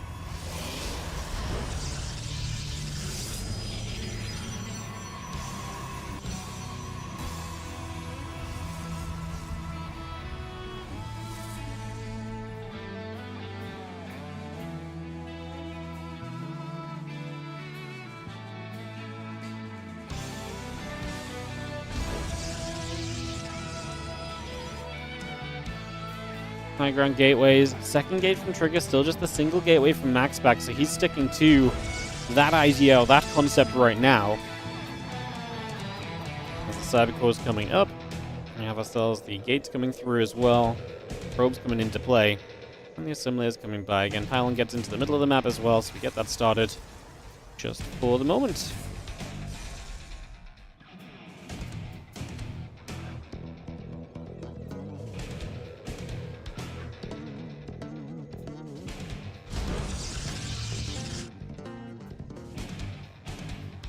Couple of depths on the way then. It's going to be the forward rope facility again. Trigger's like, well, you show me that you can deal with this and I'll stop doing it. That's the approach we're going to go for. He's like, I need to see you defend it first before I'm going to believe, so...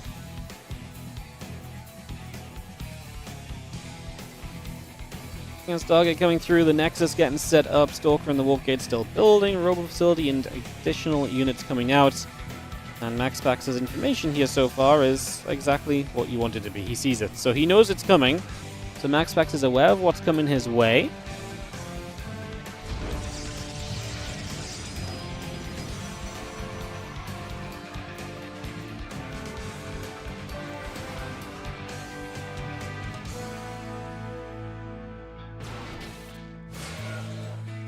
Couple of depths is going to shade about. Stalker coming through. Going to see those adepts committing down the bottom side. Again, Oracle coming about. The Prism is going to be out in a moment or so. As we get MaxPax already in his defense, I'm sure in the next couple of moments. Try and once again see whether or not he can survive on in. Like I said, it's not exactly been the greatest at times for MaxPax in this series. Trying to bounce back with this now.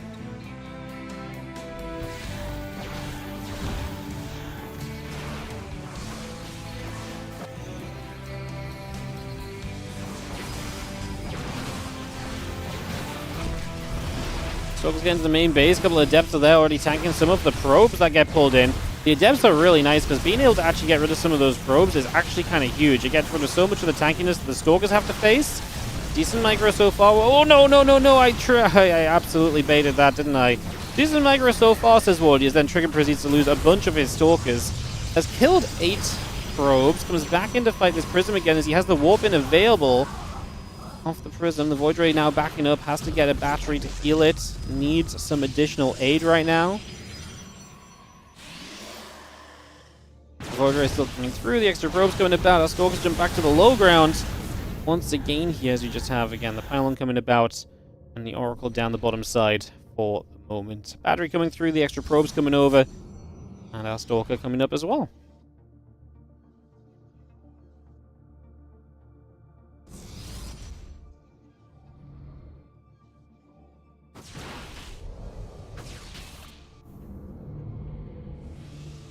Well, this time around, MaxPax has made a much more reasonable hold and much more reasonable defense. Can Trigger still break through this in the end? The question is, can you get enough Stalkers up to basically nullify the Void Rays? If you can do that and shoot the Void Rays down like 1 volley each, there's a lot of benefit there. Now, there's the Sentry just gets warped in, so that Sentry is going to be a big addition too. Force Field or 2 could actually be a lot. Guardian Shields also. So pop a Guardian Shield there. Force Field. I don't know if that really does enough. We're going to start draining some battery energy because we kind of stepped forward and fight here, but I don't know if those spellcasts are really what we were looking for on the side of Trigger.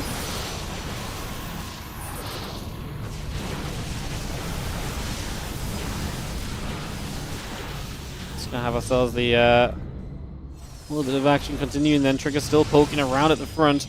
Wants to try and get on in here. The Nexus will be taking a lot of damage. I mean, that's the pressure that you can put on his Trigger. That's, you know, you can basically say, hey, look, over time, if you lose this Nexus, then this isn't that great for you, right? Like, I can actually play off of one base myself.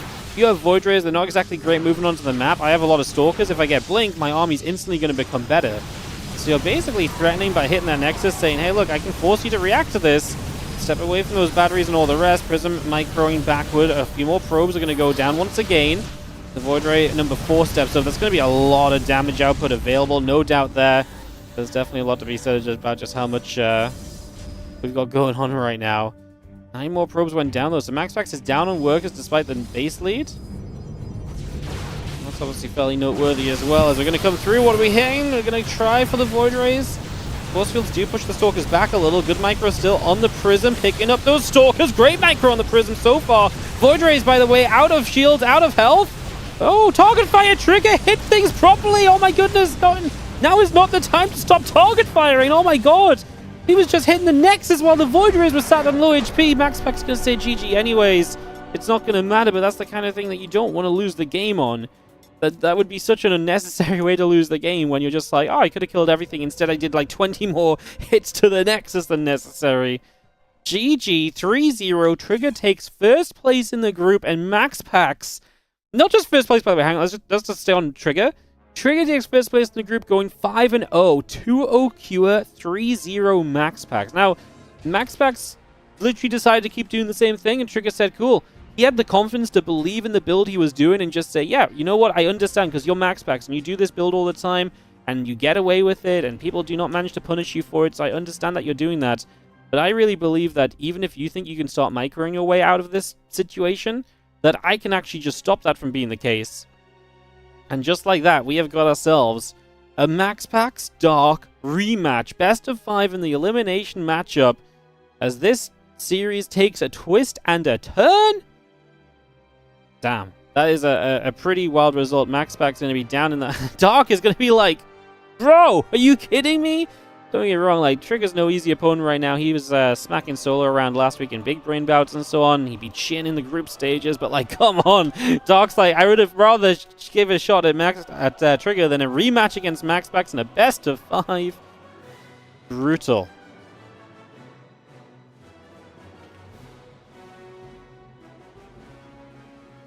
Alright, we're going to get this set up. Dark came online. He's just logged out. I'm not sure where he's gone.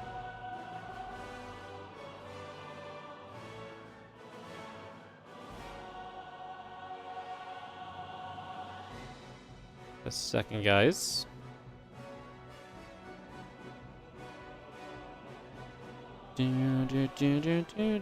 Dog's back. All right. Well, one more best of 5 coming up then. Here in the Spring Championship Group C of the round of 16. Some crazy results here so far as we get ready to go into game number 1 of Dark vs. MaxPax. We'll get these videos underway. We'll get this set up. And we'll get this started. So one more best of 5. We've got some sponsored content coming up on Twitch later. We're playing Steel Hunters again. And we were playing this yesterday. We're going to play it again today. I'll give you the link to that in the chat. If you want to go and check it out, please do consider giving it a look. Go through our link. Helps us out a whole bunch.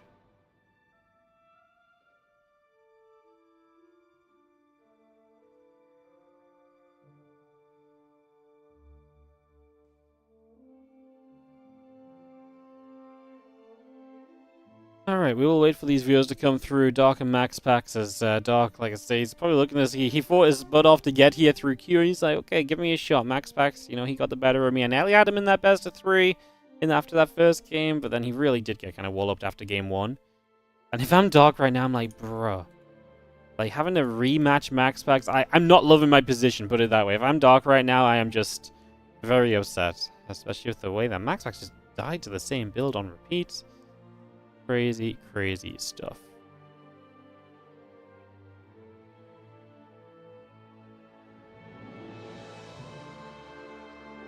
Alright, MaxPax says hi. Time for Dark to begin the veto process for us here. Might just be taking a moment, might just be getting fully ready. Nothing wrong with that.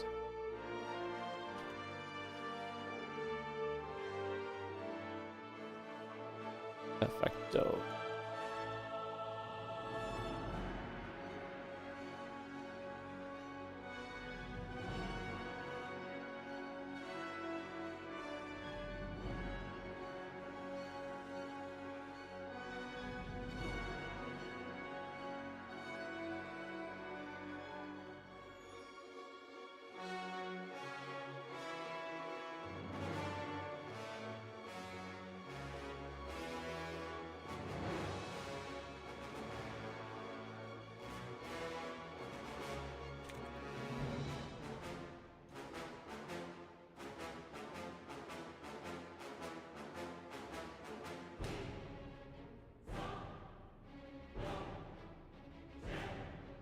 Alright, Killer's Mal going to be the first video here from Dark. MaxPax will get server preference again, guys. So again, server preference is given based on seeding in the previous rounds. MaxPax comes into this round of the tournament with the top seed from his group. So what's actually interesting is that does mean that MaxPax will not have server preference going into the playoffs if he advances here. Because obviously he's going to come out from second place. So he's going to lose server preference to at the very least his first opponent. Crazy stuff. Oh my goodness. I love it for Trigger, though. Trigger getting through. Trigger popping off, playing great lately.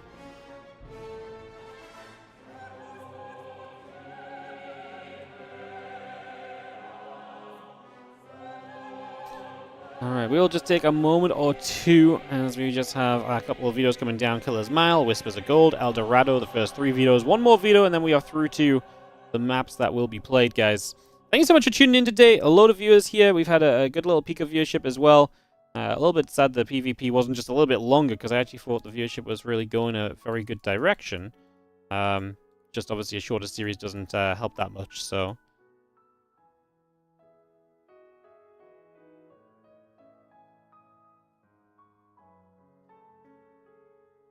Yeah, appreciate you all being here, watching the WardiTV Spring Championship. What's up, Rudolph Skin? Thank you so much for the 5-month resub on the Prime.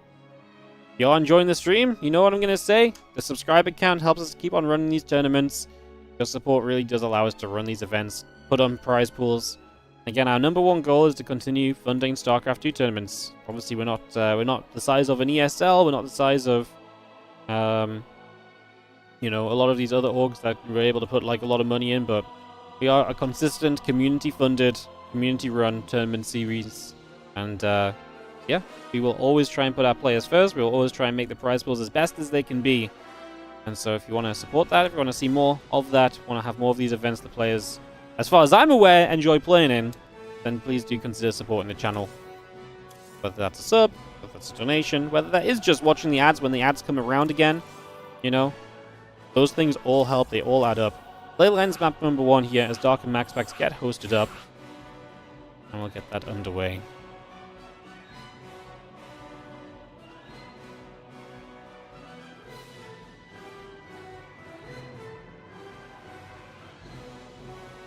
So yeah, a little bit of a sellout by me. Again, if you're on the YouTube stream, hello everyone from around the world. I see a couple of people saying they're from here and there. Good to see you guys. You can obviously like and subscribe as well. Helps out a whole bunch. As we are...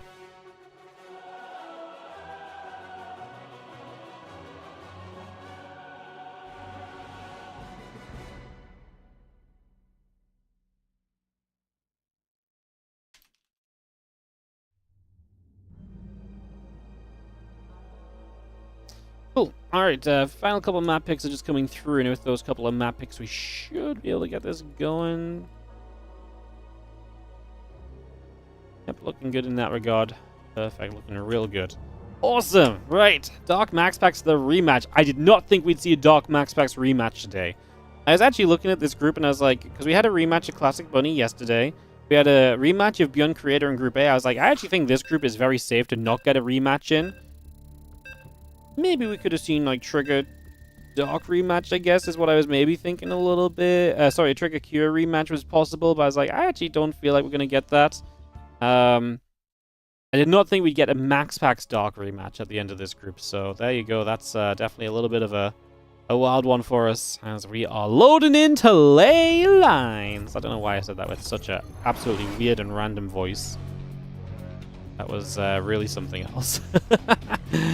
Alright, in the bottom left-hand corner, we are going to have ourselves the blue Protoss player. This is MaxPax.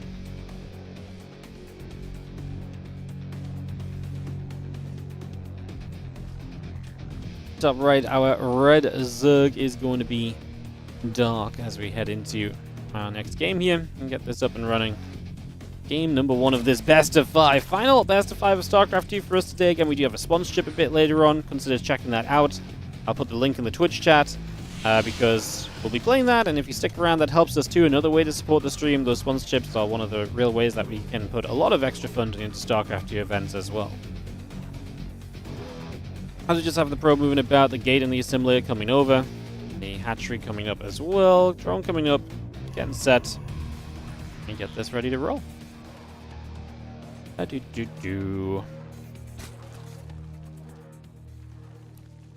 just going to be there. A couple of drones will come around.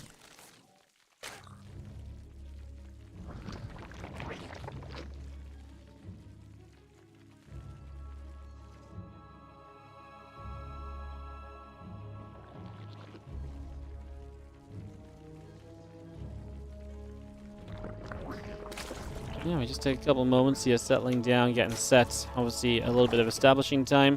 Doc did play a couple of hatchery blocks in the earlier series, worth mentioning. That might come around again here in this series as well, so something else for us to kind of keep a lookout for.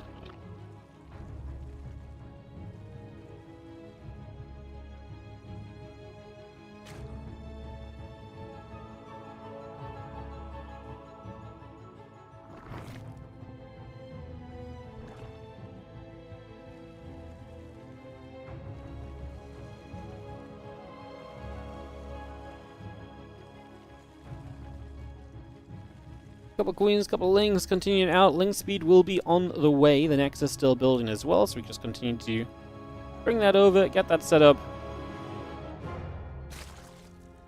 And our Stargate coming through for a moment here as we just have queens, lings, and ling speed building from dark. So that continues through as well.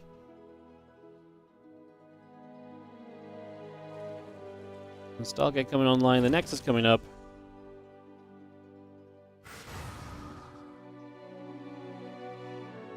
Have that Adept Chrono Boost, and obviously Stargate play from MaxPax expected, as we imagine he is going to try and play safely here for the most part.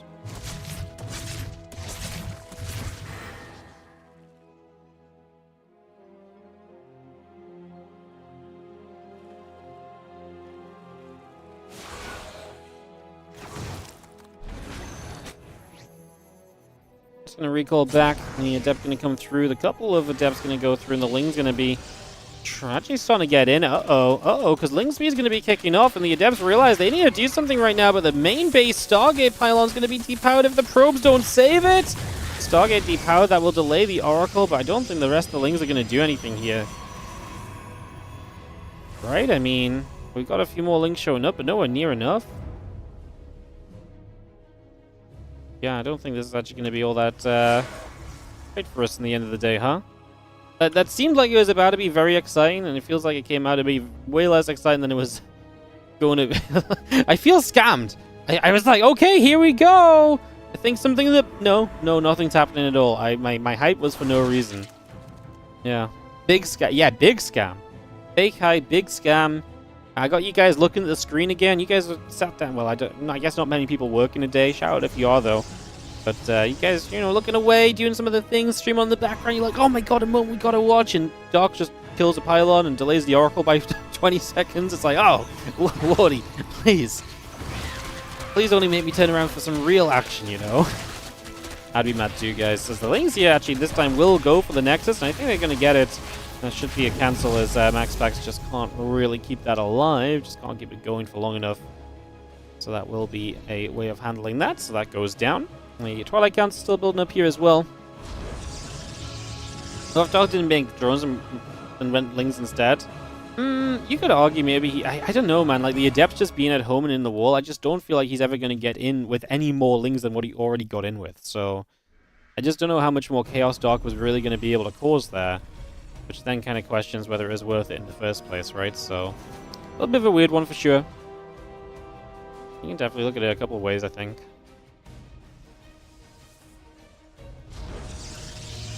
Couple of gates coming about, the Forge coming up.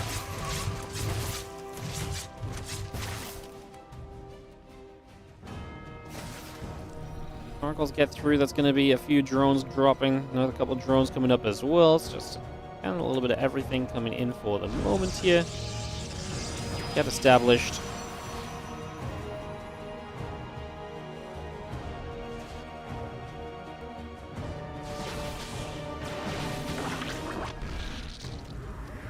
Oracle and the Stalkers continue to gather.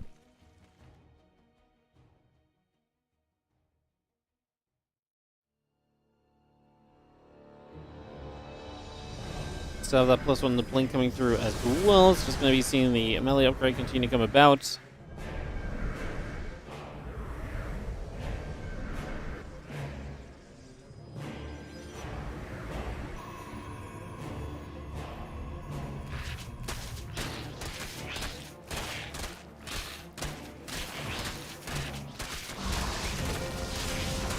I see the couple shots coming through. Obviously, MaxPax starting to pressure onto the map here, so starting to take some stance out to the other side, and we'll be hoping to get through some of that very soon.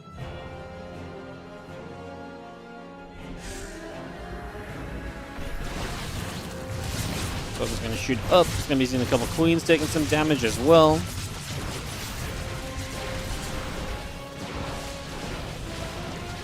Well, Ling's getting caught in that stasis ward. The Ling's going to run over. That stasis there is going to go off.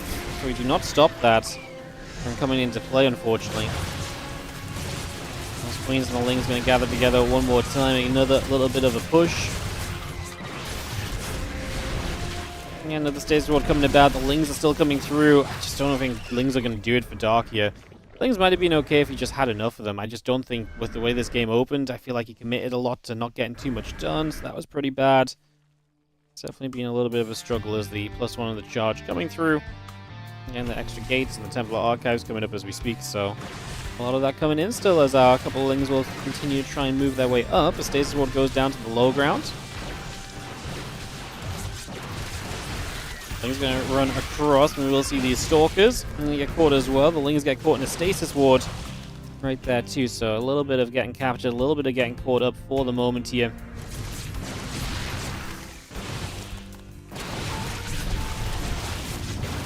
Ling's going to get the Stalkers again. The Queens are going to come over. A lot of those Stalkers still very much so just dropping on down. So damage being dealt as we do manage to at least push them back. Got to get excited for what we can here for Dog, because it's definitely not been super pretty so far. Been a little bit of a struggle for him throughout this game for sure.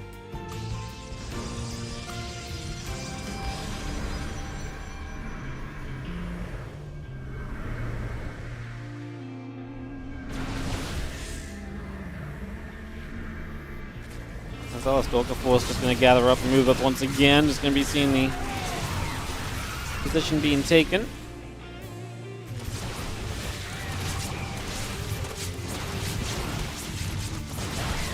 imagine that Archon's going to do a lot against those Lings as well. I mean, we're finally getting some Roaches on the map, but is that in time? Can Dog really find a little bit of a defense here? Or what's this case going to turn into? Lings coming through again. The Adept taking damage. Queens are there to get rid of the Adept. The Zealot's going down. Still got that Roach speed. Still got our +2 melee coming online. Lings and the Roaches are very much so just committed to the cause right there. Just still pushing forward. Do as much as possible.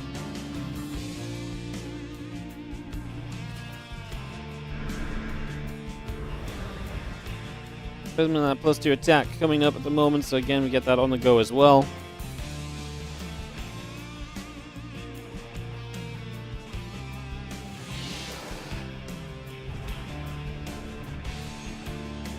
+16 Lings, 9 Roaches, +1 missiles. +2 attack upgrade coming up as well, the cannon coming through.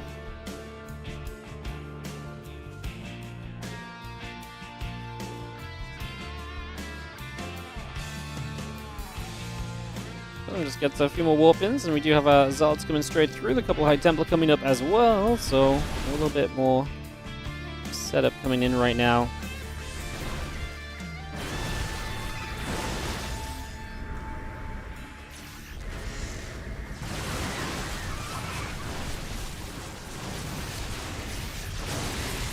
Storms from every angle. Dog is trying to get the wraparound of a lifetime. The wraparound is reasonable. He actually has more Roaches in the bottom right, while the Roaches arrive from the top left. He forces the Archons to morph in. Dog is actually going to start to kill off all these Archons. Okay, we're talking, we're speaking. Dog is actually going to get a cleanup there. He's going to push MaxPax away, and he is going to win that fight. Wow, this game he's been getting bullied, and that is just a fight he's able to come through and win. Coming in, there's reinforcements arriving from all angles as well. Great job there.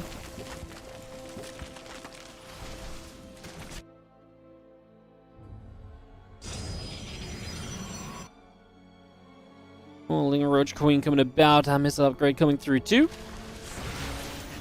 This will continue over. Stasis Ward going to catch a single Roach. Dark wants to capitalize on what just happened. There are more High Templar that already have energy with Stasis. Attack defense here. I truly believe this is going to be a...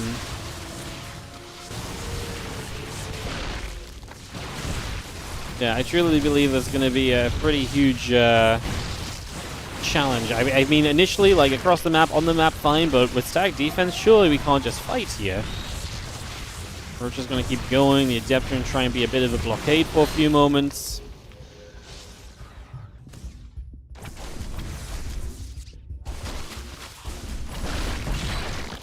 We step back, a few Zealots coming over.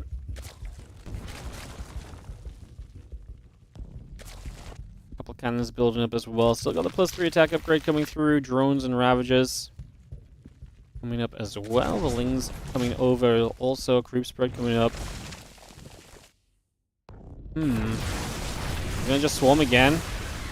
I mean, this Storm comes down. Storm is nice, and the Archon's obviously gonna shred the Lings, and then you just don't have anything but Roaches. And again, in the end of the day, Roaches should not really be winning these fights, and they are not winning this fight. In the end, Dark is gonna lose this game. I think MaxPax is just too far ahead off the starting, off the gates, off the block. You know, he's just too fast to get going.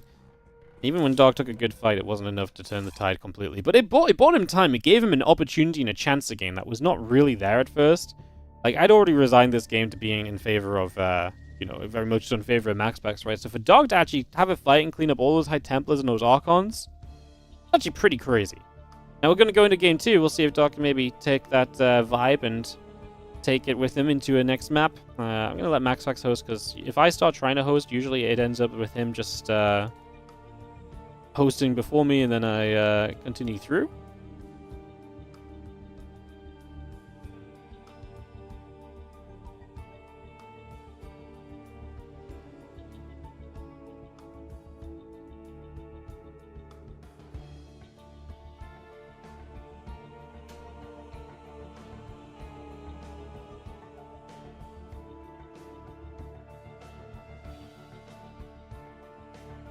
Alright guys, just Wayne, MaxPax is not hosting, is he? Alright, let me host then.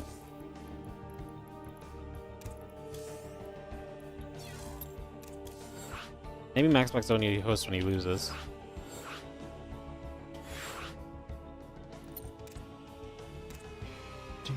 Do do do do do do do.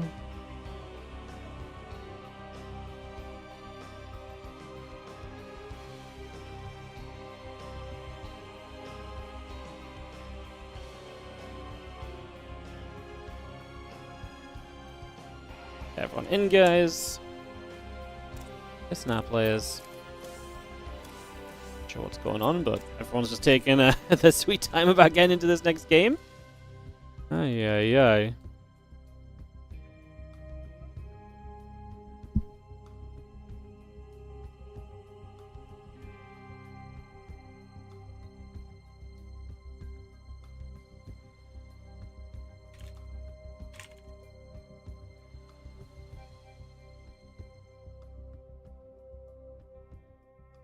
Alright, players are ready. Well, MaxPax is ready. For a second.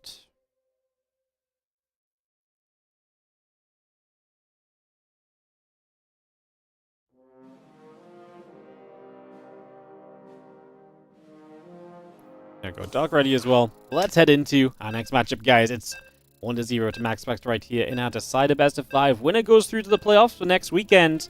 The loser is eliminated. Again, I'm not here tomorrow, just as a quick reminder, just in case you didn't hear before. So no stream tomorrow. It's our first day off in a little while. We've been pretty consistent with the streams lately. Hopefully you guys enjoying that and appreciating it and all the rest.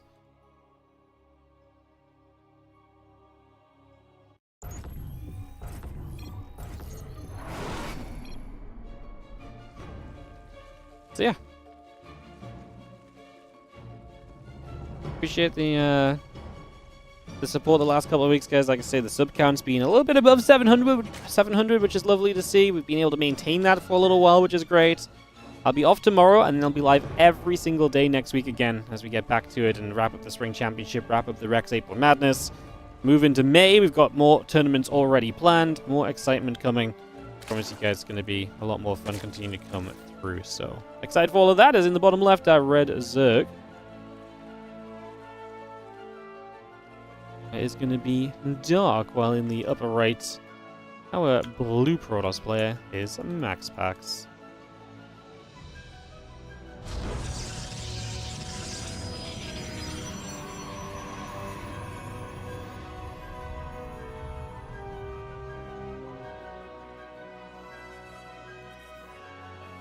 Dark only needs 2 maps. Dark needs to win the series. This does not have relation to the earlier series.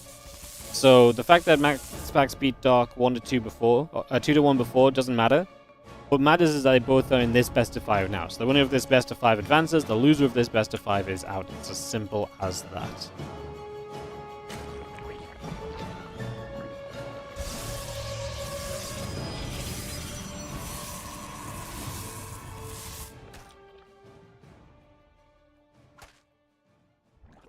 I'm just going to hit the Probe. Probe taking some damage. A few shots coming around. Cybercore coming up. And Probe gets pushed back the other way. Hatch just going to come straight back into place once again. Get that set up right here. Get that back on track for a few moments. And I get a cancel on this Evo Chain, which came down to extend the blockade that we had going. So a little bit of a play with that. Nicely done. As we do have the few probes stepping over, the drone going to come across as well. Also going to be stepping about there for a moment or two. As Nexus, hatcheries, Queen, Link Speed, a little bit of everything coming around for the moment. So just going to bring all of that up and running for the moment.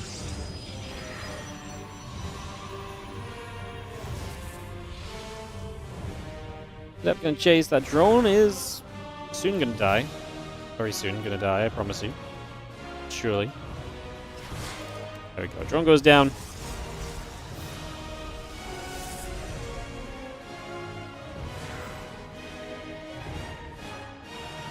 Well, Hatches coming through. Ling's Queen, Ling Speed coming up as well.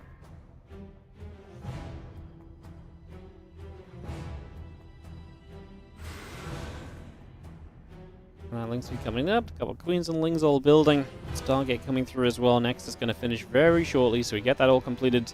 Stargate building from MaxPax as the tech choice is kind of expected. No surprise to see a Stargate coming into play to start this off. We're just going to fire, and a couple of Adepts will take a few more shots as well. So a few more hits still coming through. Those Adepts are going to shade back away, so they're just going to pull out of there for a few more moments. Again, we get reset for a little bit.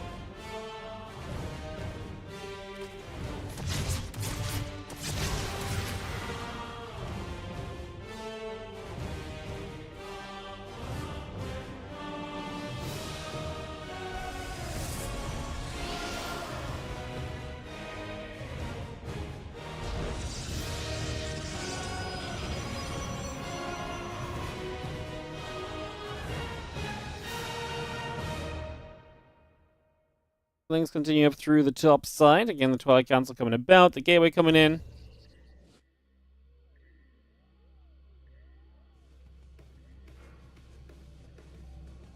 Voidray and the Twilight continue to come about.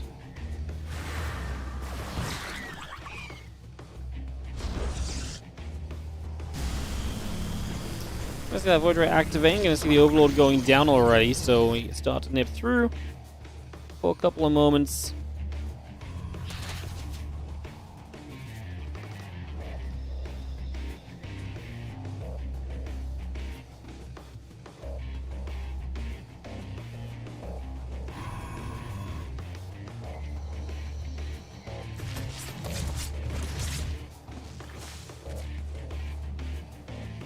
It's going to be Resonating Glaives, so that's definitely a switch up from MaxPax. The Voidray, one Oracle, then into the Resonating Glaives. That's going to be the choice for the moment.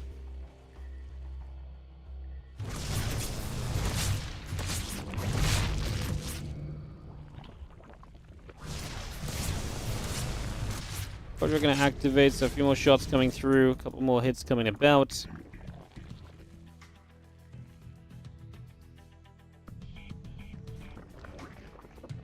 We'll see if Dark's not ready for this Glaives. This can end very quickly and very disastrously, so let's see what's about to happen.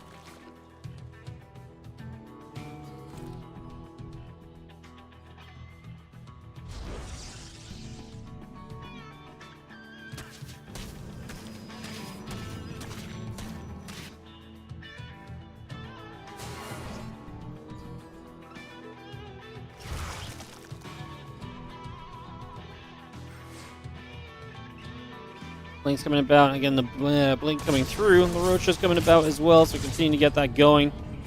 Just for now. And we continue to gather up here.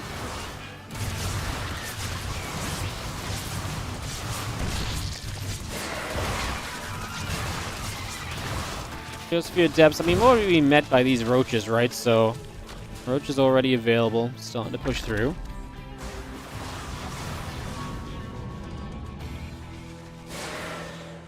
But we're gonna bounce around again. The Blink, the Robo Facility coming up, a few probes very much so on the way as well.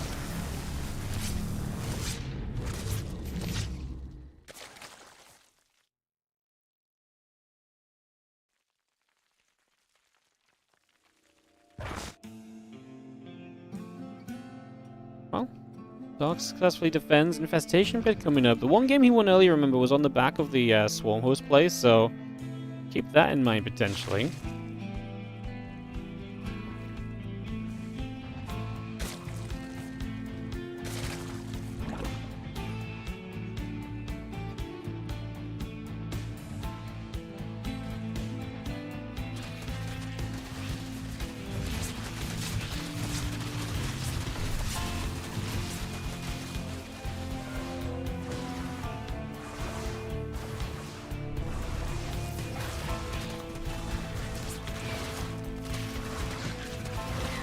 We've seen the Roach is going to come over. A couple of Adepts still just trying to be annoying for the moment.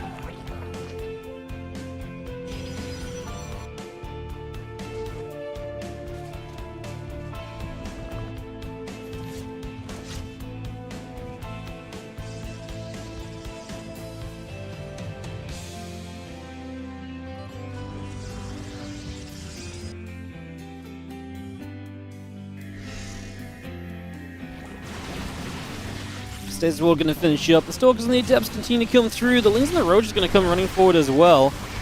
Still stepping up there for the moment.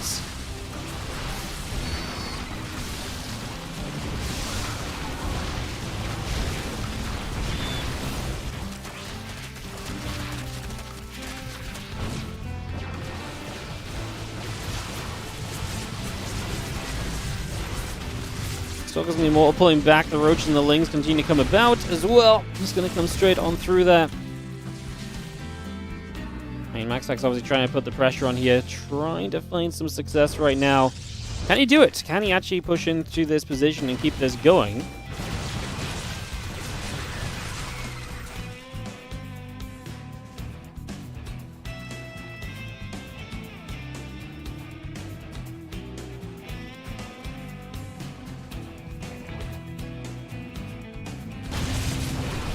Stalker's going to fight. A little revelation going down.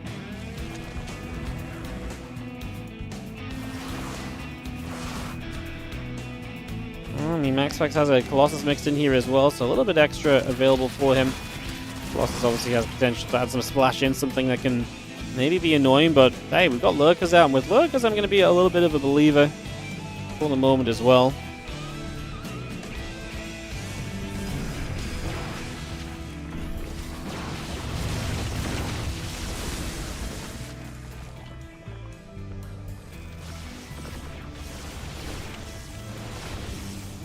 Stalker's Colossus, Zealot's going to come through. Rocks will be going down. Once again, +2 charge, continue to come around. Extended Thermal Lance coming in for the moment.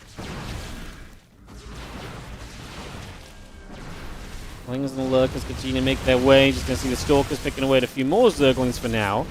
Keep on going, Lings going down, the Lurkers continuing up.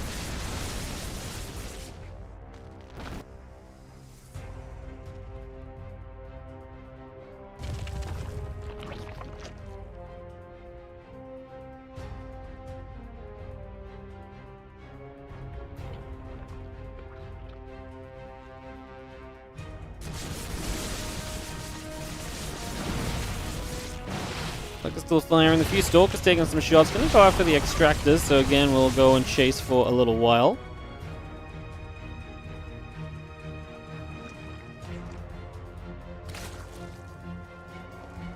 Ourselves that Storm, the +2 obviously gives MaxPax a much better army composition moving forward from here.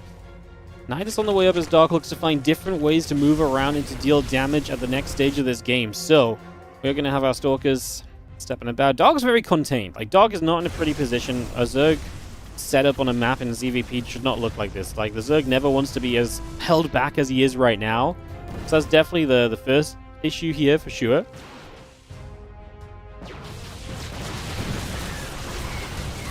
Stalker's coming about. A couple of Lings coming through. Lurker's going to burrow. I mean, this is the one thing I think we've got going for Dark is just going to be that coming over. Lurker's going to move up. The Stalker's still getting chased. We're going to see both those Lurkers going to get jumped on. Again, Fleet Beacon coming through. A couple of Zealots coming up as well.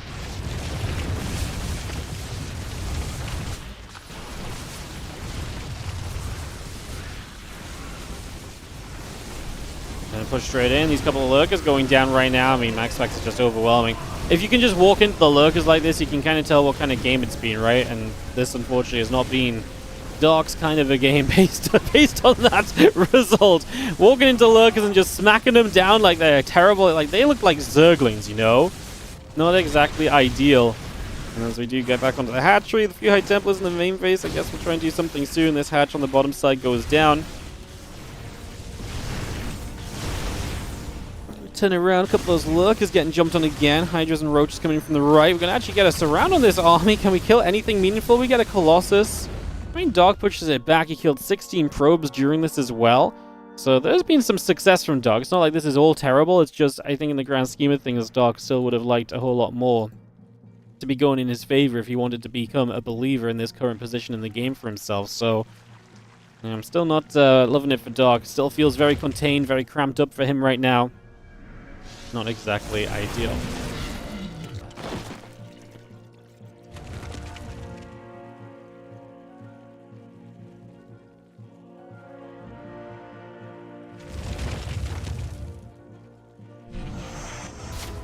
I'm just chasing. Oh, gonna get the prism. Okay, okay, Dark.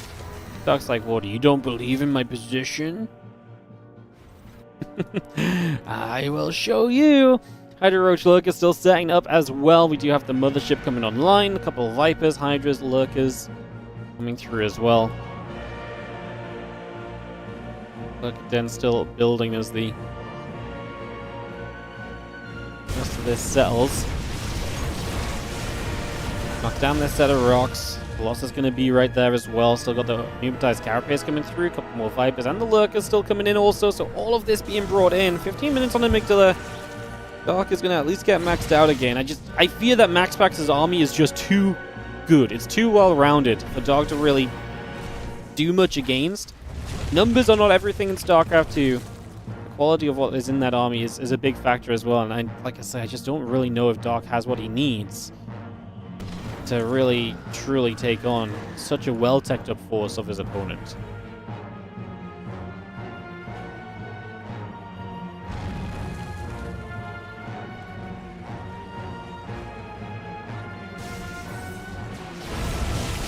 Storm comes down, a couple of Lurkers get pushed back, the Hydras coming around once again as well.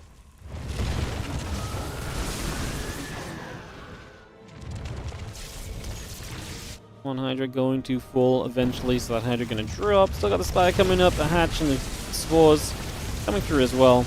Bringing that up for now.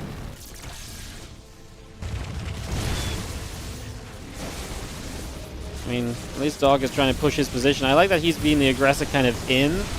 Try and like force this fight, you know, because it then makes MaxPax panic, because then he has to force the fight into the Lurkers a little bit. Although MaxPax has a bunch of the army swung around over here. Dark's not in the position to lose bases. The gold base isn't operational. He just rebuilt the base off to the left side as well, so losing these bases right now is really painful. And we're actually going to bring this army back. I think recall is still on cooldown for MaxPax, so maybe this is some opportunity for Dark. As he tries to get the Lurkers to surround, he's going to recall. Is that off the mothership? Yeah, I was going to say, I'm pretty sure the Nexus recall is on cooldown still. No, it actually wasn't, so it was actually just the mothership anyway, though. I wonder if MaxPax thought that maybe it was, because it still felt quite close to the previous recall, no?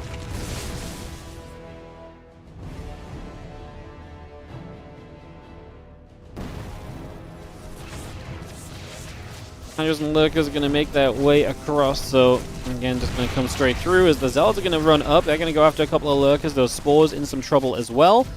+1 air weapons coming through.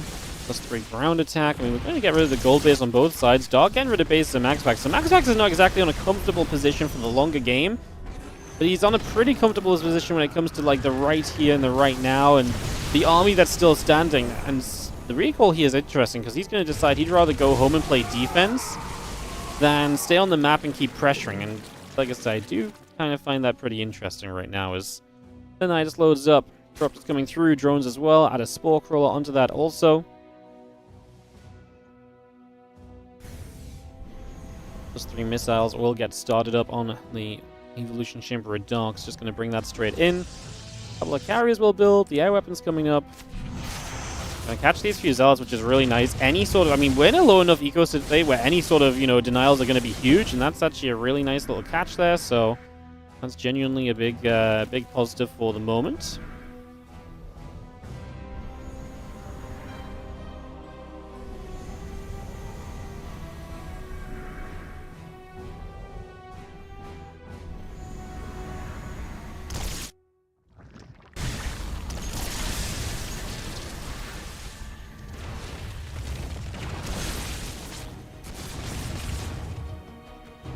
And this army now from MaxPax still very teched up with those Tempests, but Corruptor's on the way. Carriers coming through from MaxPax as well. Like, how is Dark meant to get the bank to kind of like fight, rebuild, and fight again that you're typically meant to have, right?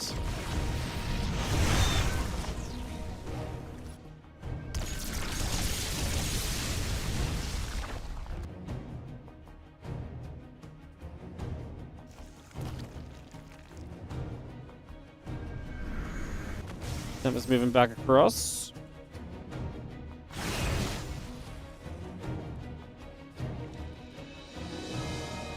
Let's do our weapons coming about. The Stalker and the Carrier coming up. We've got a few more Interceptors on the way. MaxPax still positioning down around this bottom side. Dark's army, like I say, is just never really going to be able to fight that of MaxPax as he dives onto some of the carriers here. The Corruptors, and even that's a miserable affair. That's not the speed at which you should be seeing carriers go down, right? Corruptors need to fly in, one-shot a carrier, one-shot the next carrier, one-shot another one. They need to be immediately available to kind of get in there and do that kind of level of killing. Obviously, that's just not happening there at all, so that is straight up just disastrous. I think it's fair to say.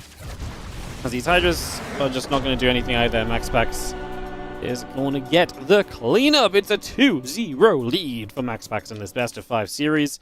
Heading to a game 3 in a couple of moments, guys, as Dark will be trailing the best of 5. Guys, I'm just going to go check what Ellie's barking on. I will be right back with you all in just a couple of moments. Go check what she's interested in.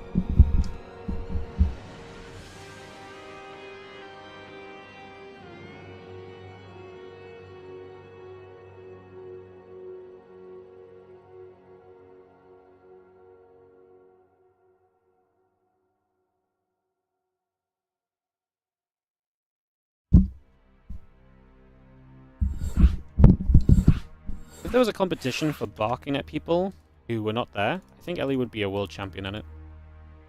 She's got a natural talent for just barking at things that don't exist. It's truly impressive. It's truly impressive. Honestly. That's all. I don't know how she does it so consistently. MaxPax Dark coming in right now. Game number 3. MaxPax up 2-0. Can Dark start to turn this around? We get this underway. What's the story behind the name Ellie? Well, we were thinking, what could we call our dog? And Helen said, I like the name Ellie. And I was like, oh, that's a cute name. Yeah. You know what? I know, guys. I spoil you with all the great stories I tell you. I know. I spoil you guys big time.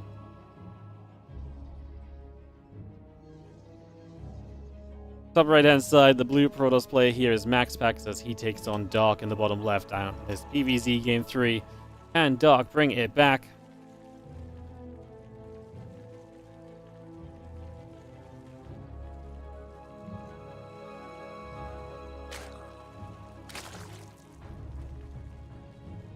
Great story, 10 out of 10, yeah. One of the best.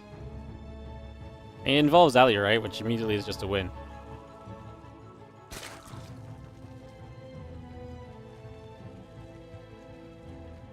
Always a win.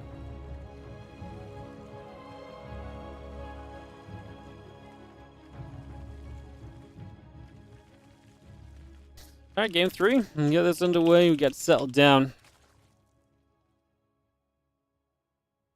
Just gonna have ourselves the gate and the assimilator coming up, the hatch and the gas coming through. Get set here for a few moments and figure out what the plan is gonna be.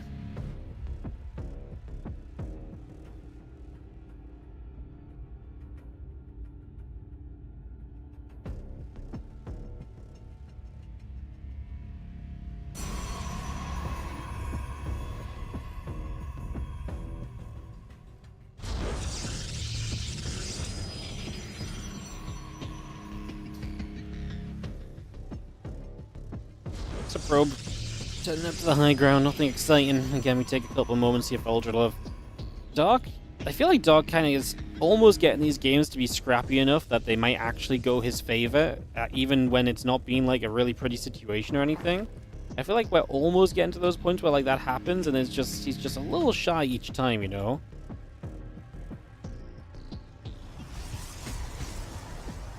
That's the problem. You can't just be a little shy against MaxPax. You gotta be full strings, ready to play sort of state. I mean, you can't leave anything on the table against this Protoss player because he is.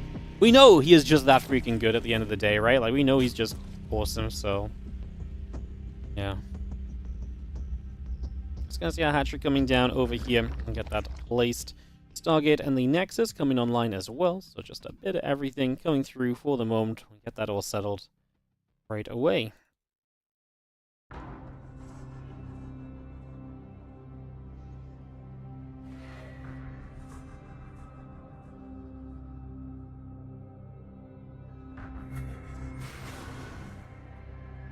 Step comes back down to the south. The Overlord and the Queen setting up as well. A couple of drones coming through as we speak, so a little bit of getting ready to rumble.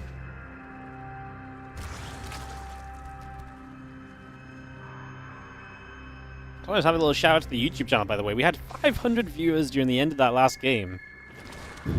Isn't that awesome? 500 on the YouTube. Like, that's actually really sick. Chat, if you're watching on the YouTube today, thank you for tuning in. Again, keep on dropping those likes on the stream. That's a big part of the reason people keep finding it and keep coming in to join some awesome StarCraft 2 content. We appreciate you guys. Thank you so much. Let's get back to, back on track, I should say, over here with the Oracle just flying over. You can see coming through, a couple of Queens, drones, spores, all being added on as well. Oracle gonna get a few shots off into that mineral line. A couple of Queens are gonna be there. That's coming through for the moment as well. The Oracle gonna move back out onto the map for a little bit too. Just get settled for the moment.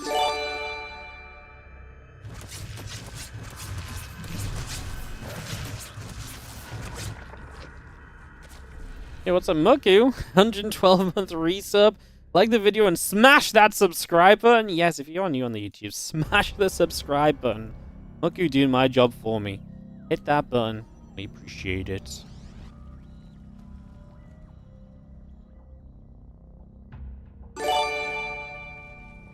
Yo, Hinjima. Smashing the subscribe button on the YouTube. Not on YouTube, sorry. On the Twitch. Appreciate that as well. Thank you so much. Couple drones going down to this Oracle harass so far. Nothing too crazy or out of this world, like I say. Seems pretty regulated for now. As we do have, again, a couple of extra stalkers coming about. The +1 in that blink continues through also.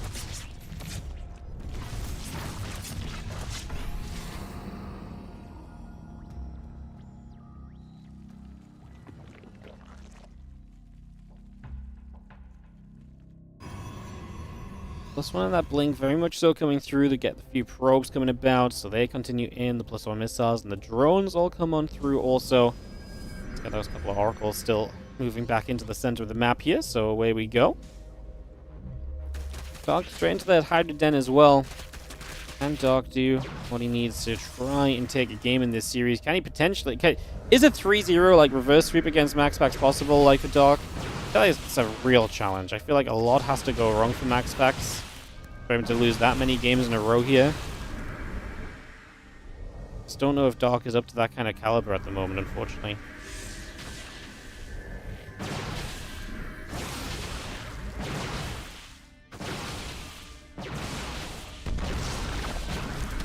Stalkers just going to get the hatch, as we do see a couple of creep teamers going down as well.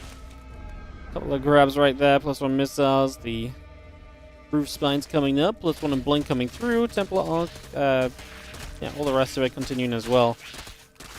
Yeah, Templar Archive's on the way as well, sorry, I don't know why I got myself interrupted.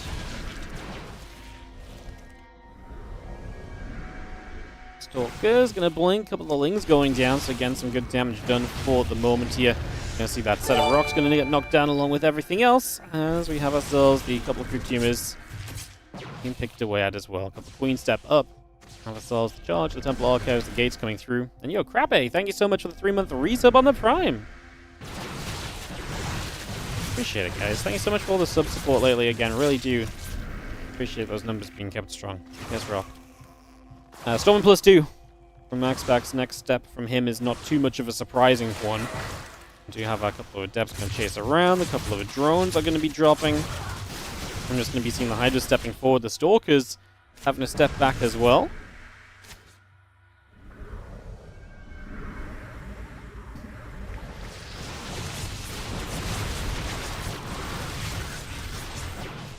Look at the Hydra stepping about. The Overseer overhead. Just going to be seeing the Storm and the +2 coming up as well, so...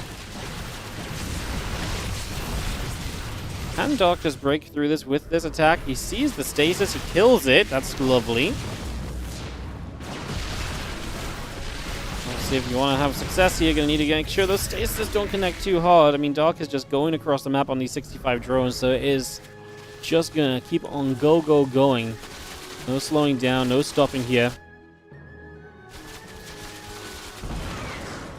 And just roaches still towards the upper right.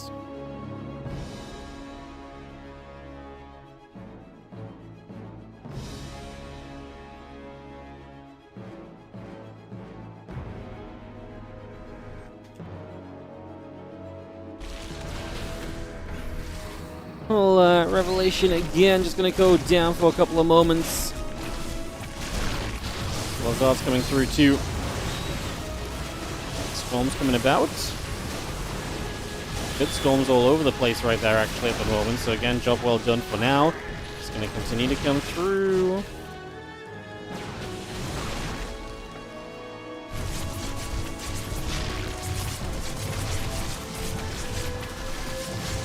Okay, the Lazard's gonna go down as well. Doc is cleaning up the harassment, but he's not really making progress on the map. And I look at his army, and again, I just don't know where we're really getting to in the grand scheme of things, you know? It is not looking super pretty overall.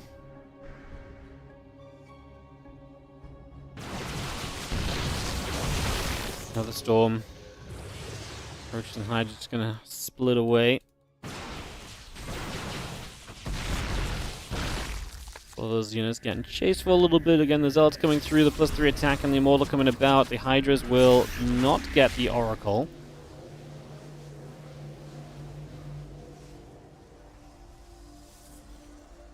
I was gonna say, you could knock that tower down. That would actually kill the stasis units, right? If you really wanted. Whoa, we're just gonna blink into this. MaxPax with zero respect for this army, huh? My goodness, he just said, let's go, let's play. You can see this Stalkers going the other way. A couple of those Roaches already being shot down, so they'll take hits. GG's this dog. Just doesn't have the composition. MaxPax will get out of this group in second place, but obviously the biggest storyline, I mean, this was obviously a fun series, but still one I think MaxPax was comfortable in throughout. The real storyline? Hello? Trigger? First place in this group. What a result for Trigger, getting through this group in first place, advancing to the playoffs.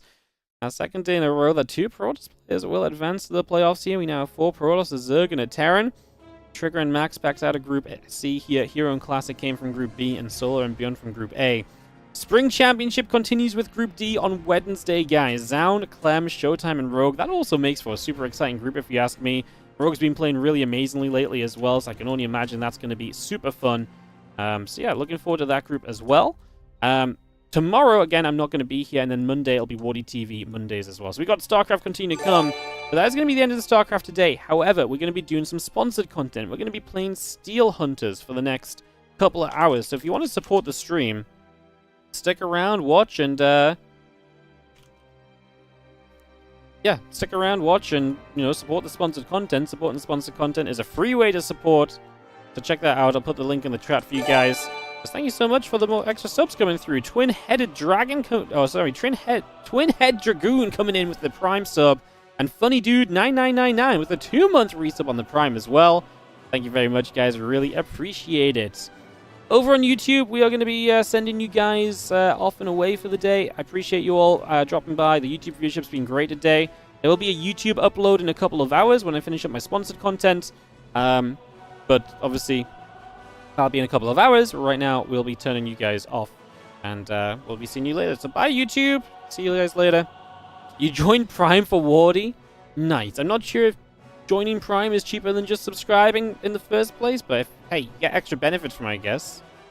Coming back for Group D, thanks for all you do for the community. No worries. As always, guys, I do not mean to be a cliche, but truly, this stuff is possible because of you guys supporting.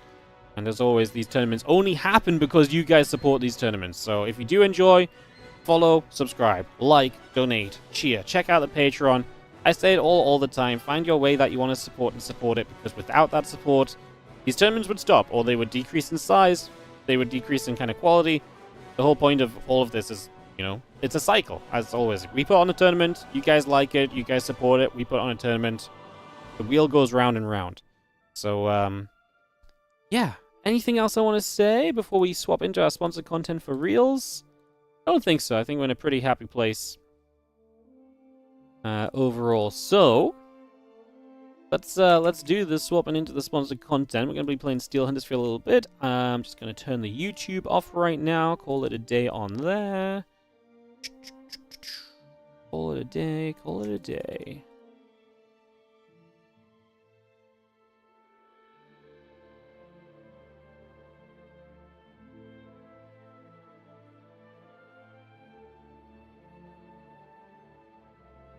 Alrighty.